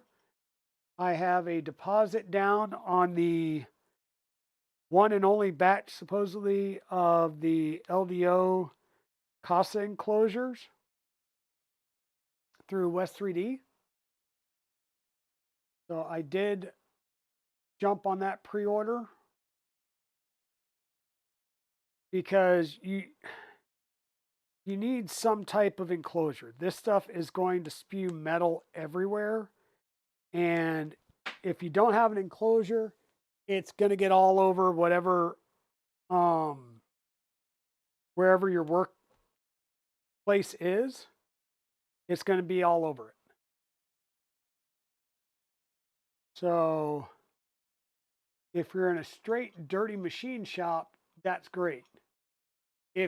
Well, it will reduce noise. It's not going to get rid of noise. Let's be honest. This is not going to get rid of noise like on your 3D printers. Your 3D printers, you're dealing with primarily fan noise. With these, you're dealing with, and that's about as far as I'm going to get out of that stick.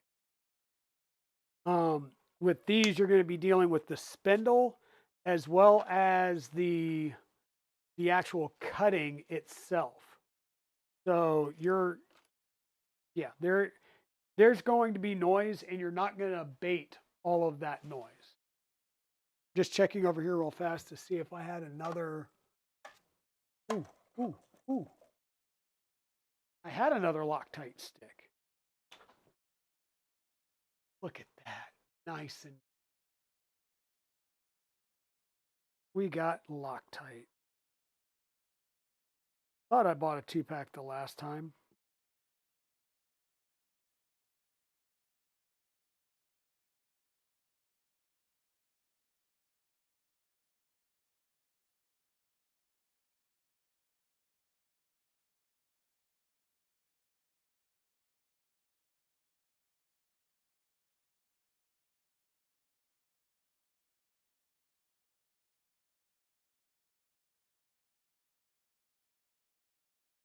Yeah, it's a really nice mill. I know somebody was asking, I think it was Iconic Fab was asking what the difference is between this and the Milo. And other than this just being a little bit more robust because it's 40 series versus 30 series extrusions, right? You're still going to have the same options for uh, mills, right? You've got the 1.5 kilowatt or the 2.2 kilowatt in either 110 or 220. You have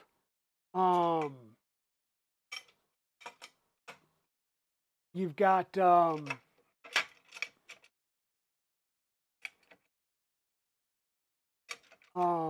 you know, you can still do the standard spindle is going to be 80 millimeter. You still have the option for the 65 millimeter, which would be a trim router, right? The standard trim router that everybody tends to use is the Makita or the DeWalt. With the, I'll say the carbide 3D one is a, oh, what am I trying to think of? It's kind of a knockoff of the Makita. So it does the same thing. Might be too, I need the, this.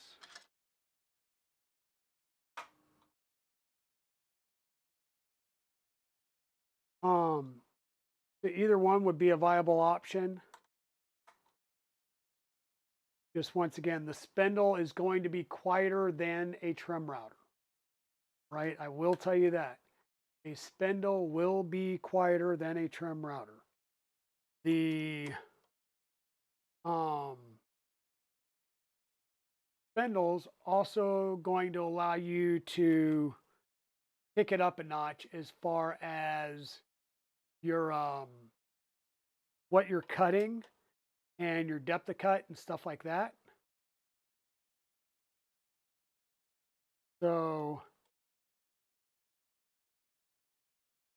spindle's always better. Well, not always better, but the spindle is normally the better option. And like my Shapeoko, which I am primarily cutting wood and acrylic with, I'm using the carbide 3D trim router, which, like I said, it looks like a knockoff Makita, right? Perfectly fine for cutting wood and plastics. You're not gonna you can cut aluminum with them. I've seen people cut aluminum with them, but you're not cutting steel. You're more like, we'll say, burring steel at that point because you're going to be taking such a small depth of cut that it's pointless. There we go. We've got our fixture plate mounted. I basically centered this up by eyeballing the lead screw. So that's decent for now. Now I got dirty fingerprints all over that. So maybe we'll wipe that down with some isopropyl. Now that we're done with doing rails and such. That one's empty. Oh, hey, look, we got another one.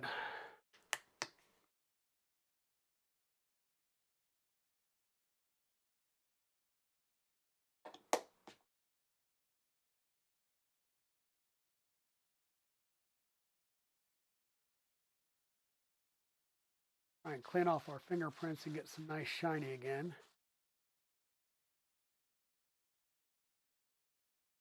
Now these were through holes for T-nuts. All the other holes here are threaded. So you'll be able to go in and fixture right down to this plate without having to use a bunch of T-nut fasteners to do so, which will be nice. This is a very nice finish on this plate until I got all my grubby fingers on it.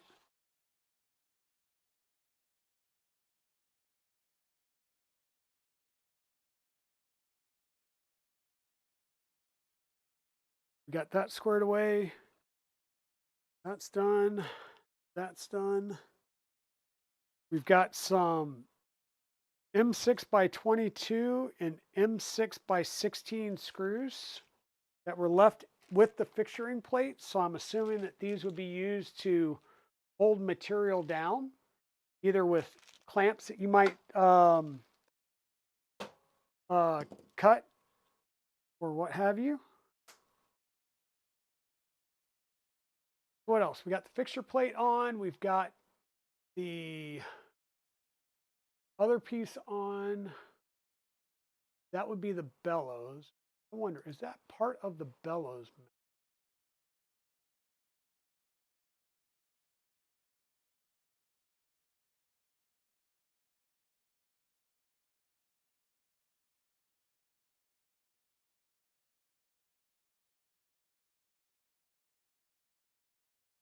I'm just trying to peel everything back to just the bellows. 3 screws there, 3 screws here. Now it looks like the bellows are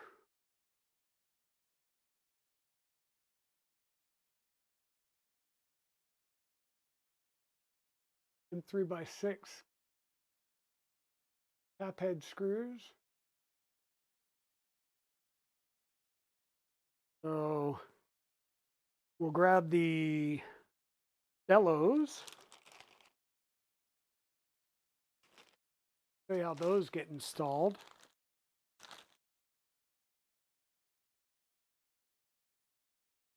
These are pretty nice. What I want to do is figure out where they get these from, because this would be great for the Milo as well. I know people are 3D printing theirs. This is a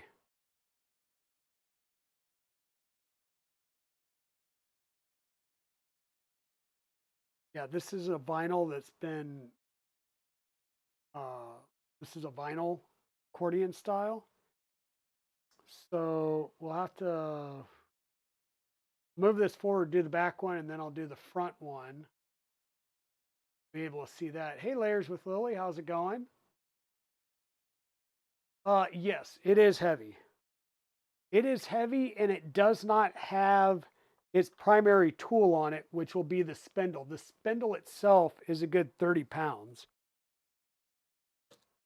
And we're doing M3x6 cap or socket head cap screws here. So we'll pull these out.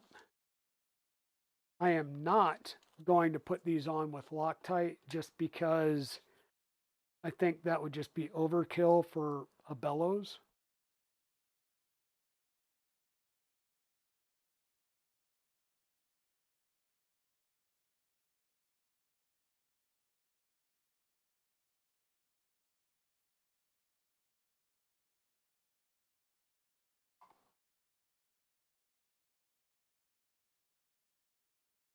Three screws along the back, and then 3 screws, pull it, and 3 screws into the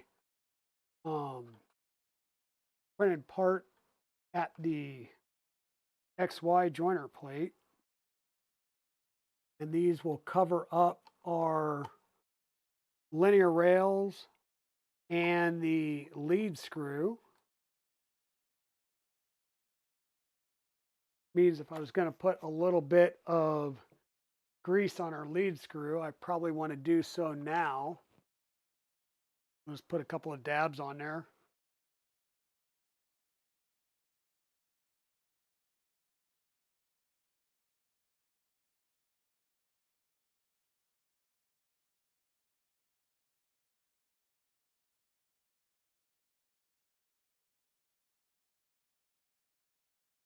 Every few threads, I'm just putting it right down in the thread. Tiny little bead in the thread. So when I work it back this way, it'll pick it up and push it through.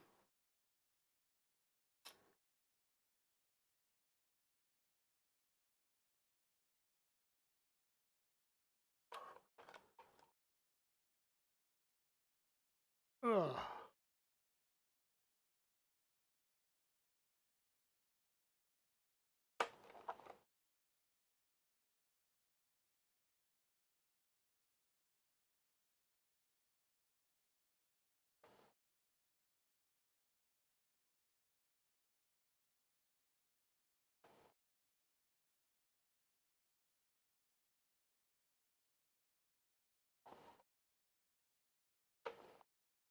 Well, darn you.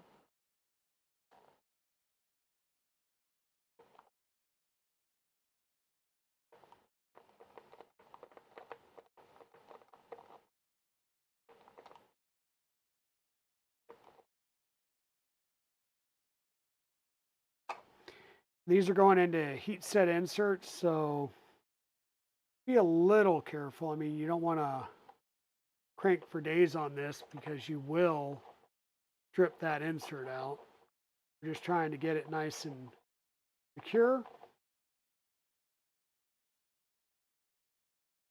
So the nice thing is this protects your linear rails and your lead screw from getting all crudted up with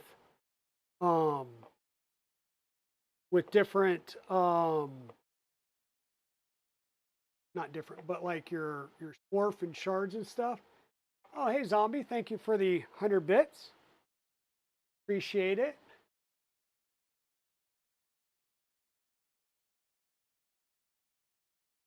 But it also, like if you're doing any type of misting or flood cooling, it's going to hit the bellows and run off. So you won't have an issue with getting coolant all over everything.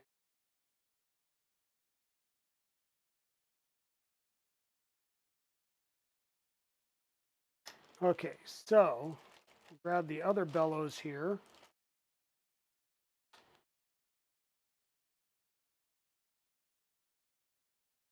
Now we have this on its rubber feet now. If we put it in the enclosure, there will be there will be crossbars that this will physically mount to in the enclosure. So when you go to mount in the enclosure, same thing with Milo. You take the rubber feet off and you will literally mount this, hard mount it to the bottom of the extrusion or the enclosure extrusions. And that's going to keep it physically mounted there, which means it will transmit all vibration into the enclosure, into the table.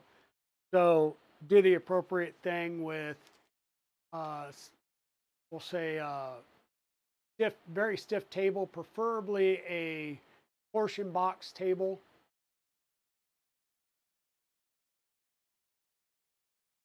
That maybe you have some rubber padding, like, I don't know, a horse stall mat or something.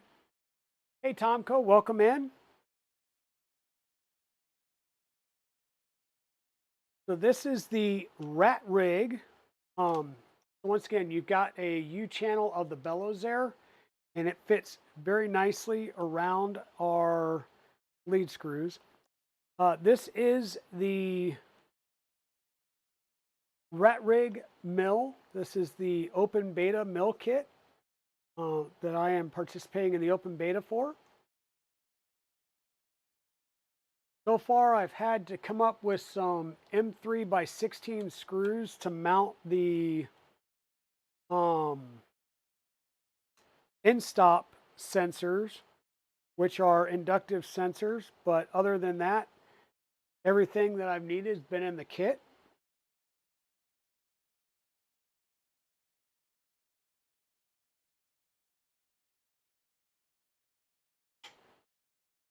That's one side, and then this will get brought up and screwed right into our front faceplate here.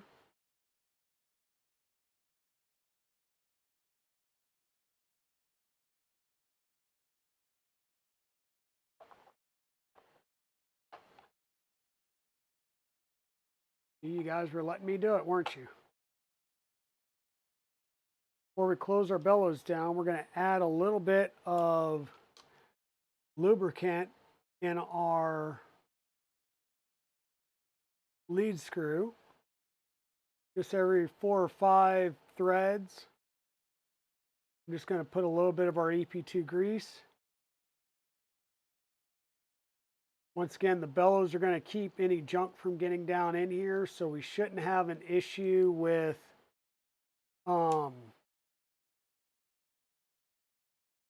like anything getting caught in the grease, like dirt, dust, grime, metal swarf from a cut.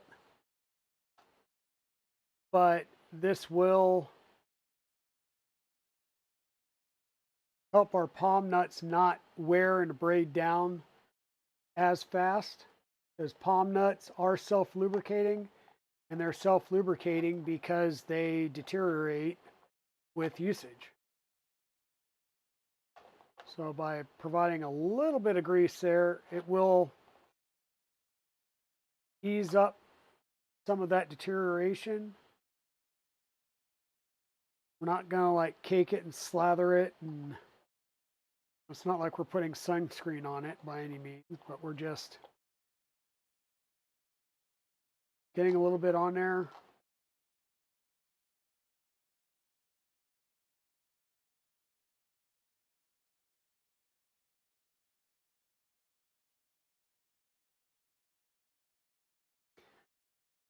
Now, some people have asked, like, why lead screws versus ball screws? Well, in this size and the cut and everything that we're doing, lead screws are perfectly fine.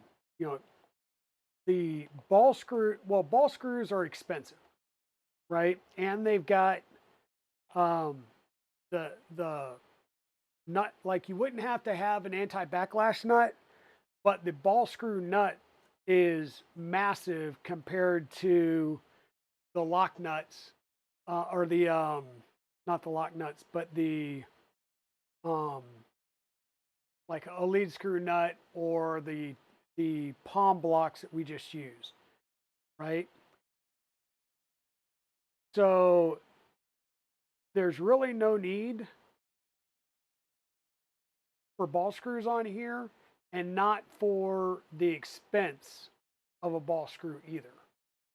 Right? Ball screws are expensive. And even if you get the cheap Chinese ones, then you're questioning, like, is the quality good or not? Right? So it's the trade-off.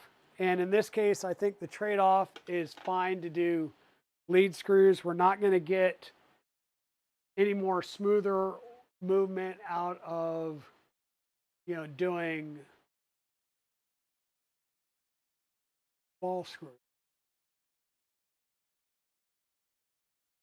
There's the X, there's the plate, there's both bellows are installed. Now there's the first of the mounting rings for the spindle. Do I have those? I do not know. Yes. We do have the spindle mounting rings. I have 80 millimeter and 80 millimeter. So I've got 2 spindle mount kits. And I think that's because each mount is just one of the circular mounts.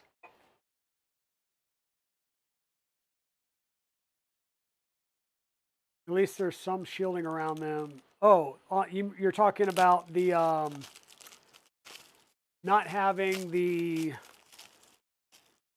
thingamajiggers on the Milo. Yeah, it is a little sketch, and people are looking at bellows. I think some people are looking at designing 3D printable bellows. If you can find bellows like these, I think those would still work. There are bellows out there for small desktop milling machines from Harbor Freight and stuff, or the Chinese versions, and you should be able to get those and they would work. It was just, you'd have to figure out how to mount them in the application that you're using them in.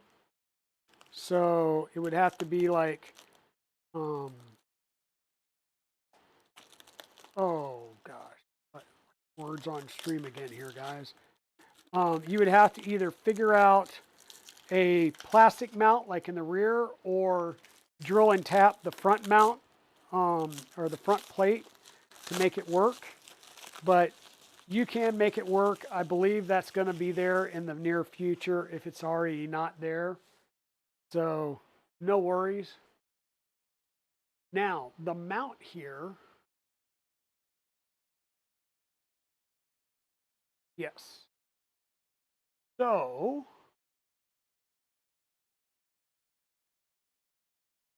three screws from the back into the back side of this plate in the middle.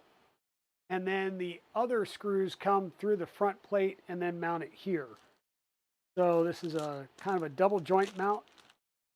Let's see what we've got. We've got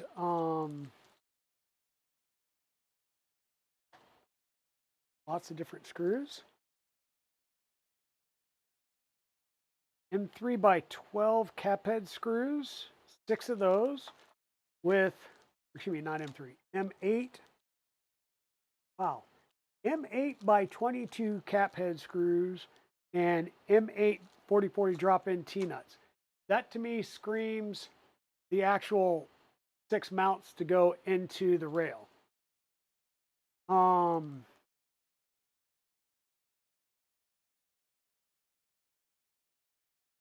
M8 by 12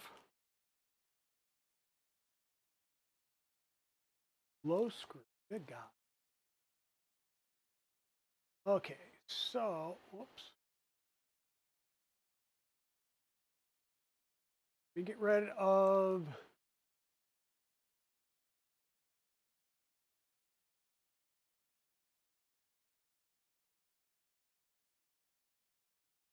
those. Get around here, see what we got. We've got the M3 by 12 low head screw and M8 by 12 low head screw, M8 by 30.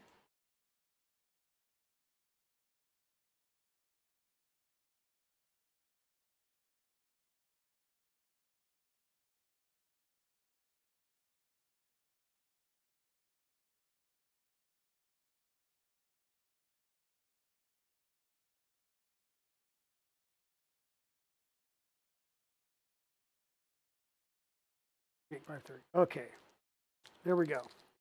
So the short one goes in the middle, the long ones go on the ends, and Loctite is going to be our friend on this.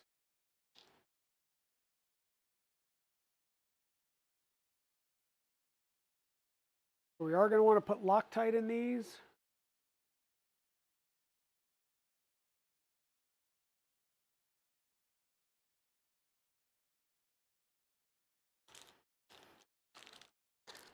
Short one in the middle because we're not going to have as deep of a recess in the part because of the spindle itself. Longer ones on the end.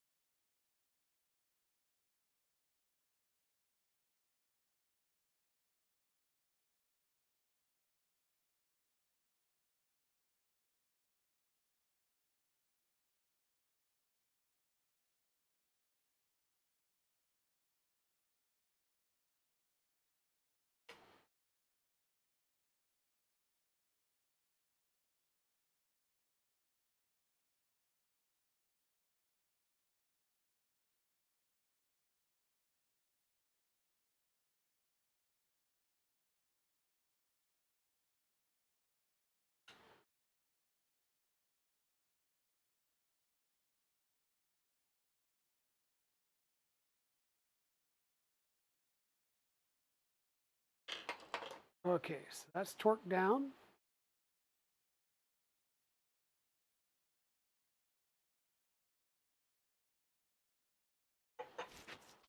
We're going to need glues.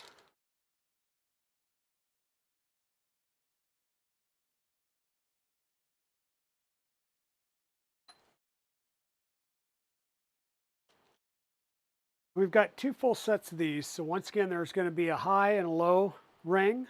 So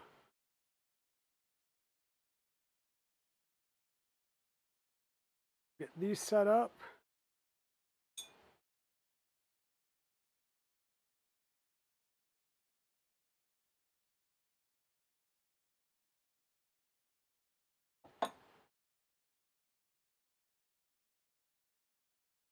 Again, Loctite, Loctite, Loctite.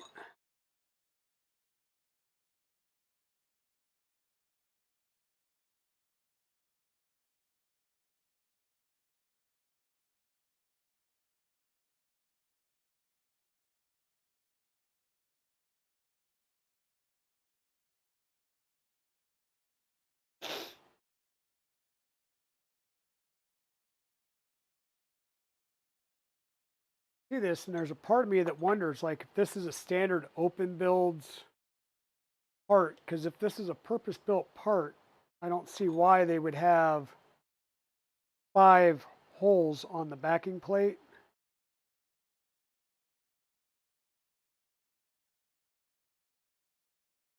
You would only drill the holes that you would need based on your design.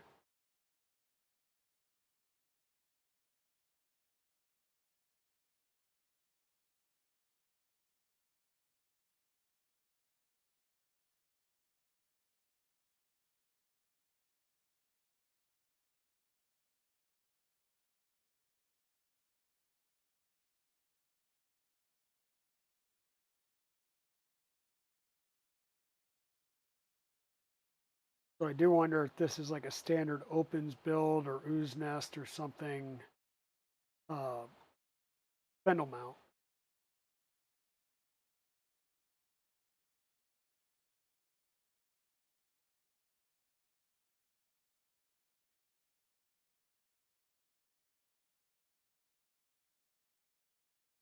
Top on, bottom on.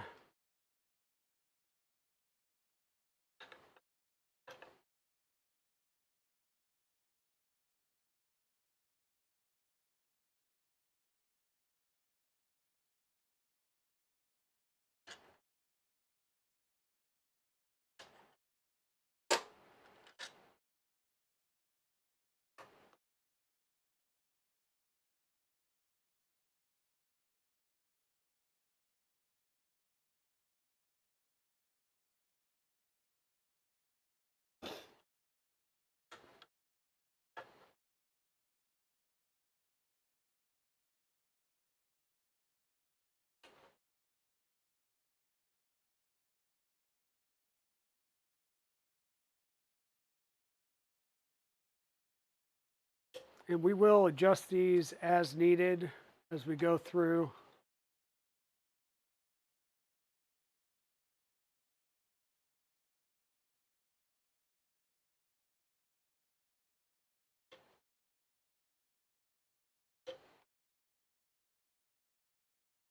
Once I get the spindle and can get everything lined up, I'll know whether or not this needs to go higher or lower.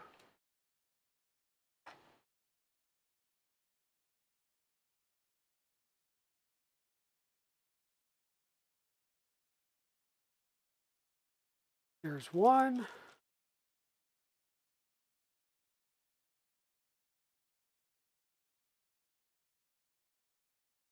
Grab the second one now.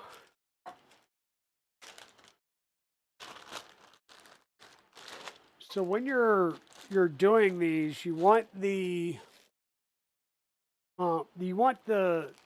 mounts to be as high and low on the spindle as possible, because that is going to provide you the best rotational stability up and down. So just be aware.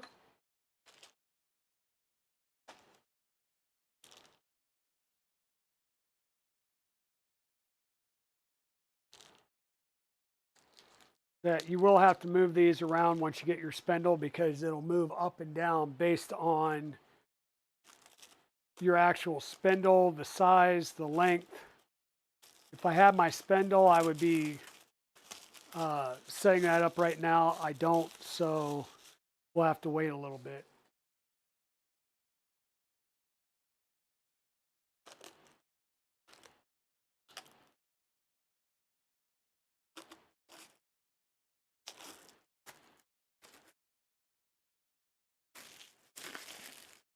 So Tomko, what brings you in?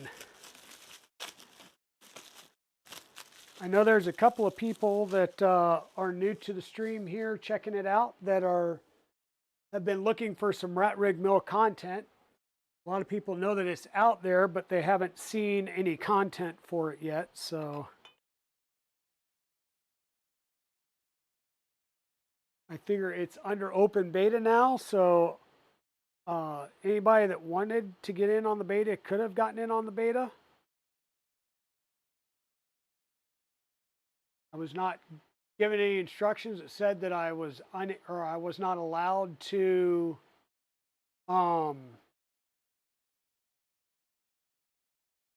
like stream any of the build or anything like that. So that's why I'm streaming the build.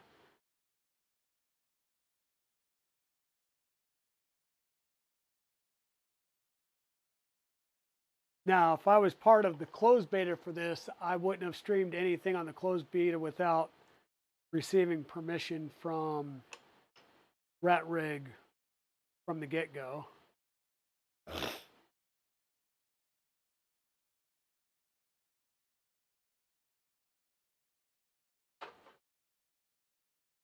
Once again, I am making sure that I am using Loctite on these.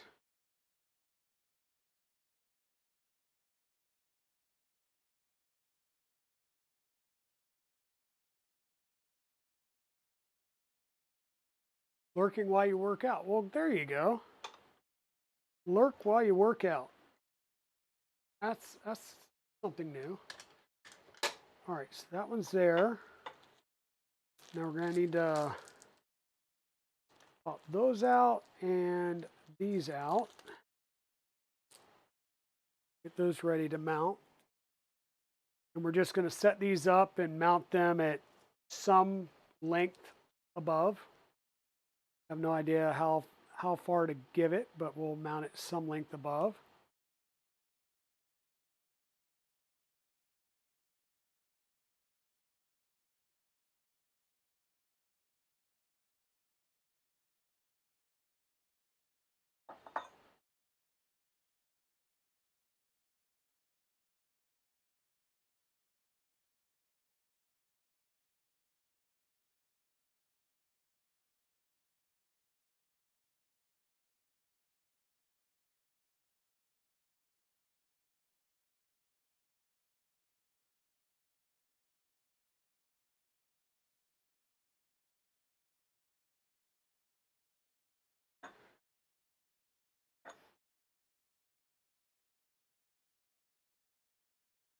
We'll probably call the stream after I get this mounted. Partly so that tomorrow night on my standard streaming night, we can focus on like doing the initial build out of the electronics and looking at how everything connects electronics wise.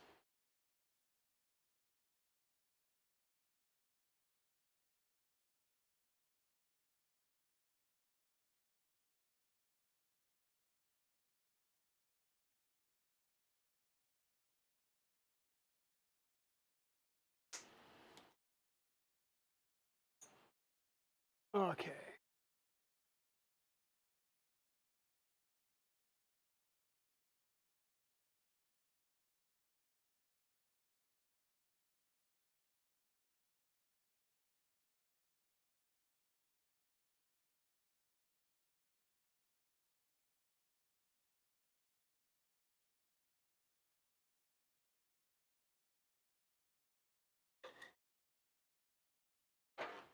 One low, we'll bring this one kind of up to the top.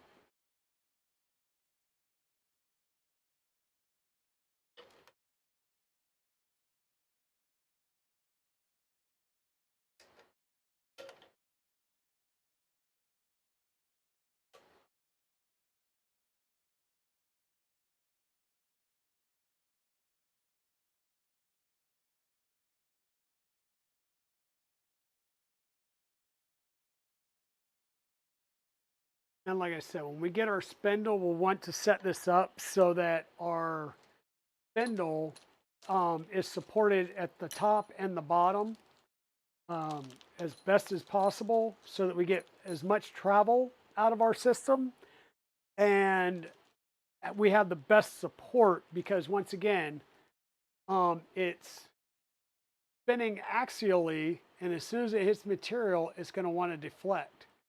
So by having the top and bottom, we're going to keep this from deflecting as much as possible. It'll have the most stable platform at that point. Now, on these, my question here is, before I use one of those, let me see. This shoulder bolt, there's going to be two of them. They're going to go through here. Ah, that explains why we've got the two square nuts then. So the two square nuts are used in this second slot here to set up our clamping fork. So basically, putting the square nut in line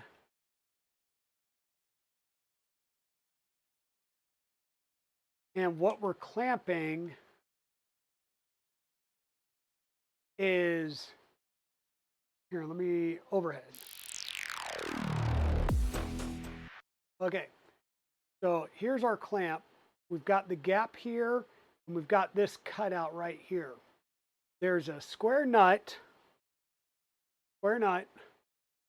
that the long screw, shoulder bolt, goes through, and the shoulder bolt, I guess it goes all the way through here, through the gap, and then through that square nut. So what we're doing here is we're clamping between the bolt head and this square nut. The hole continues on into this part, but it's just a through hole to enable the parts to get pulled together. So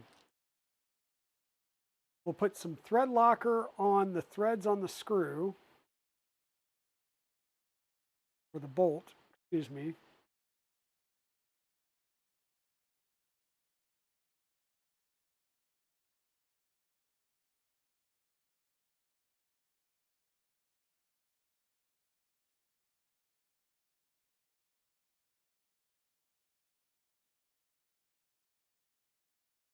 Run that through, get that lined up.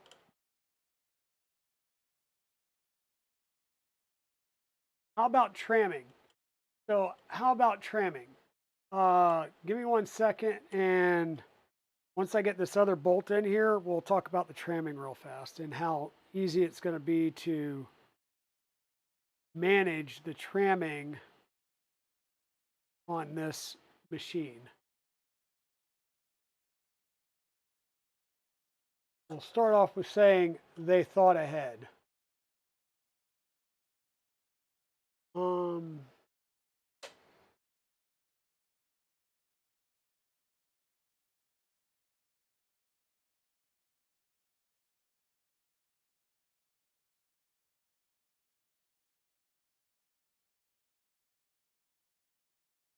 I am not clamping these down. I am just basically bringing them, taking the slack out of them.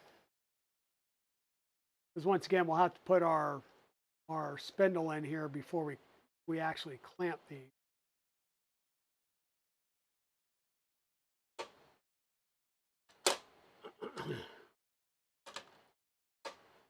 Goes there. Goes there. Okay, so for tramming, for ensuring that this is not kicked one way or the other, okay, we've got our 4 bolts here on the side. We can loosen them and we can adjust these plates a little bit for side to side, for left or right to get plumb. For front to back plumage, we have the 4 set screws that are on this plate. So if the bottom is too close, we can do a turn on the set screw, kick, tighten the plates back up, and see if that fixed our front to back tram. If it did, great. If not, we can continue to adjust using these 4 screws. Okay. And what we're looking for is at the bottom of the spindle, being able to use a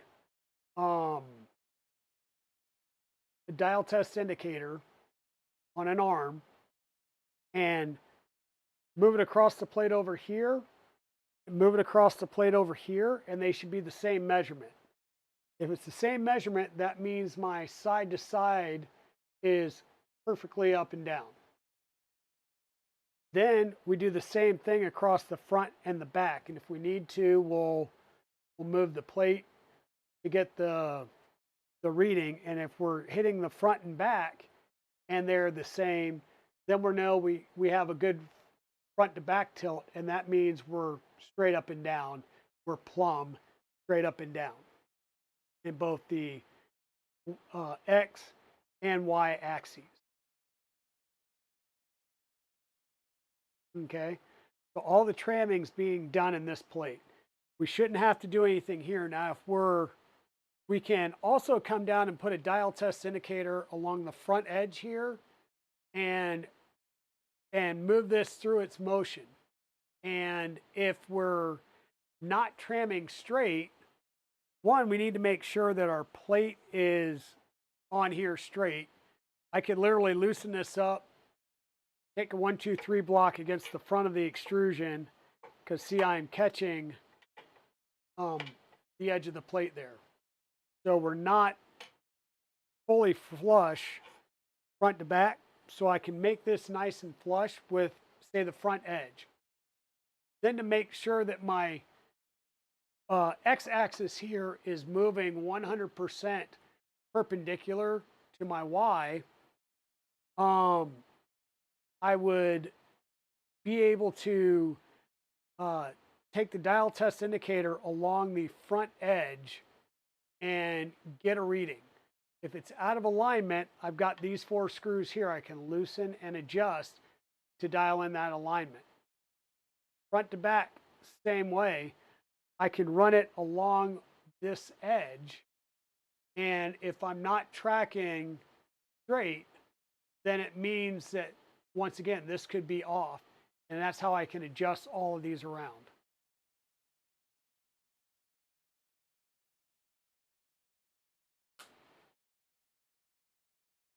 So yeah, there's good tramming ability in here, and I think it's going to work out well. It's definitely a beast of a machine. Like, I don't have a weight on it yet, but it's heavy. We'll just go with that. It's going to be heavy. And like I said, the 1.5 kilowatt spindle that I got for the Milo was a good 20 or so pounds. Like, it was chunky. It was chunky.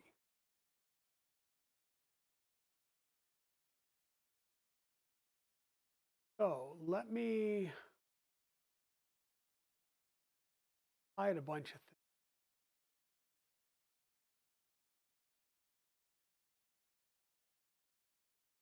things. And we'll flip back over to this view. And this is kind of what we're left with. And this is the electronics enclosure box. So the electronics enclosure box, everything's going to mount in here. The question is whether or not you mount it to the back of your machine, or if it sits besides the machine and you mount your VFD on the back of the machine, or if you mount your VFD and all electronics remote in a separate box and just run your spindle up in here. So that's kind of where we would be at.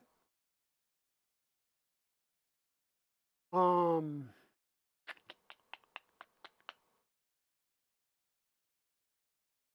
to think what it is I can work on now.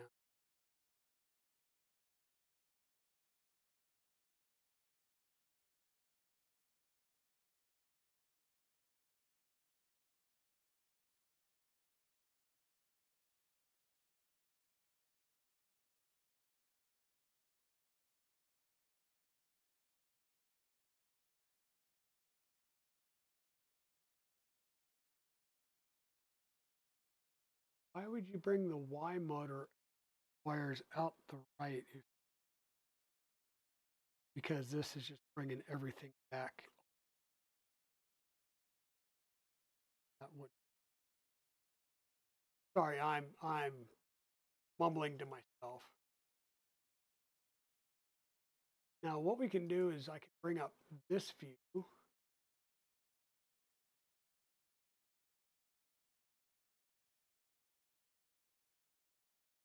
Together, browser, that. Let's bring up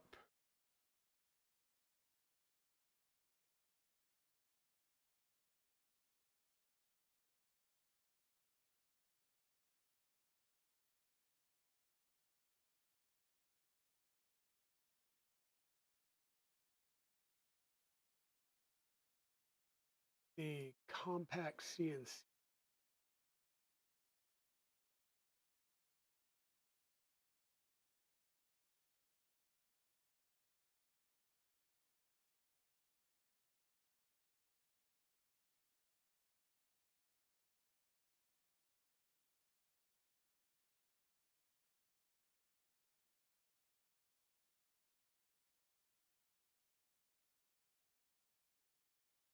A lot of small things.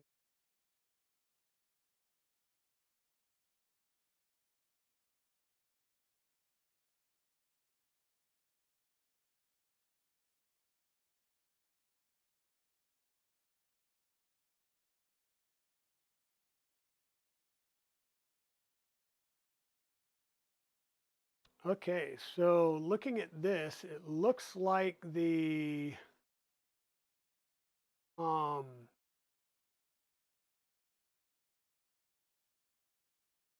yeah, looks like our um God. Oh, raid. Hey Retro Maker, how's it going? Raiding with a party of 5. Welcome on in, Retro Maker. Welcome on in. How are you doing today? How was your stream? Not sure who all rated in with Retro Maker, but for those of you that don't know, my name's Digital Dragon, otherwise known as Luke. Yes, I am wearing a Hedgehog Make shirt because I love everybody in the community, so we rep each other. I have been working on assembling my RatRig Mill. This is one of the beta units.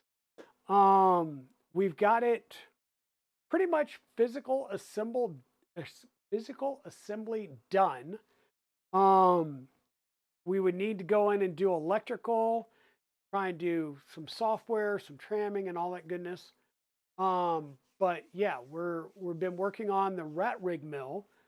So I am a 3D printing variety streamer. That means that I normally do a lot of 3D printing content, whether it's unboxings like the X1C or the K1C right here, the Creality, or machine builds like the Vorons, the LH Stinger, the Black Box, the Rat Rigs, the Annex Engineering, and so forth. We have built a Milo mini mill that is currently out in my shed, which is the only place where I have a 20 amp outlet that can run it. And we've been working on the RatRig version of their mill. So the Milo was built with 30 series extrusions. This is 40 series. This is full built up. Like I said, we just don't have electronics. and we don't have any of the, the cabling and wiring done yet, but this is full built up and without the spindle. Oh God, yeah. Yeah, that is heavy. Like that is heavy to the point where um it will be in its resting place before I put the spindle on it, and I may take the X-axis back off to move it to its resting place. Gonna run and get some lunch. Hey, that sounds great, Retro. I'm probably gonna be doing the same thing really, really close here. Like seriously, I may take the X-axis off before trying to move this down on the ground. It is an absolute beast of a machine right now. Like I have no way of weighing this reliably. It is massive. It is massive. Um, like I really need to get this off so that we would be able to sit down and build the electronics enclosure, because regardless of whether we're going to mount it to the back or mount it somewhere else, we still need to build the electronics enclosure. And we're going to need to find a place for this to go. And like I said, oh God, yeah. This is an absolute beast of a machine.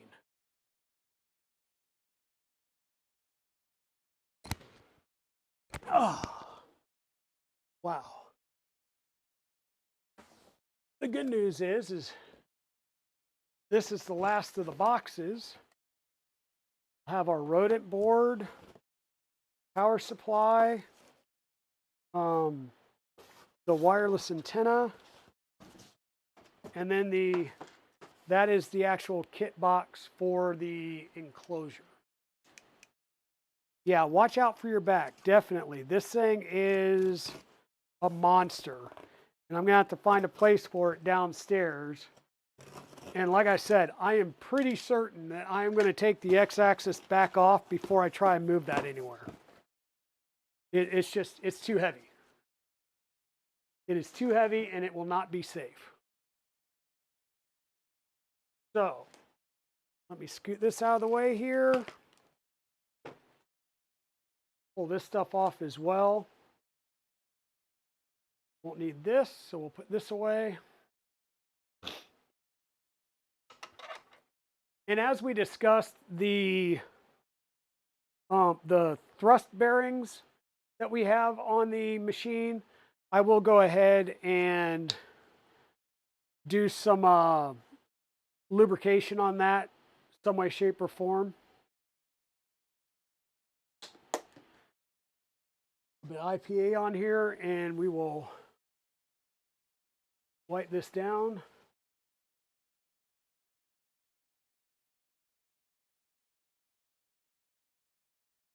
Got a nice clean surface to work from again.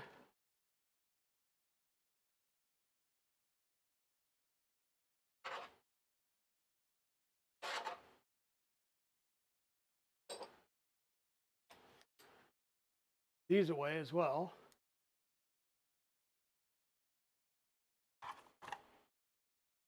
Okay. We are starting to get somewhat less crowded, but still not completely uncrowded yet. We're making some progress on the project list. And as I mentioned before, folks, we've now got this down on the floor. It's semi out of the way. In fact, I'm going to scoot it over here in the corner more, so it's fully out of the way.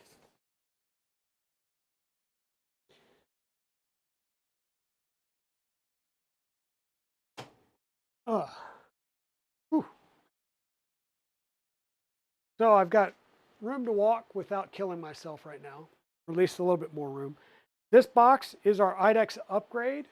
When we go to do that for the Rat Rig, we'll move this out of the way. We'll take the panels off the Rat Rig, and we're going to do that upgrade right here, right in place. So all this stuff will get moved off.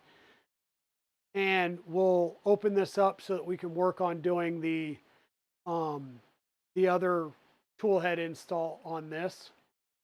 For now, though, I am going to call the stream so that I too can go and get some lunch, because 3 o'clock and I need to eat lunch. So thank you everybody for being here. Retro Maker, thank you for the raid.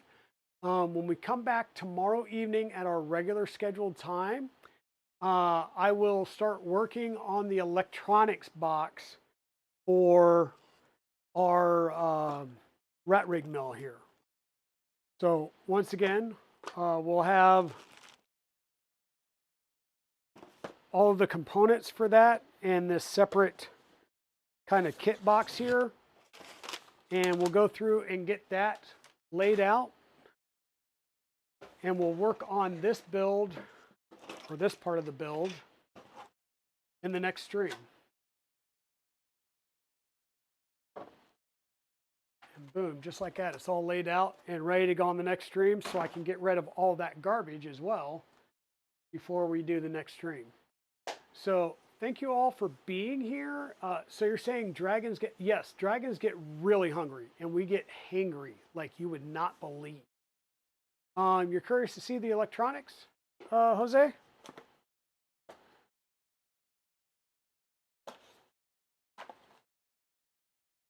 We showed this off already, but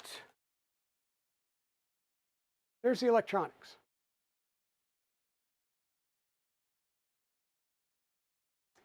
This is the Rodent. This is the Big Tree Tech Rodent board that was created for this project. You may also know that they came out with another board called Cilia, I don't know, Cilia. That will be a more open source, any type of CNC router, where this is designed specifically for this machine and this setup. So this is what we'll be using, is this board. And we'll be doing the electronics enclosure build when we come back tomorrow night.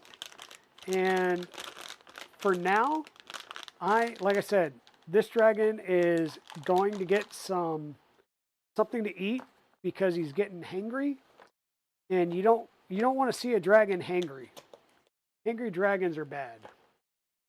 So, still a SCYLLA, I believe, is the name of it. But let me see who may be out here streaming today that we can raid into. This is a really strange time for me to be streaming, so God only knows who's live. Papa Bear, Chris Perillo, Maker Deck, Stephen Poole, they're all just printing. Foxen, Mocos are up and running. Let's go jump over to Mocos. Looks like they're out playing a game right now, which is kind of cool. Brother and sister playing Christmas games is always good. So thank you everybody for being here on an impromptu Monday stream. I will see you guys tomorrow at the regular time, which would be 6 p.m. Eastern time. We'll work on getting the electronics package built for this, and then we'll figure out the next steps from there. Thank you everybody for being here, and take care.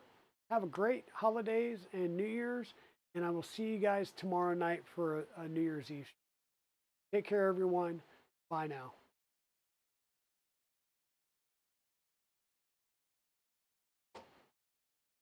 And for those of you that are watching this on YouTube, please like and subscribe.